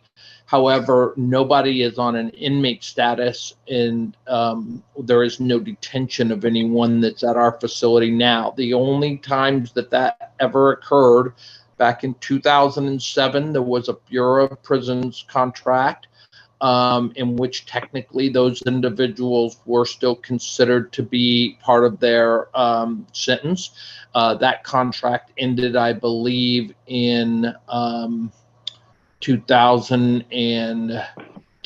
And then in 2019, for only 6 months, we did serve in a detention capacity for Kansas City Police Department and the municipal courts at their request due to a issue with the relationship, frankly, with the Jackson County Detention Center. And we simply wanted to try to help. I admit fully that was not the best use for us, and we negotiated to end that service as quickly as we could. For all parties involved, I think that was a smart move on our part. But our intentions were always to be able to serve our city in the capacity at which that we were requested. Well, just for my clarification, would I be correct in saying that if you wanted to, you could go ahead and operate as a detention facility? Again, should this special use permit be granted? It's my understanding, no. That was a different request in the past, and it's not what we're requesting now. Thank you. I have nothing further. Great. So Chair's final comments on this would be, Mr. Peterson and Mr. Mead, you guys know each other now. And if there's further concerns, reach out to one another. I think that's the best way to go from this point forward.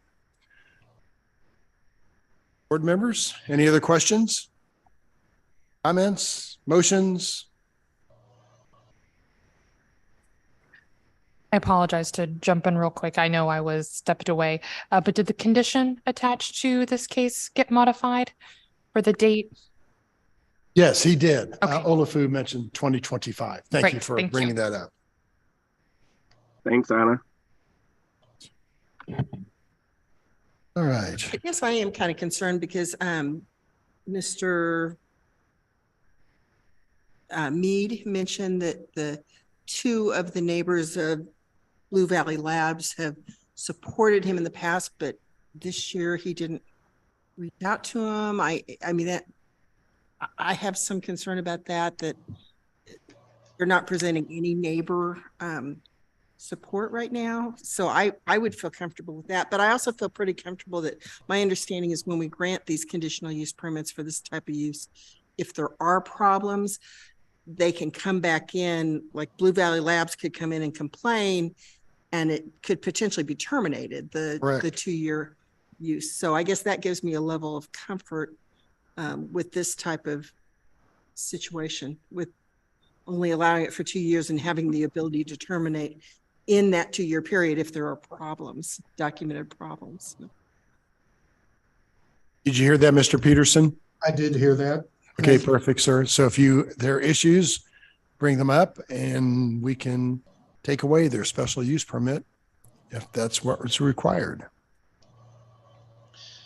And I would absolutely invite you, Mr. Peterson, to come to our facility. I'd be more than happy to walk you around and show you what our camera systems and our systems are that are in place, or any other, the individuals that you represent.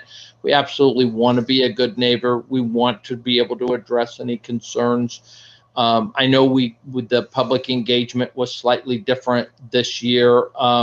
We certainly invited all of those businesses to come and express if there were any issues or concerns. They simply chose not to participate. That's the only reason that I know that it was any different this year than it was in the past. I do have one question. If one of your residents were to disrupt my client's business and we called you about that disruption, would you come and remove that resident?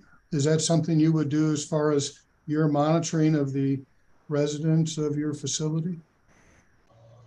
I would take every single action up to actually putting my hands on somebody or engaging in a physical altercation with somebody, but I would contact the police department and I would be present, and so would our other staff. I have to respect the rights of all people. But I would absolutely be supportive of engaging and intervening in any way that I could. I would strongly encourage you to give us a call if there's ever an opportunity for us to be a good neighbor. We want to do that. Thank you. Thank you. Board members, any other comments and or motions? I'll move in case number 2023-6, 1534 Campbell Street. I move to approve the request for a special use permit for 2 years ending April 11th, 2025. The conditions with the CPC conditions, please. I think that was the only CPC condition, as I understand it, but in accordance with the staff report. Perfect. I have a motion. Do I have a second? Second. Thank you, Mr. Gorence. Anna, please call the roll. Lawrence. Aye. Crosby. Aye. Moran. Aye. Ebbets. Aye. Your motion passes, and good luck over the next 2 years. We'll see you in April or March of 2025. Thank you, sir. Thank you, everyone. Thank you all. Our next case, no, we need to take a break. Do we need to take a break, staff? Oh. It's sometimes we have to do it, so I apologize. Yeah, But they are legally required to take a 15-minute break. Yeah. So we do need to take one. Okay, good. Let's do it now. Go. Oh, you're back. Hi.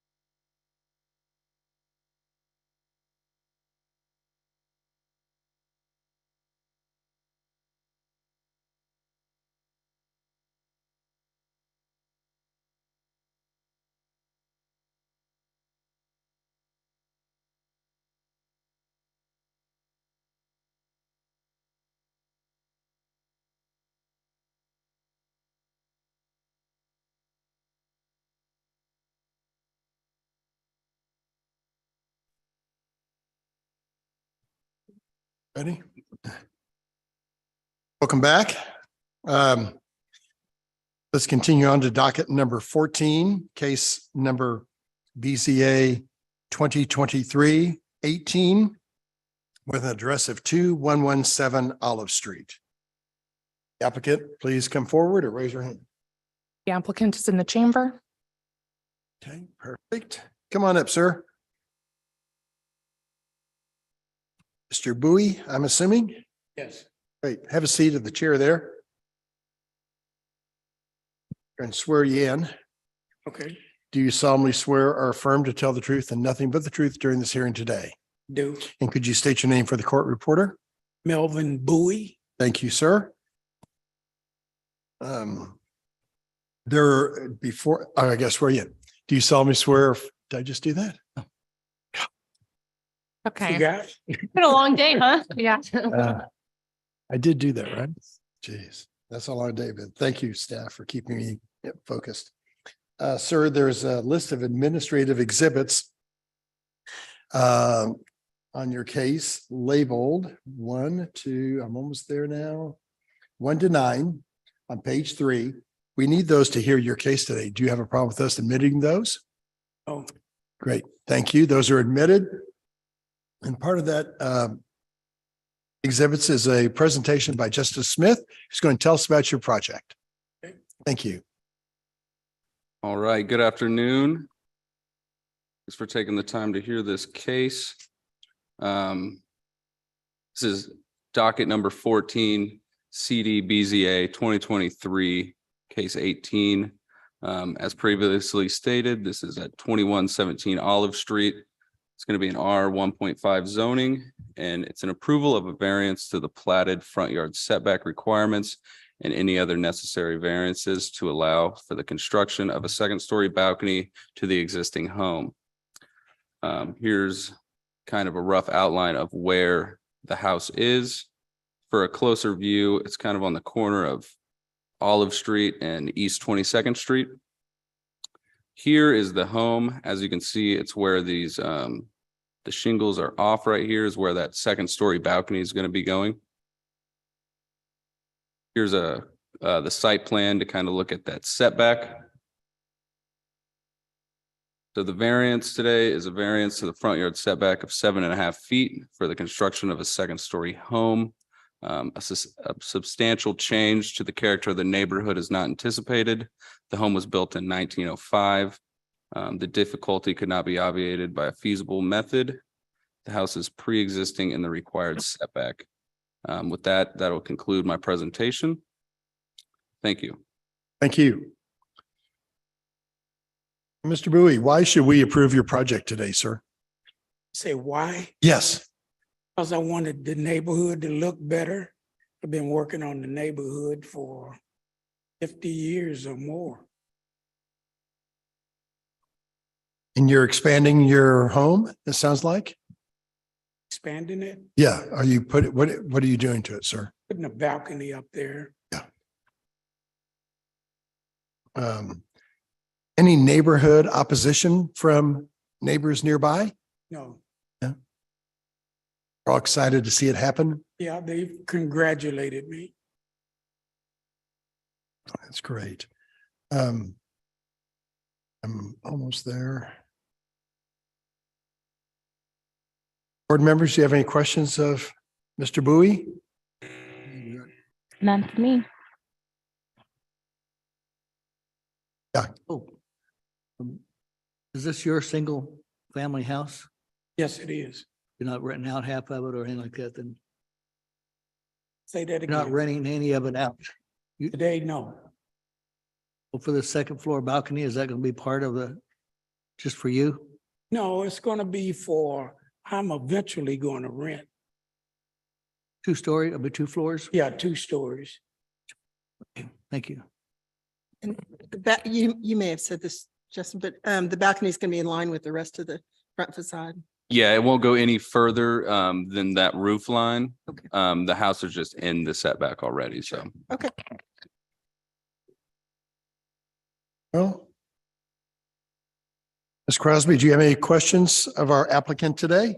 No, I don't. Motions, seems very straightforward. I'd offer a motion. Oh, thank you, Mr. McStorff. In case number 18, I move the applicant's request be granted in accordance with site plan and staff report. I have a motion. Do I have a second? Second. Thank you, Ms. Crosby. Anna, please call the roll. Crosby, Aye. Lawrence, Aye. Moran. Aye. McStorff. Aye. Tibbetts. Aye. Your project is approved, sir. Good luck with it. Thank you. Thank you for your patience today. I do appreciate it. Thank Okay. you. Thanks for your time.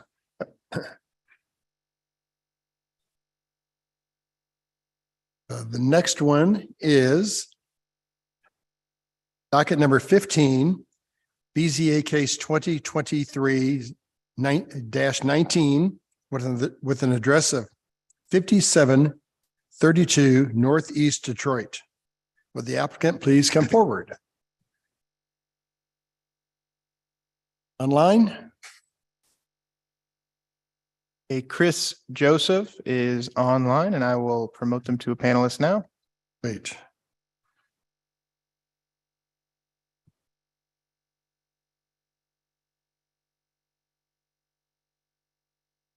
Chris has been connected. Okay. Hello, Mr. Joseph.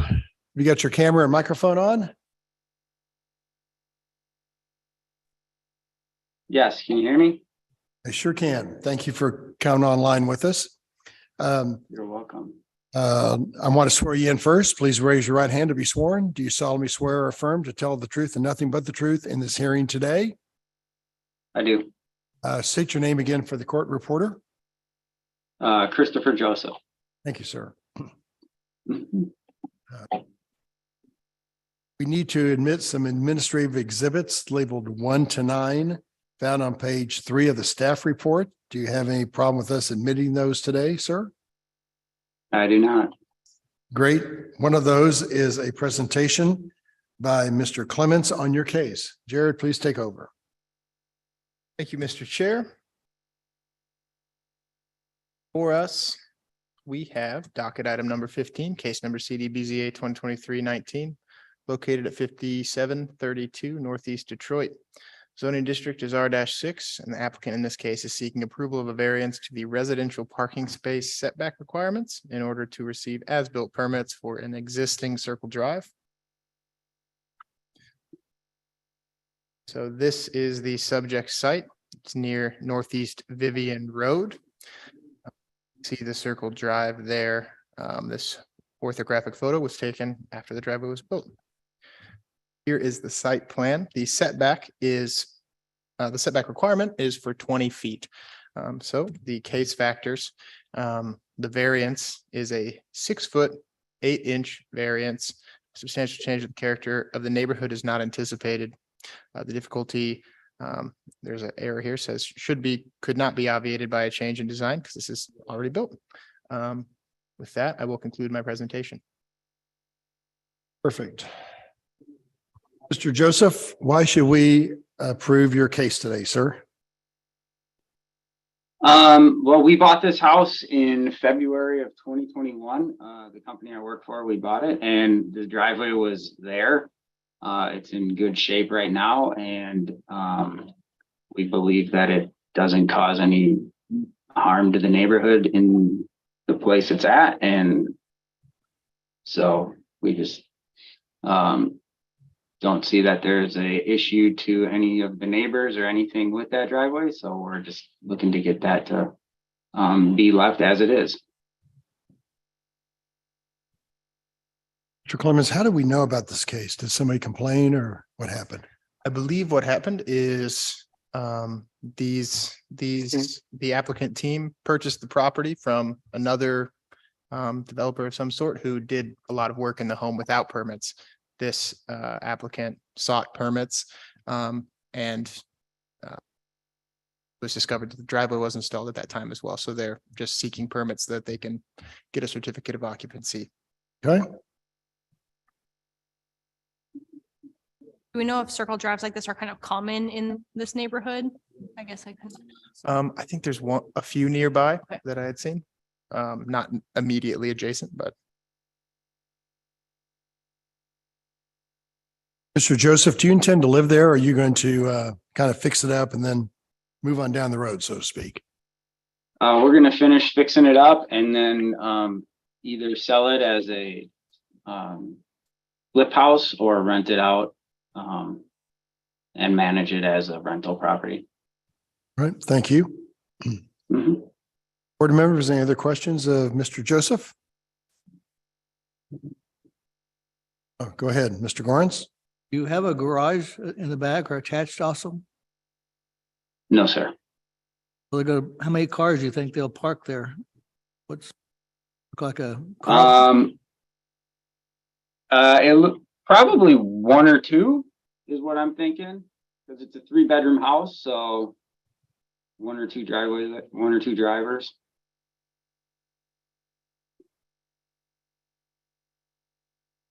Is that unusual not to have a garage in that area? Mr. Joseph?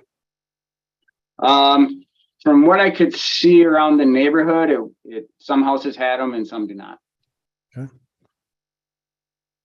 Thank you.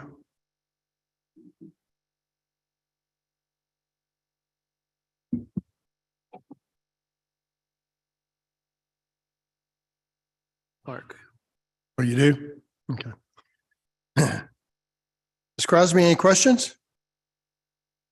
None from me. Okay, thank you for coming there.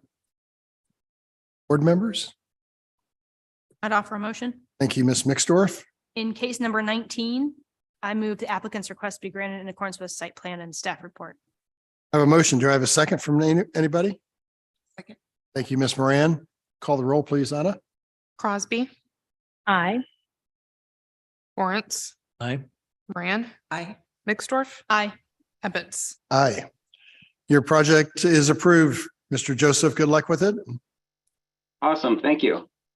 Thank you. Our next case is docket number 16, case number BZA 2023-26 with an address of 3941 Genesee Street. Will the applicant please raise their hand?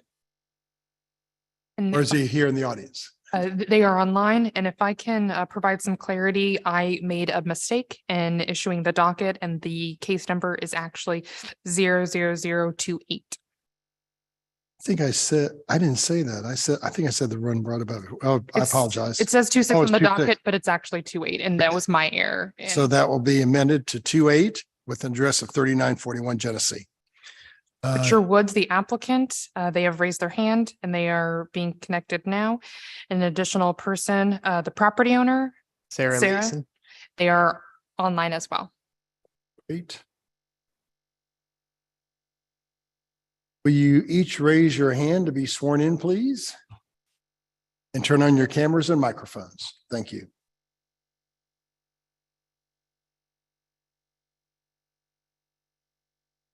Don't see you yet. I know you're coming. Sarah is online. Their camera is on and their mic is unmuted, so they're ready to receive the oath, Mr. Chair. Okay. And same with Richard Woods. Thank you. Please raise your right hand to be sworn. Do you solemnly swear or affirm to tell the truth and nothing but the truth during this hearing today? I do. I do. And please state your name. Sarah Leeson. And Richard Woods. Okay, thank you very much. Sarah, okay. On page there.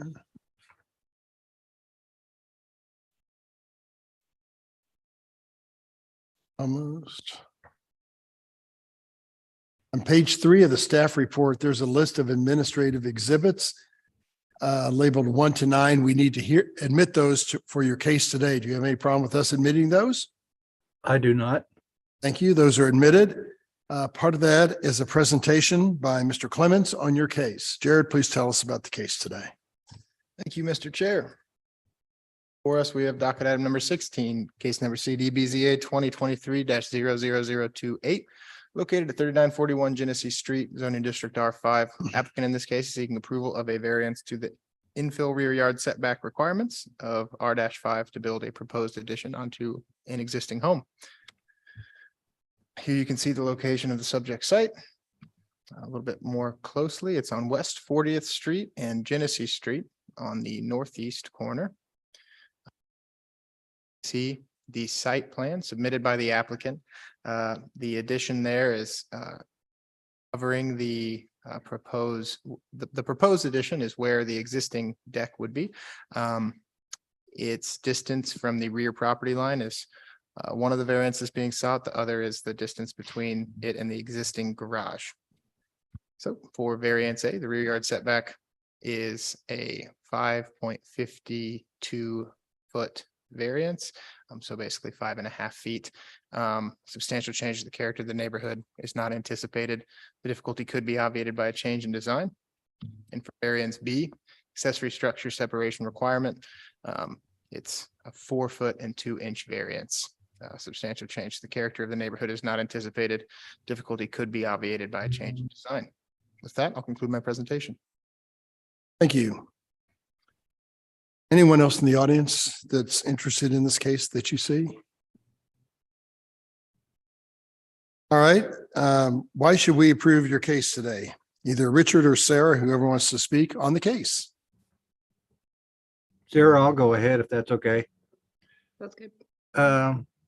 I'm Richard Woods, also known as Chris Woods. My company's name is WGN Associates. We're architects in the Westport area. I've been working for Sarah Leeson and her husband a little bit more than a year, and I knew that we were ultimately going to be needing to go to the BZA. I just, with so many rules changing all the time, I didn't know exactly which variances, so I just left it up to Jared Clements to help find them for us.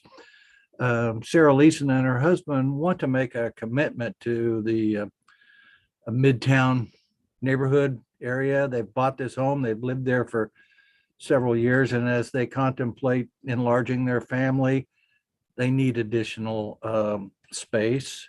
And one of the things they would like to have is an attached 2-car garage. And they would also like to extend this footprint on 3 levels. The basement level where the garage would be. Then there's a staircase between the garage and the existing home that goes vertical for 3 floors. And on the middle floor, or the entry level floor, would be a family room and dining room addition. And on the upper level would be a master bedroom and bathroom addition. The only thing that I noticed on the site plan that Jared had offered to you was, I think I heard someone say that distance to the garage is too narrow. We intend to take down that existing garage once this, well, we'd probably start with tearing down that garage before we begin any new addition. And so I don't know really if that distance between those 2 structures really applies, but I'm going to leave that up to you guys to determine. I do believe, though, we do have a rear yard setback requirement. But with that, I think it's obvious that we're just trying to stay in the neighborhood and to live in that neighborhood and have a family there. Just to add on, the second variance can just be removed in anyone's motion. So we just need the first variance. The Variance A is what it's referred to as in the staff report.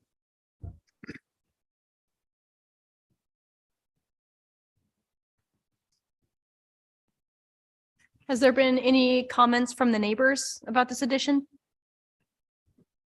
I just, oh yeah, not that I know of, but we had a neighbor come up to us and talk to us last night about it and just ask us what we were doing and said that they were contemplating something similar. That's the only thing that we've personally heard from the neighbors, but I'm not aware of anything else.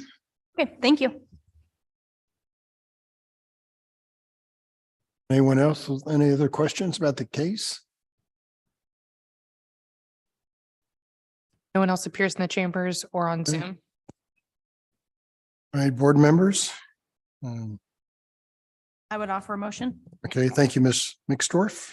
In case number 28, I move the applicant's request be granted in accordance with site plan and staff report, noting the removal of the second variance requirement. Have a second to that? Thank you, Second. Ms. Moran. Thank you, Ms. Moran. Anna, please call the roll. Crosby, Aye. Lawrence, Aye. Fran. Aye. Mixdorf. Aye. Ebbets. Aye. Your project is approved. Good luck with it. Thank you very you. much. Take care. Bye-bye. And Anna, is the next case, it says 28, is it 26 on that one? That is correct. Ah. I'm My so, apologies. I'm so intuitive. All right, so we're going to call docket number 17, BZA case 2023 -26 with an address of 2402 East 70th Street. Will the applicant please come forward or raise their hand? The applicant is All right, appearing come on in. in the chambers. The new system, here, you sit up front. Don't be shy. You don't need to. Come on, Oh, okay. come on. Then sure. Good afternoon to you. Sorry for the wait. It's okay. Could I get your name for the court reporter or for our use? Haley Risley. Hey, Miss Risley, thank you for coming. I need to swear you in first. Do you solemnly swear or affirm to tell the truth and nothing but the truth during this hearing today? Yes. And state your name one more time for the court reporter. Haley Risley. Thank you, Miss Risley. As part of your case today, there are a list of administrative exhibits labeled 1 to 9 on page 3 of your staff report. Is there a problem with us admitting those for your case today? No. Good, thank you. Those are admitted. One of those is a presentation by Miss Stephanie. Stephanie, thank you. Good afternoon. Good afternoon. Good afternoon. So I have docket item number 17, case number CDBZA 2023-00026. The location is on 2402 East 70th Street, zoning R-5. And summary, the applicant is seeking a variance to replace their 4-foot side and yard, their 4-foot side fence with a 6-foot fence. So this is the general location. It's on the southern part of Kansas City. This is a close-up of the property. This is site plan. So the side yard fence is on Olive Street. Right now it's a 4-foot chain link fence. And the applicant would like it to be a 6-foot fence using cedar dog ear fencing. Western red cedar dog ear fencing. So according to chapter 27-10, fences or walls in the side or front yard in residential property cannot be over 48 inches high. The proposal is a 6-foot wooden fence on the side yard, giving it a variance of 2 feet. And that concludes my presentation. Thank you, Miss Stephanie. Appreciate it. Miss Risley, why should we approve your case today? Yes, we bought our house in August, and one of the main things that we were really excited about was the size of our fenced-in space for the dogs. So one of the big things we wanted to do was put in a fence, and I started looking at city ordinances and went, oh no, because one of our little monsters can jump right over it at 48 inches if someone calls to her, which there's a couple bus stops right outside our house. So if they're outside in the afternoon and the bus stop kids are kind of going, oh, puppy, she has jumped out before. And so I've had to run out and get her. So we would just appreciate being able to make that 6 feet to keep her in. So it's a Chihuahua? Oh, yes. She's a mutt from KC Pet Project. Great. Would we need this variance if the house was in the middle of the block? Would we still need? No, this only applies to the side yard Right. on right, corner lots, yes. Right. Can I ask her, what kind of fence are you planning? Is it a solid fence or a spaced fence? Our intent is to do a solid fence. We've got chain link right now that is a little haphazard at best. Stephanie, could you bring the image back up again? She had an image on in her. Oh, presentation. Hard to see on your phone. Yeah, let me pull up my presentation. See that in this. No, it's just in the presentation. It's in the presentation. You'll see it here. in a It's second. also in the staff report too. It's the last page of it. No, but Why is the Oh, okay, I see it. dog ear fence. So, yes, house in yellow? the yellow is just the border of the lot and the red is where the fence is going. So, So the front of the house is the yellow too, then. yeah, so, yeah. A lot of playroom. Yes, currently, the chain link is, on the east side, it is flush with the side of the house. On the west side, it is flush with the front porch, and we actually intend to set that side back a little bit to be flush with the house, as well. Back of the house. The front, Front house. sorry. Rosalie, what about the neighbors? Have you got any comments from the ones, I guess, on the west and east of you or? So our neighbors directly to the east, we're actually really excited. They also have some dogs, and so we try to make sure we don't let them out at the same time or else they're right at the fence with each other. And then I've had a couple of the neighbors from down the street come up and say that they were excited and hoped we were able to get in a new fence and have it look good on the outside. I'm not a big fan of chain link, so I'm kind of glad you're doing Yeah. the dog-eared redwood. Board members, comments? So this is a special exception that we need to grant. It's not a variance, correct? Yeah, technically special exception, sorry.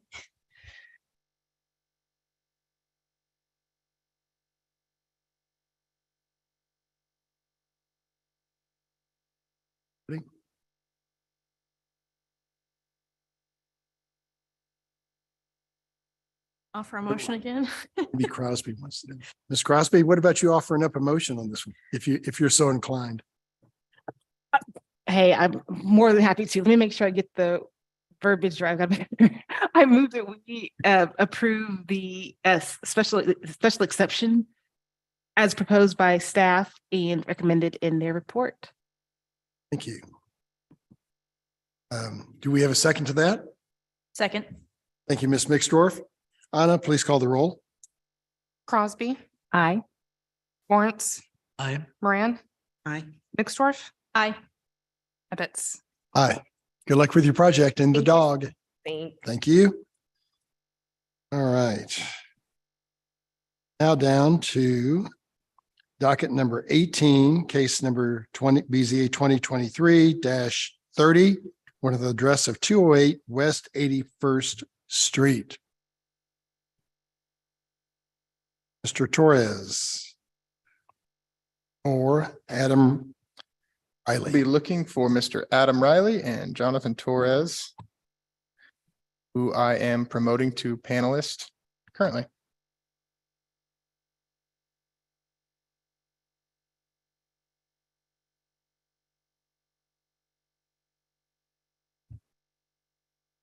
See him? They are both Good afternoon.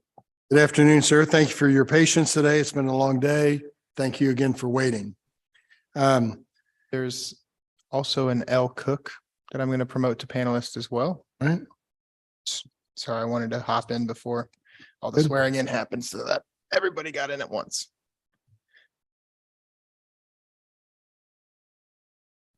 But everybody? See L Cook, but their camera is not on, nor is their microphone. Camera's on, microphone's on. Microphone's on. Everybody good? Hello, Mr. Cook and Mr. Riley.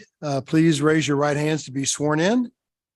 You solemnly swear or affirm to tell the truth and nothing but the truth in this hearing today. Please say I do and state your name for the court reporter if you agree with I do. Adam Riley, I do. Thank you. Jonathan Torres, I affirm. Perfect. Thank you. the public who's- testimony. Mr. Oh, Ebbets, Cook. Pardon me. last name Cook. Yes. Lisa Oh, I'm sorry. Cook. Oh, sorry, I Lisa do. Cook. No problem. Thank you. If you can see, yeah. So I heard Adam. Who else do we have out there? Adam Riley, and who was the other one? Jonathan Torres, Torres, the Torres and Lisa Cook. Okay, thank you. All right, who's going to speak on your case today? Which one? And I'll jump in at one.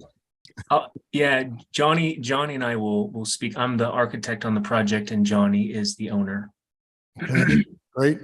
And give me a second here while I get your case file up. On page 3 of the staff report, there's a list of administrative exhibits labeled 1 to 9. Do you have any problem with us admitting those for your case today? No. I do not. Thank no. you. Those are admitted. And part of that is a presentation by Jared Clemens on your case. Jared, please tell us about the case today. Okay. Mr. Chair. Oh. For us, we have docket item number 18, case number CDBZA 2023-30. Located at 208 West 81st Street, the zoning district is R-7.5. Applicant in this case is seeking approval of a variance to the height restriction within this property's infill residential context area in order to build a 2-story home on the subject site. There's also 2 accessory structure variances as well. So here's the location of the subject site. It's on 81st Street, kind of down near Waldo. More specifically, you can see it here, just west of Brookside Road. On West 81st Street. It's a irregularly shaped lot. West 81st Street. So these are some elevations of the structure in question. So the structure on top there, I believe, is I can't see my labels because of the zoom. Second, sorry. So the structure on top is the home. That is proposed in the subject site. The structure below is the garage and ADU. So these are the surrounding properties. Are single story in nature. This is a 2-story structure that is proposed. As such, the 2 surrounding properties limit the height of the proposed structure, as Joe explained earlier this morning. You have to tilt your head for this one. Sorry, everyone. This is a site plan showing the rear yard setback variance that is requested, as well as the square footage of the accessory dwelling unit. So you can see here that it is some 2 feet, I think 9 inches it says, and accessory dwelling units require a 5-foot setback on interior side yards. So I will get to the case factors of the 3 variances now. The first is a variance to the infill height requirements. It is a 12-foot 1-inch variance. I believe there's an error in my staff report, and in the case factors only, it said 14 feet. It is a 12-foot variance. Substantial change to the character of the neighborhood could be produced given the infill residential context and the nature of the ordinance. Difficulty could be obviated by a change in design. Variance B, accessory dwelling unit side setback requirement. It is a variance of 2 feet and 2.5 inches. Substantial change to the character of the neighborhood is not anticipated. The difficulty could be obviated by a change in design. And finally, accessory dwelling unit footprint limitation. So these are all kind of newer variances that you probably all are a little less familiar with. The first was the infill that Joe explained at the beginning of the meeting. The second 2 have been variances to the ADU standards, which were recently adopted this year as well. One of those standards is a square footage limitation, limiting the ADU's footprint to be, I believe, just off the top of my head, I believe the standards in your staff report, but I think 60% of the principal dwelling or 800 square feet, whichever is less. This variance is for 62 feet, 62.07 square feet to that limitation. Substantial change to the character of the neighborhood is not anticipated. The difficulty could be obviated by a change in design. With that, I'll conclude my presentation. I'll be happy to answer any questions. Board members, any questions for Mr. Clemens? All right. Either Adam or Jonathan, tell us why we should approve your case today. Johnny, do you want to go first or do you want me to go first? Feel free, Adam. Awesome. Thank you, everyone. I know this has been a marathon of a day, so we appreciate your time. I also appreciate Joe's quick recap of the new infill zoning guidelines this morning. That was helpful for me, as I'm sure it was for you all. I think the biggest thing for us is, we started this design process back in August of 22. And as Joe mentioned this morning, the new guidelines for urban infill was approved January 19th. So that kind of came through right as we were wrapping up the design for the project. So we would ask that maybe that be taken into account when reviewing this. And then the second is just, it's always nice when you have young homeowners who want to invest in a neighborhood like Johnny does, and cares about the neighborhood, and wants to continue to put time and effort and money into it. And we felt that the new guidelines that were passed January 15th were pretty restrictive. That is, the houses on either side are both 1 story, and it restricts our project potentially to 1 story as well. So just want to ask that you all keep that in mind as you review the project. And that's it for me. Thank you.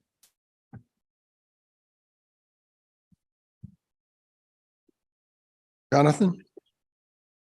Sure. I don't have very much to add, other than I kind of spoke with Jared informally a few weeks back, and he had let me know that contextually, the front of the structure on the east side of the property is considered a 1-story building, even though that I think that there are 2 stories, mainly because the front of the structure, it appears like a 1-story building. So that's why that's why we have to submit this variance. The 2 houses across the street are also 2 stories. So, I think it's a bit unfortunate if we weren't able to build because of that restriction.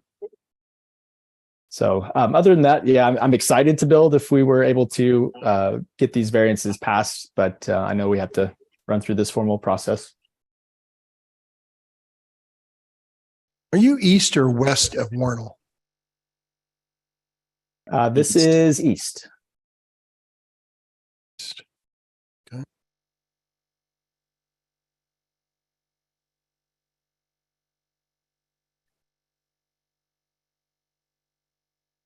And the neighboring homes, sir, are they also 2-story? You said the ones across the street are. The one directly to the east does not appear as a 2-story building from the street, but it is 2 levels. The 2 to the south and southeast are 2 stories. Okay. Are you looking at the screen now? Can you see, is that the one you want to do is the white home? Which one is that one? Their property is the vacant lot in between the 2. Oh, the vacant lot. Oh, I see. All right. Yeah, this would be a new build right in the middle. And I believe that the house just to the east is 1.5 stories. I think they have a finished attic space. I think it appears from looking at the site, they have some windows up there. So as Joe explained this morning, if something has a roof pitch rather than being flat roofed, they basically get granted an additional 6 feet to the 12 foot. So as you can see, they have 1 floor, and then basically they kind of fall exactly in line with what we define as a single story. Right. And the proposed structure is flat roofed, and thus it would be limited to 12 feet. And neighborhood involvement, any comments from either side? Periodically, as I maintain the property, I've spoken with one owner. His name is Matt Stromer. Yeah, Matt Stromer.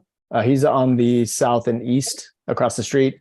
The house directly to the east is a rental property. I've spoken to the tenants, but they don't have any input. Matt's a big fan. He liked the design. I showed it to him recently.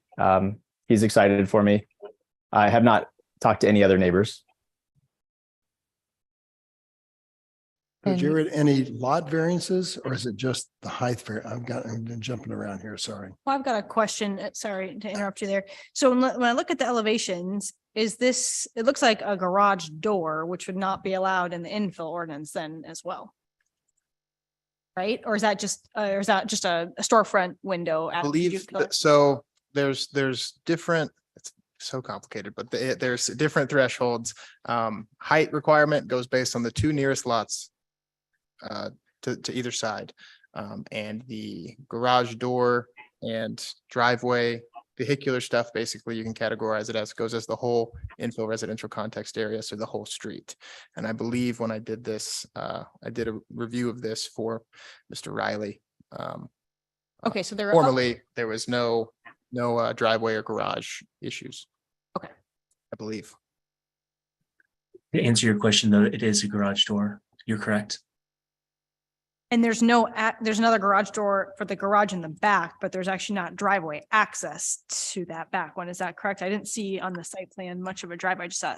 It's a good question. You actually drive through, it's a double stack garage in the main residence. So you can actually drive through the main house to get to the garage in the back, if that makes sense. Okay.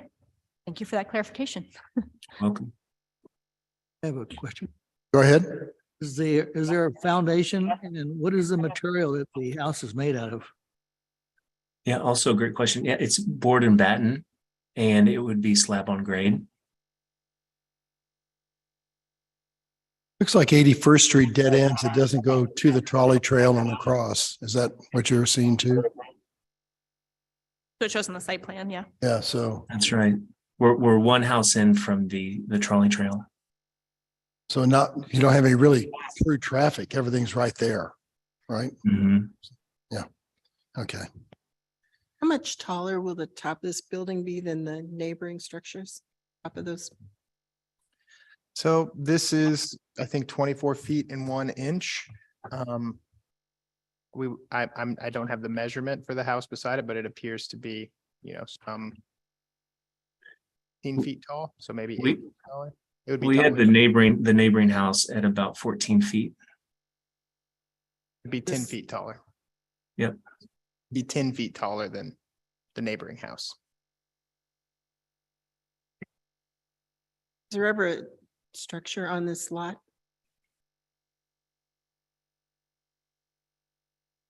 I believe there was. Not sure when it was torn down. I can go to Parcel Viewer and go as far back as 2006 if you'd like. It's just to know. such a narrow lot. It's 38 feet wide, is it? It is a narrow lot. Yeah, it is on the front. It also slopes from front to back. So it's wider in the front than it is in the back. In the front at its widest, it's 38. And then it tapers to about 20. And Online. to interrupt real quick, 2 points of clarification. There does appear to have been a demolition permit pulled in 1997. But that's not really what we're here to talk about. And in regards to the infill context area for the structures that are considered for the height, the properties across the street are not a part of that analysis. Oh. I see. That's why it's limited. Yeah. Yeah. I think maybe Miss Cook also had a comment if we wanted to hear from her. Oh, yeah. Mark? Yeah, go ahead. Ms. Cook, do you have something to Hi. say? Yes, and sorry for some background noise. I'm traveling today. As I'm excited as well for someone to come in and, make anything better in our neighborhood. That being said, I'm the neighbor to the west of that lot. Something that tall and that close to my house being built, to me would be more of a, fire hazard as far as for the fire department coming through. It would also really shade and kind of bring down my property value, with that being right there. The neighbor that's on the side that they're talking about, that is a attic that has been redone on the house to the east. I just wanted to put in my 2 cents and just state that I would prefer them stay to the, current ordinance, just they're there for a reason. And that being said, with, my house is right there. I bought the house. When I bought my house, I was told that that small lot wasn't big enough for anyone to ever build a house on, which is fine. And like I said, I'm more than happy for someone to come in and make something better in the area. It's a beautiful neighborhood, great neighbors, but I really am opposing that. That my house is not, it's probably more closer to 12 feet total, and it's very tiny. That much height above the side of my house would really cause quite a, it wouldn't be as, let's say, my quality of life there would not be as good. I also wanted to note that, and I don't know if you guys noticed, but the utility lines that come from the back part of that yard that cross over to the neighbor on the east cut through your yard, which they're for sure not up that high. I don't know anything about those ordinances or, if that would be an issue, but I know Evergy, in the past, because I've tried to have some, utility work done, that's kind of a big deal as far as getting that utility line over to the neighboring house as well. So I just wanted to make sure I point that out for both parties, for you guys as well, if that was something you maybe didn't notice or take into consideration with a building that high. And I believe so. The house, what you're going to build is more like, are you taking like its actual material, or it's the storage unit, or I don't know what they're called again, I forgot. Those crate houses, or I'm sorry, I forgot the naming of it, but Shipping container is what you're referring to? yes, thank you. Shipping container. Yeah, that's what I was told. I've been out of town, so I haven't talked with, you or anyone else about that. And I just wanted to state, I feel like the height for sure, and also only being 2 feet off of my house would be pretty, not desirable. So I guess what I could say. Thank you for your insight. Yep, you're welcome. Sure. So Riley, could you respond to the kind of shipping container comment? Sure. Yeah. Reality? Yeah. Yep. That's a great comment. We definitely want the house, as far as the materiality, to blend in with the neighborhood. Like you mentioned, it is a beautiful neighborhood. And we want to make sure this is consistent. The siding is definitely not metal. It's board and batten, which you see on a lot of traditional homes. It's a vertical batten with a solid panel behind it. It's composite. So it's a little more durable. We wouldn't be using wood. We'd be using a composite material, which I'm kind of just looking on Google Earth right now. And a lot of the neighbors also use a composite siding, especially on the south side of the street. So yeah, that was the first comment. And then we are 4 feet from the property line. I think Ms. Cook, you were to the west, is that right? I think correct. I'm on the west side, yeah. To the west side of the house, yeah. So we're 4 feet from the property line, and then I believe your house is another 4 or 5 feet. So we're about 8 feet from your house. So just wanted to clarify that as well. Sure. I was just going by what was sent out in the email with, your specs, and it showed like that it would be a 2 feet. I think maybe 2.5 feet variance. That's why I was, or, like distance from my property to that. So maybe I don't know. I'm just learning it, so I'm not positive. Yeah, I didn't. No, yep, I understand. But it is stated in there that it would be 2 feet. So yeah. Sure. Yeah, we're asking for a small variance, a foot over the side setback on the east side of the house, kind of the far northeast corner of the property. Was there anything else that we missed that was asked? So it's not a container on each, there's not 2 containers, right? No, this house has nothing to do with shipping containers, not in the materiality, not in the construction. It would be standard, slab on grade, 2x6 wall construction, 2x floor joists, zip sheathing, siding, board and batten composite finish exterior siding. So pretty standard construction. Adam, are you asking for any variance on the west side of the home where Miss Cook is? We are not. It may be a comment to address the fire rating issue or just any issues related to the fire department. The structure is 4 feet setback from the west property line. If it's with my understanding is if it's within the 5-foot build line of the property line, then you have to have certain fire rated windows and for any openings, whether they're doors or windows. We don't have any windows on that west side of the property of the structures.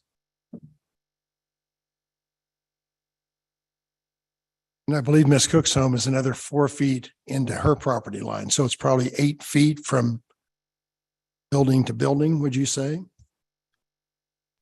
At least, yeah, potentially more. Yeah, the staff report says it's going to leave a variance of, or leave a side setback of 2 feet 9 inches. So On the east On the side, east side. East side, not the west the side. northeast corner. Yeah. That's where the round. I'll bring up the site plan here and it's the one where you have to tilt your head, but I'll zoom. yeah, in. I'm confused because he said it was just a 1 foot variance, but this says 2 foot 2.5 inches. So you can see here that the distance is 2 foot 9.5 inches from that property line there at the nearest. So it's a 5 foot accessory dwelling unit spacing requirement. So, 5 minus 2 feet and 9.5 inches is 2 feet 2.5 inches is the variance being asked for. So there's no side yard setback. There is for the accessory structure. That's what the two, see, and zoom out. So he had up on his screen. Yep, so 2 feet 2.5 inches right there. That's the accessory dwelling unit side setback requirement. House doesn't need one, just the accessory structure. Principal structure has no setback issues, just a height issue. The accessory structure has a square footage variance as well as a setback variance. And one quick question, Jared, if I may. Please. Is the square footage for the detached garage accessory structure, is that variance connected with the new urban infill zoning guidelines that were issued January 15th? It's a different new ordinance, the accessory dwelling unit ordinance. So there's. Okay, that's right. There's 2 new ones kind of both coming up for the first time before the board on this case. So. Yeah, okay, thank you. You're on the cutting edge. Yeah, we sure are. I guess, and it appears part of this height is related to essentially using the exterior material as a guardrail. So I assume this whole it's a rooftop deck across the entire house. You are correct. Yeah, actually, the guardrail on the top is 3 feet 6 inches. At least for a portion, yeah. I guess, Jared, if that was a different material, does that still count in the height then? Like if it wasn't the same material as the rest of the house, would that help reduce it by approximately 4 feet? Or contextually how that's considered? I don't think so. I'm not Okay. really sure. Okay. Yeah.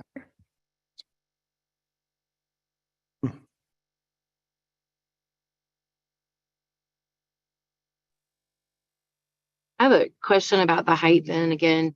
So the very top part and then a railing on top of that. So the 12 feet is to the very top flat part, right? Not the top and some railing, just from the pictures. And like, I'm just looking at what I got today from an email from one of the neighbors. So I was just curious. No, that's a good question. That's why I was kind of confused how to answer, Randy. So Yeah. it looks like It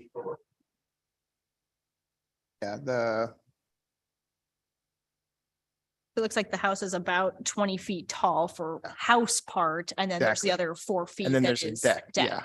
Exactly. That's right. Yeah. To get just a little more nuance, there is a tall living room just on the second story, just inside the front facade. So that ceiling height is tall, and then that aligns with the top of the deck railing, if that makes any sense, because the whole rooftop isn't deck, just kind of the back 2/3. Okay. So the front portion It's is still 24 house. feet high. Okay. 24 That's Thank you for that that's clarification. correct. Yep. for the clarification. And Mr. Chair, forgive me if I missed this, but did you formally close public testimony? Yes, we're Or- closing that now. Because there was no other than Lisa Cook. And we're closing testimony because she's made all the, Lisa, any other final comments quickly before we close you out? Nope, I just, like I said, this was the first I heard of it, so I just got to glance at everything this morning. And the height was really my biggest probably concern. Because of where my house is, natural lighting and anything that would be coming in to my house, I'm gonna lose out on this. And also feel like my resale value would go down as well. Thank you. All right. Board members, any other questions?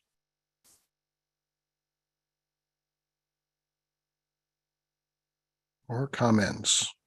I just have a comment. I'm just very torn because I really appreciate the idea of the infill ordinance and how to be contextual with the neighborhood, but also on such a small site, the way that it kind of angles, I feel like there needs to be a balance of giving them a little height to maximize that ability to have some space.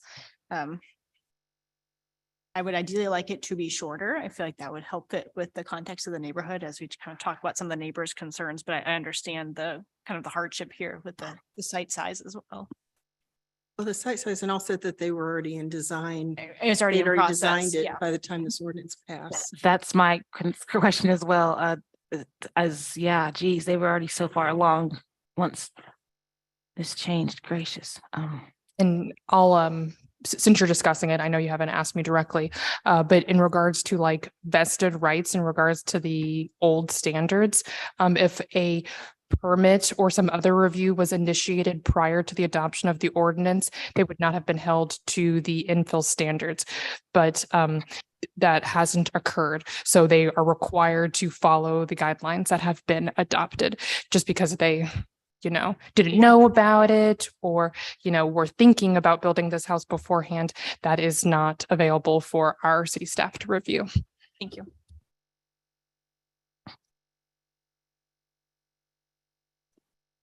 Other comments or motions? I think we're messed it up.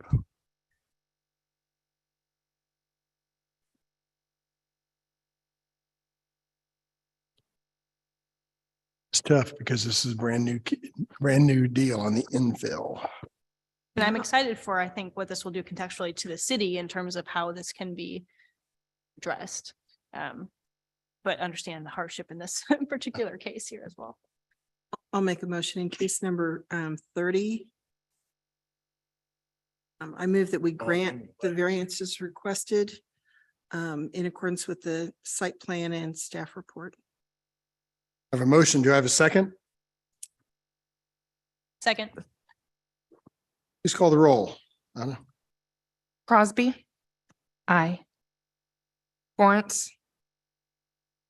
Moran. Aye. Extorf. Aye. Ebbets. Aye. Motion is granted. Thank you. Sir, what case are you on? What case are you? Sorry, he's talking to somebody else in the audience. Yeah, no, your case is approved. Good luck with the project. Thank you for your time. Be good neighbors to Miss Cook. Thank you. Thank you, everyone. Thank you. Thank you. Sir, what case are you on? Because you can't be on these. On whether or not you guys are gonna allow me to put a storage trailer on my property. Well, it's already on there. I'm in violation. The last case. 510 Northeast 33rd Street. Is it the very last one? Last case on. I would do anything if you Oh, could move me up, Jesus. sir, if there's a way to do that. Got a bird right about ready.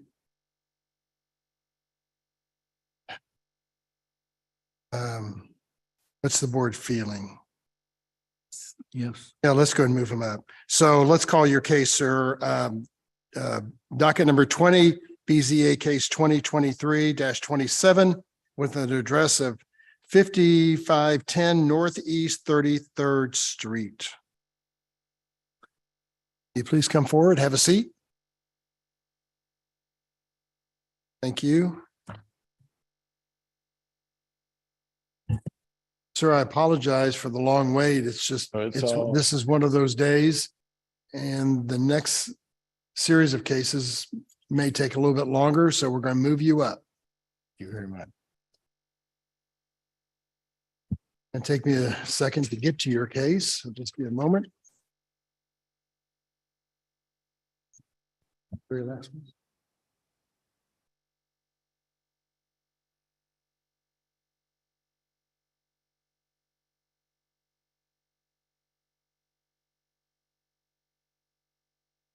Second here.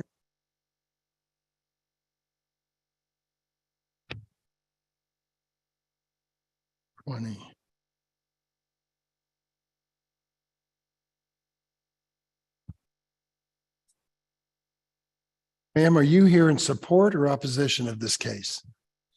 Okay, we're going to have you come up to the podium there and I'm going to swear both of you guys in. Anyone in the virtual audience who's either on, who wants to be heard on this case, docket number 20. No one is raising their hand online. Thank you. I think somebody's trying to, just FYI. Somebody trying to come on? If not, then. The public testimony person from the last case was raising their hand for a while, but see, here's that. Assuming you're Mr. Harvey? Yes, sir. Okay, thank you. Will both of you, and ma'am, I'm sorry, I didn't hear your name. I'm Christy Foster. Thank you, Ms. Foster. Will both of you raise your right hands to be sworn? Do you solemnly swear or affirm to tell the whole truth and nothing but the truth in this hearing today? I do. And please state your name again. Christy Foster. Thank you. And Mr. Harvey, will you please state your name? Charlie Harvey. Thank you, sir. Mr. Ebbets? Sorry, a Sarah online also joined during that just then. Okay, Raised let's- their hand, she's promoted. I want to bring her up and we'll swear her in and then we'll start the case. Hello, can you hear me okay? I sure can. Thank you for coming online with me. Are you in support or opposition of this motion or this case? I believe I'm in opposition, but I also want to clarify some details. Okay, so before you just say much more, please raise your right hand to be sworn. Okay. Do you solemnly swear or affirm to tell the truth and nothing but the truth during this hearing today? I do. Could you state your name for the court reporter, please? Yes, Sarah Kirby. Thank you, Ms. Kirby.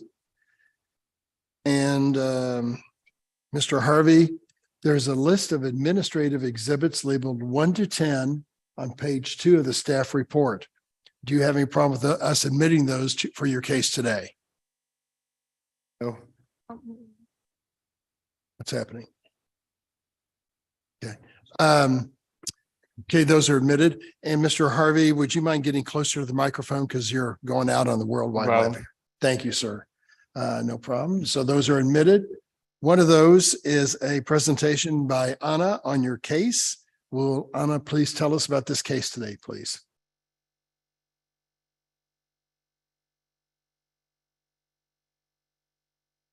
Thank you. Docket item number 20 is CD BZA 2023-00027. The site in question is 5510 Northeast 33rd Street, property zoned R6, which is a residential zoning district. And the applicant is appealing determinations related to a zoning violation related to a trailer on the subject site. I got some of my information mixed up. So the information listed in my staff report is premature. The site is located in the northern portion of Kansas City, just northeast of Kansas City, Missouri, North Kansas City. The site is on the screen highlighted in yellow. You can see that is at the intersection of Dury Ave and Northeast 33rd Street. The image of the property, some photos taken by the development compliance investigator is on the screen along with the trailer in question.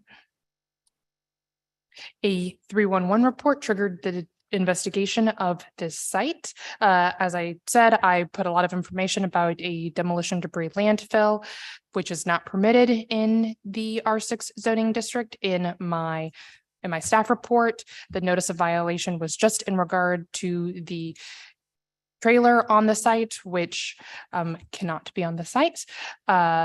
And so that's all that you should focus on today. James Steady, he is the supervisor of that group, and he can answer any additional questions. Thank you. Thank you. Mr. Harvey, tell us about your case today, sir. Why should we, Say it one more time, sir. why should we overturn this ruling? If you did not notice, I brought some pictures for myself too, of where the trailer was and where it is now. It's a very big hole that I'm filling to build my home in there. I have to have somewhere to put tools. And for one thing, I've been stole from, they've done taken a Bobcat once from me, a skid steer. Able to put my Bobcat with the sweeper that cleans the road generally most days inside this trailer. It has deterred a lot of theft. Is after I put my valuables in this trailer, I box the trailer in with the 2 pieces of machinery I keep up there. It just keeps them slowed down from filling. It's way better now than it was when I first went in there. I got security cameras and so forth up now, but my insurance company just ain't gonna put up with me just allowing things to walk off. I have to, and have some way of securing my tools and the oil and different things that take care of maintenance. It'd be way more than what my pickup would hold on a daily basis. And got a permit for 3 years to do this, and then if it doesn't get done in that time span, the city told me that they more time. It's fairly very large project I'm taking on. Hauling in oil, hauling in just hauling in things to make this thing happen on a daily basis, and not being able to store it in a job trailer that I see all over the neighborhood already. House up there has outbuilding, all zoned the same. I'm in business. My pictures will show proving it, helping it. I just asked the city to allow me to be able to store my tools, oils, and supplies, Bobcat, inside this trailer, so to be more secure and go down to thieves or just make them all the way go away. I promise you, if I leave my Bobcat outside up there, there ain't a lot of people that can see right there very good. People will keep trying to steal it. Able to put it inside this thing and really help me if I could just keep this store mobile. As the elevation raises, I hook chains to it, I can move it around. Perfect. Or is nothing I bolt into the ground, nothing like that. It's like a sled. You know, it's don't have no utilities hooked to it. There's nothing like that hooked to it. As the elevation of this giant hole comes up, it goes up with it. Nothing's permanent. I'm going to live on this property and I'm done. And it won't be there when I'm done. Well, you're not really allowed to have trailers sitting in a residential property for more than, you're not allowed to have those kind of trailers sitting in residential property. It's not a trailer, it's a storage unit. Okay. It's not a trailer. Right. It's just a box. Get that as an exhibit or? Now let's put that over. There'll be exhibit number 11. And if you could pass that around. This picture here. Okay. How many pictures do you have? Okay, and if I can explain the pictures as we go. This was the hole that trailer was Hold in on, before. you can't do it until we admit them. So how many pictures do you have, sir? Oh, probably about 6 or 7 of them. I don't know. Okay, then I got we'll pictures of what's inside. admit all those pictures as Yeah. one item. That'll be item number 11. Those are admitted. I need to see them first and then I'll pass them back over to you to explain them. Is that okay, sir? However you want to do it, sir. Perfect. That'll be great.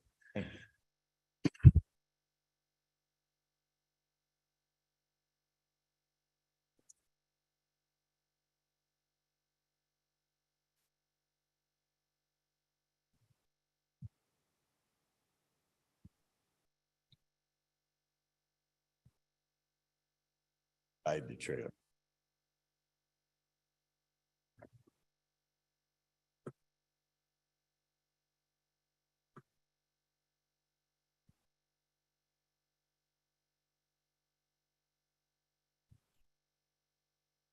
Thank you. I tried to get a permit for this trailer from the initial time of when I got my permit to do it. I knocked and I knocked and I knocked and I could never get a special. It was called a special use permit. I tried every angle I could to get it.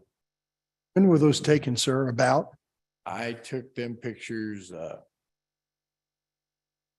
some of them were taken yesterday, some of them were taken the day before. Okay, so within the last week. Okay, great. Thank you. You planning to just build a single family home? Or what are you building on the site? I'm gonna put one home up there, ma'am. It's your land. Yes, sir.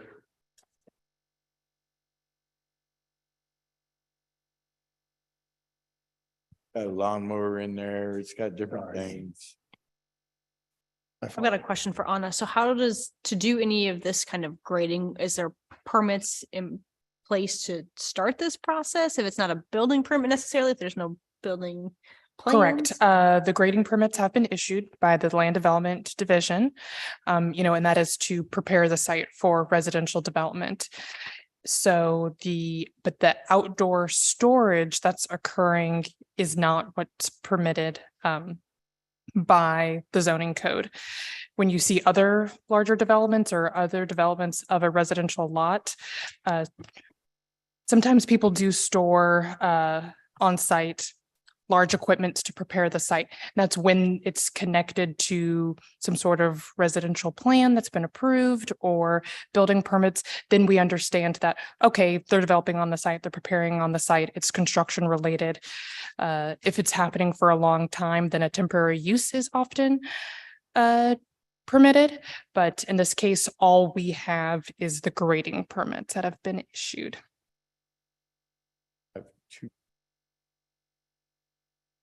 Grading permits? I have 2 pits on this property. What kind of permits other than the grading?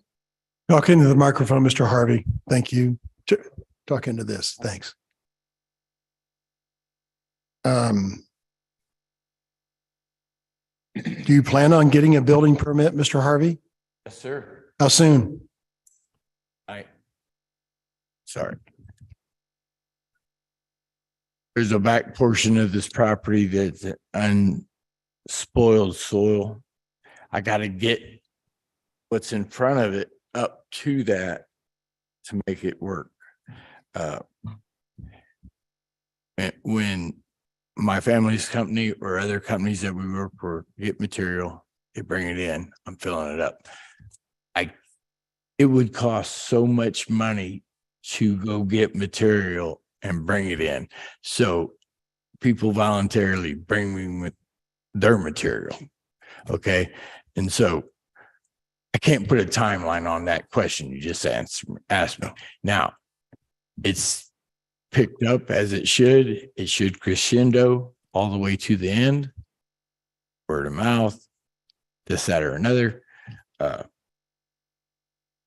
I hope it would be tomorrow, but it won't be. Right. If you see that picture ain't very good, but for that piece of property to have that hole in it, when she first pulled up that image of it, It's a big hole. Yep. It's a ruined piece of property that I finally got a decent price for me to do this dream I've wanted to do. But you just can't use this as a landfill. I mean. It's not a landfill, sir. But if you don't bring in trucks religiously, daily, or on a timely basis and just bring them in every now and then when someone. wants No. to do I some have an fill. employee there every day. We are a full company. It is being structured in a manner. No, we are not. It's not a dump. It's not a landfill. It's a development for me to build my home. How many trucks do you have coming in a day with fill? Some days I've had as many as 140, I think was my day where they brought in that much material. But normally, what's an average day? Normally good weather, 70. So you have 70 dump trucks a day bringing in fill. Yes, Monday through Friday. It's getting full. It's a lot fuller than it was. Yeah, I got a 3-year permit to do this, sir. Okay. Yeah. Is this north of 150, I mean? It's Searcy Creek Parkway and 210 Highway. 210, yeah, so. Yeah. so Okay, so you Shoto is got over all a this. couple more exit. Shoto would be a couple more exits to the west. Searcy Creek exit is the first one if you are heading west from 435. So then you go over to Shoto. Then you go over to Shoto after that, right? Yeah, and then you got Shoto. They bounce along. Right, and Shoto. And you got that Sugar Creek dirt going down and that's what happened.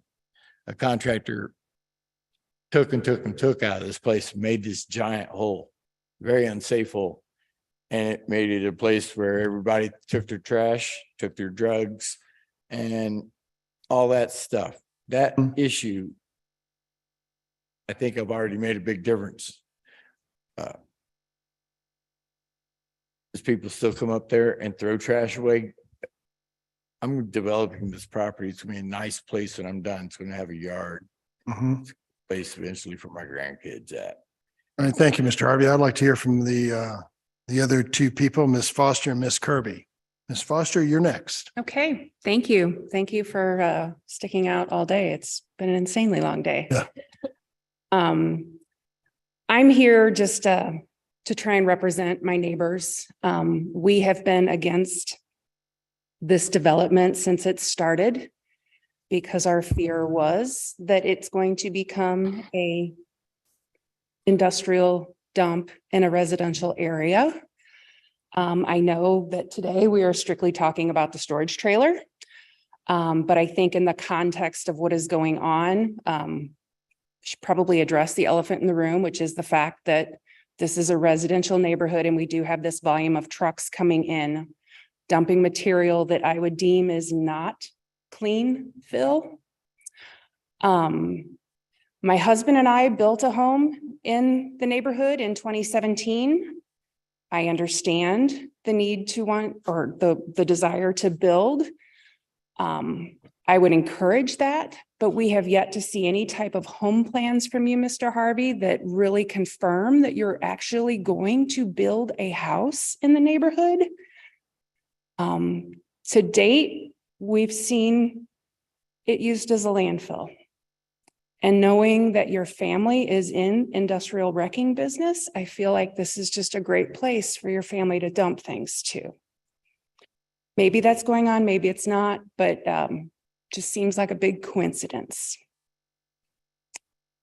I did bring some images. Like I said, I don't know that they really represent today since we're totally talking about the storage trailer, but I took some images yesterday of things that I would not consider clean fill. Things that I would consider detrimental to the environment, considering that this is a direct watershed directly into Searcy Creek, direct watershed directly into our Missouri River, which is where we all get our drinking water from. I have some major concerns about that. No silt barrier, really building right up to the edge of the road with dirt piles, no easement. I said, maybe it's premature to bring these, but I brought them just in case. And again, I appreciate your comments on that and the fill and those comments, but again, we're here only on the trailer. Okay. But thank you for those comments. Well, I would also agree that, yeah, having a 53-foot van that's not on a trailer chassis anymore is much different than my husband and I having a tough shed in our backyard to protect our lawnmower. Right. Ms. Kirby, you're out in the virtual world. Tell us your comments today, ma'am. Okay, Yes, sorry. sir. There you are. Yeah, sorry. I have to be kind of quick because I need to get back to work, but I would kind of second everything that Christie's just talked about. She and I have been in communication for the past, several months, I would say, maybe even longer than a year.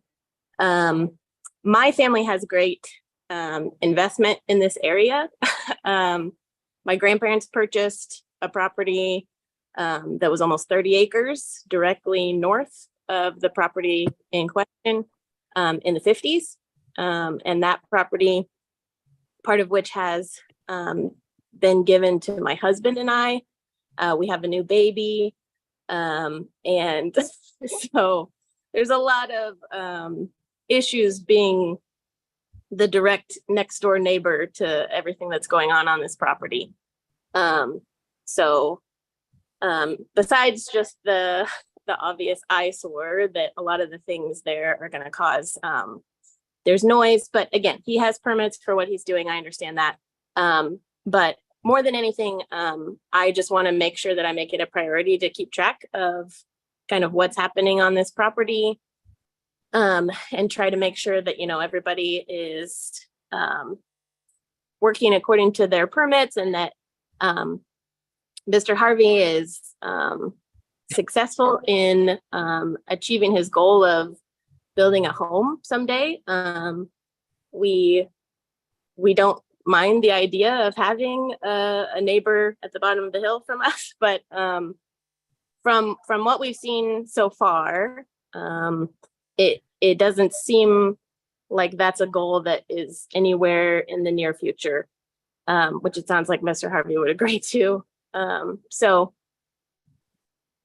basically I'm just here sort of to make sure that I'm kept aware of this situation and that I've said, how that property is going to affect ours, et cetera. So I guess that would be all that I have to say at this point.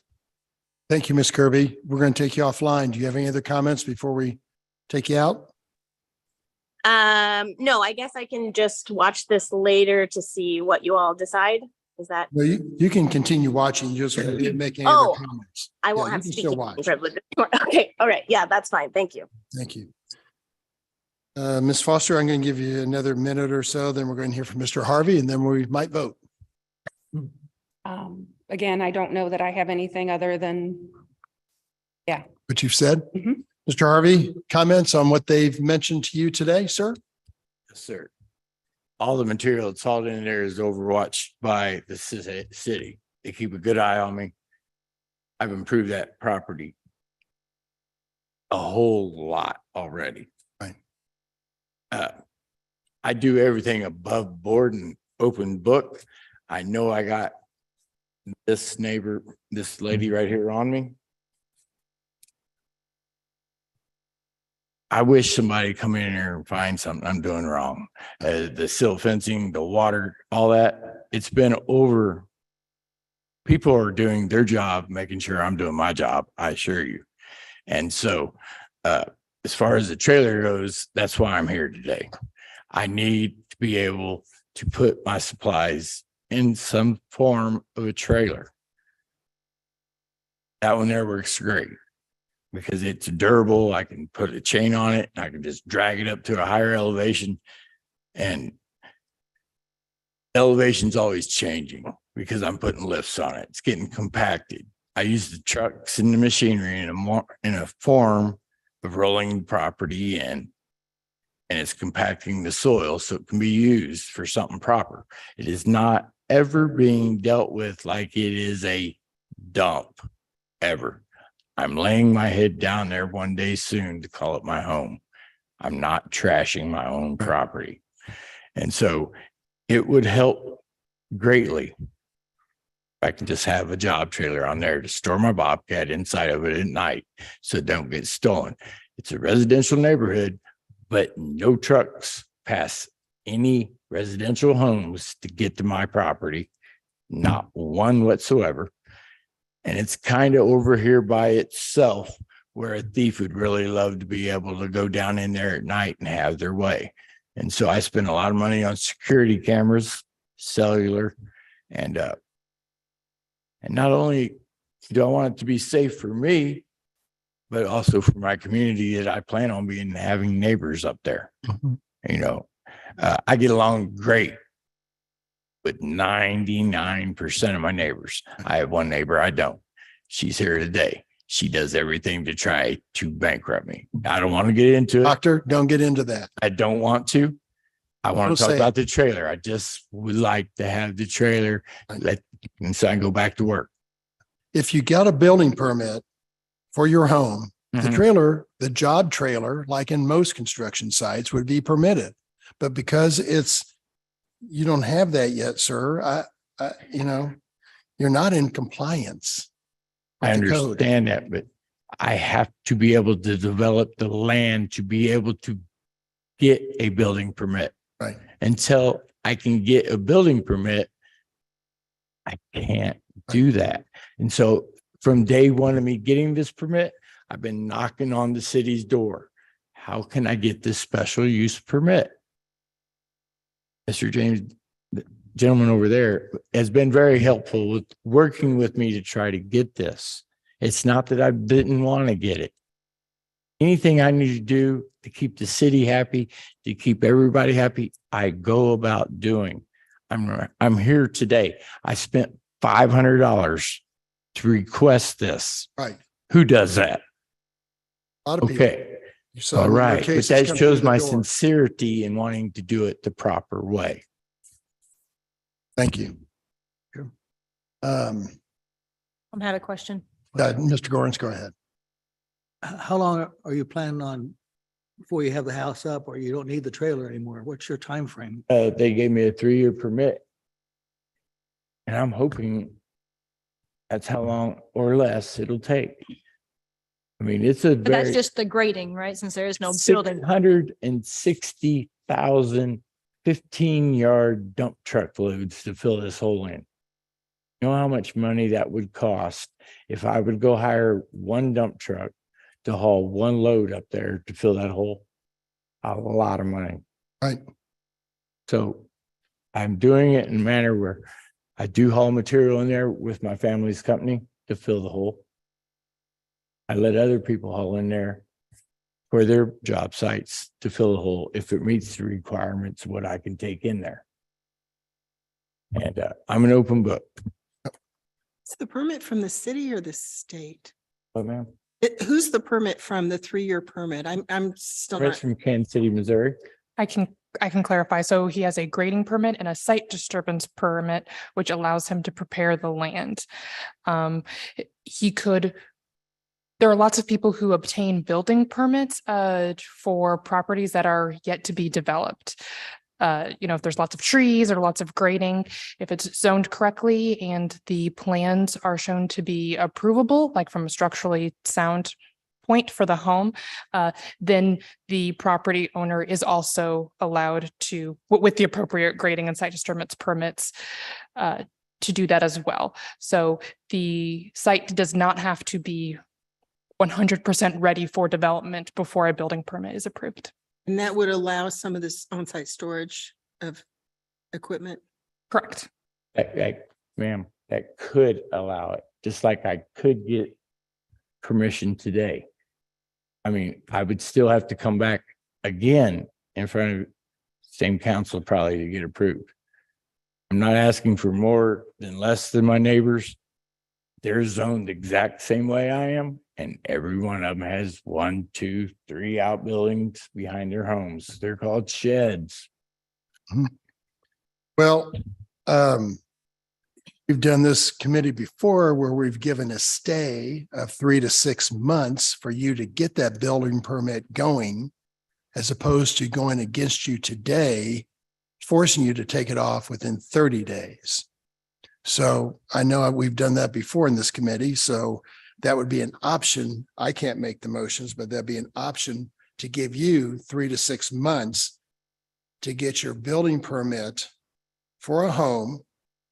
If you can, great. If you can't, you may have to go back to KCK and store your equipment over there. So, and that's just an option I'm throwing out there.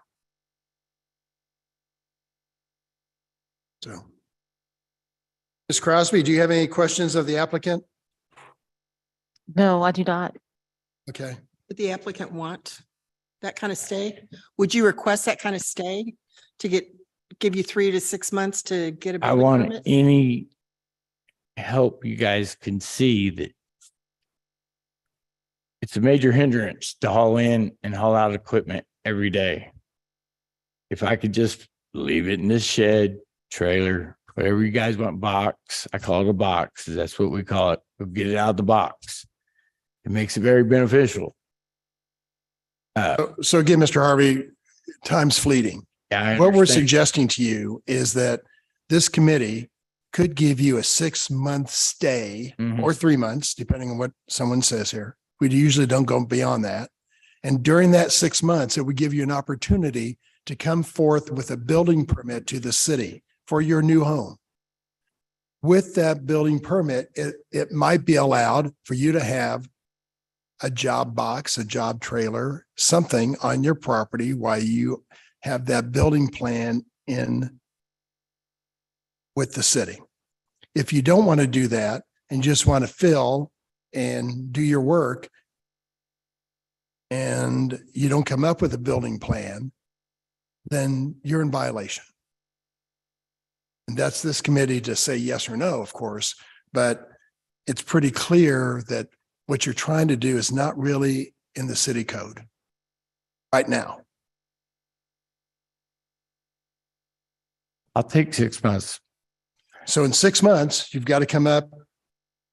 I've been working on my home Yeah. plan. Right. So you'd have to come up with a home plan, have it filed with the city. You can't come up 6 months and come back before, say, I need another month or two, because that's not going to work. So they'll give you. I understand all If that, this sir. committee so decides, they might want That's- to not that- want to do that at all. Sounds awesome.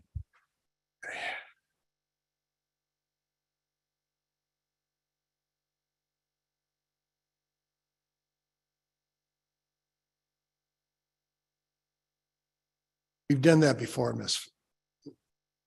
Foster, I understand. where you'd have to, you may have to put up with it longer if he gets a building permit for his home. There is a time limit on building permits, so there would be a time frame out there. I understand. I mean, I get it. Spent a lot of money in 2017 to build a home. I get it. Any members? Say you. I'll move that we continue this case for a period of 6 months and grant a stay of enforcement during that 6-month period, during which the applicant, we would expect to come in with some plans and have more definite plans to build the home. So, sir, if you understand what she just said, 6 months from today or 6 months in 6 our months from meeting, today, the trailer will either be gone or I'll have, you got it. yes. And you I don't do bring got your it. building permit to us on that 6 month. I know that, You're sir. already filed. Today, we're only here to talk about the trailer. As Correct. far as me developing the property, I already talked to the correct offices almost on a weekly basis, as is. Right. I've kept my word 100% with them people, and I plan on doing it all the way then. And then this would come back to us in 6 months and On hopefully October staff will 10th. tell us we don't need to hear it anymore. I just don't want to keep paying $500 every time. I Oh, need it. no, this is continuing, so there's no fee. Thank you, because It'd be to October 10th. That's our Tuesday meeting in October. And I heard Ms. Moran, I think with that motion, do we have a second? And Second by Mr. sorry, Gort. And for clarification with the motion. You already mentioned the BZA date, that's October 10th. But we need plans submitted by a licensed design professional Right? for that building permit. Probably earlier than that, wouldn't you think? Probably a month earlier than that. What do you guys normally need? And are you looking for the building plans to be approved by that division beforehand, before the BZA meeting? So, yeah, I guess. I mean, that's what we're kind of saying, because if he needs to file some plans. So by September, I'm not sure what that time frame is, Anna. I think approvable plans submitted to our department by October 10th by a licensed design professional is adequate. Okay. You need maybe a week earlier, Anna? The week prior, so you can write your staff report. Correct. The absolute deadline is the week prior to October 10th. So my staff report can be revised and attest to whether or not those building plans were admitted and approved. Sir, I'm going to make this easy for you. September 26th, that's 2 weeks before our meeting. You need to have plans out. So we can review them. They can be reviewed. So when you come before us on October 10th. One more thing, Ben. Everybody's just dumping dates and times and all this and all that on me. Sorry. If there comes a hiccup where I can't get the elevation stuff in the plan figured out on that date, then what probably will lead to me doing, do we not understand this is over 200 foot of fill in a lot of places? We understand, but there's a lot of Okay. construction projects. So Sir, it's hard sir, for me. Sir. Sir, The Ms. intent Mixtor. is to work with a professional to figure out your plans. During that time and that process, you should be able to establish what the grading needs to be to get the permit to move forward. So it shouldn't matter where you're at this moment in time for the grading you're doing, but there will be a plan with stamped drawings submitted to the city to make this Well, process I've happen. maybe already done that, ma'am. I had to hire an engineer before I could ever get these other two permits. That he's laid the scope of the land down, said, right here's where the house is gonna go. Right here's where the water collection thing is gonna go. So we're not talking So about merits of the case anymore. I've kind of already done all what your guys So are as long as asking you have for. everything submitted in September to the city, we will review it again in October. Perfect. A motion, do I have a second? Oh, I already got one from Mr. Gorens. Anna, please call the roll. Moran did the motion. Corns did the second. Crosby. Aye. Gorens. Moran. Aye. Mixdorf. Aye. Ebbets. Aye. Good luck, sir. We'll see you in 6 months. Copies of my pictures, where do they end up at? We have to need keep them those, to- unfortunately, do you sir. need these back? Sorry. Okay, That's then fine, man. when I the don't meeting, Need them back. I guess I got them on my phone. Thank you, Ms. Foster. Thank you, Ms. Kirby. Right. It's Thank 5 you to guys 5. for your time. Have a good day. Thank you. and Mr. Chair, we're closing up on 5 o'clock Yeah. and we have one more large case. Right. That's going to take a long time to administrate. And then we also have to deal with a continuance for docket item number 7. Okay. Is Mr. March online? Feel bad for him. Yes, I'm, March is online with his hand raised. I will promote him as Thanks, well Jared. as, there's someone, Matt Fuoco from the Plaza West Neighborhood Association, I think. I Plaza got it right. Westport. Is also raising their hand. Would you like me to promote them? I do, just for some comments, and then we'll, yeah. I'll promote both Aaron March and Matt Fuoco. At who? I'm sorry. Fuoco, Okay. with the thank you. Plaza Westport Neighborhood Sure. Association. welcome to correct me.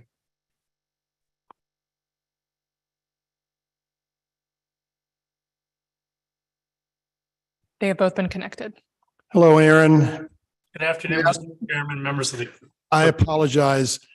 It's been a very long day, a couple of really long cases, and unfortunately you were near the end of the docket and I had to bump someone else who's been down here all day in front of you.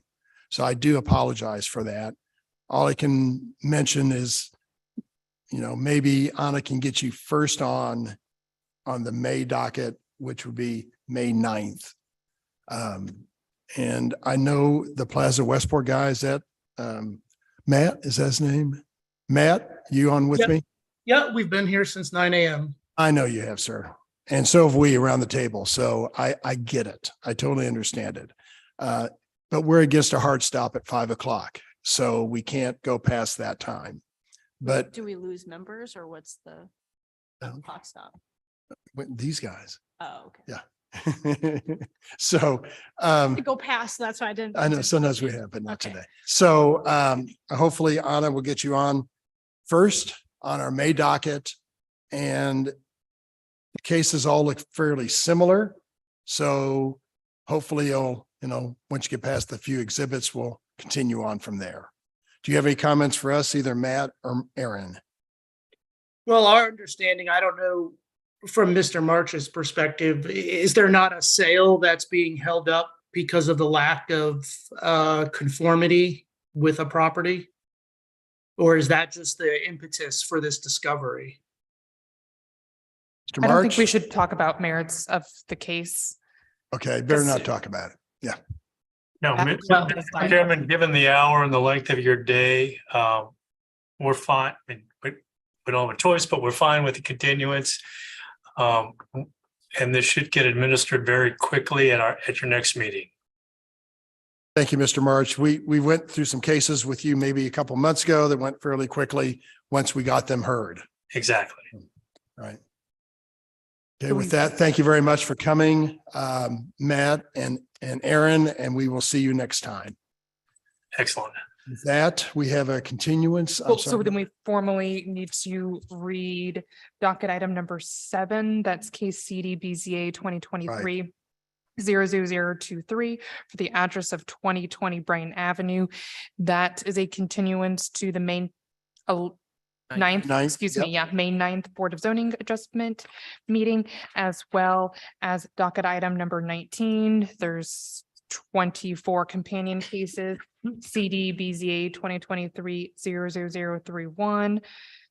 Various properties in question that is also being requested to continue to May 9th. May 9th, perfect. Committee members, can I hear a motion to that request? I move that we continue docket items number 7 and 19. Correct. To the May BZA docket. Thank you. Second, somebody? Second. Thank you, Ms. Mixdorf. All those, oh, I'm sorry, Anna? We have Gorntz, Crosby, Aye. Brand, Aye. Mixdorf, Aye. and Evans. Aye. Those are all continued. And with that, the meeting is over. 5:02.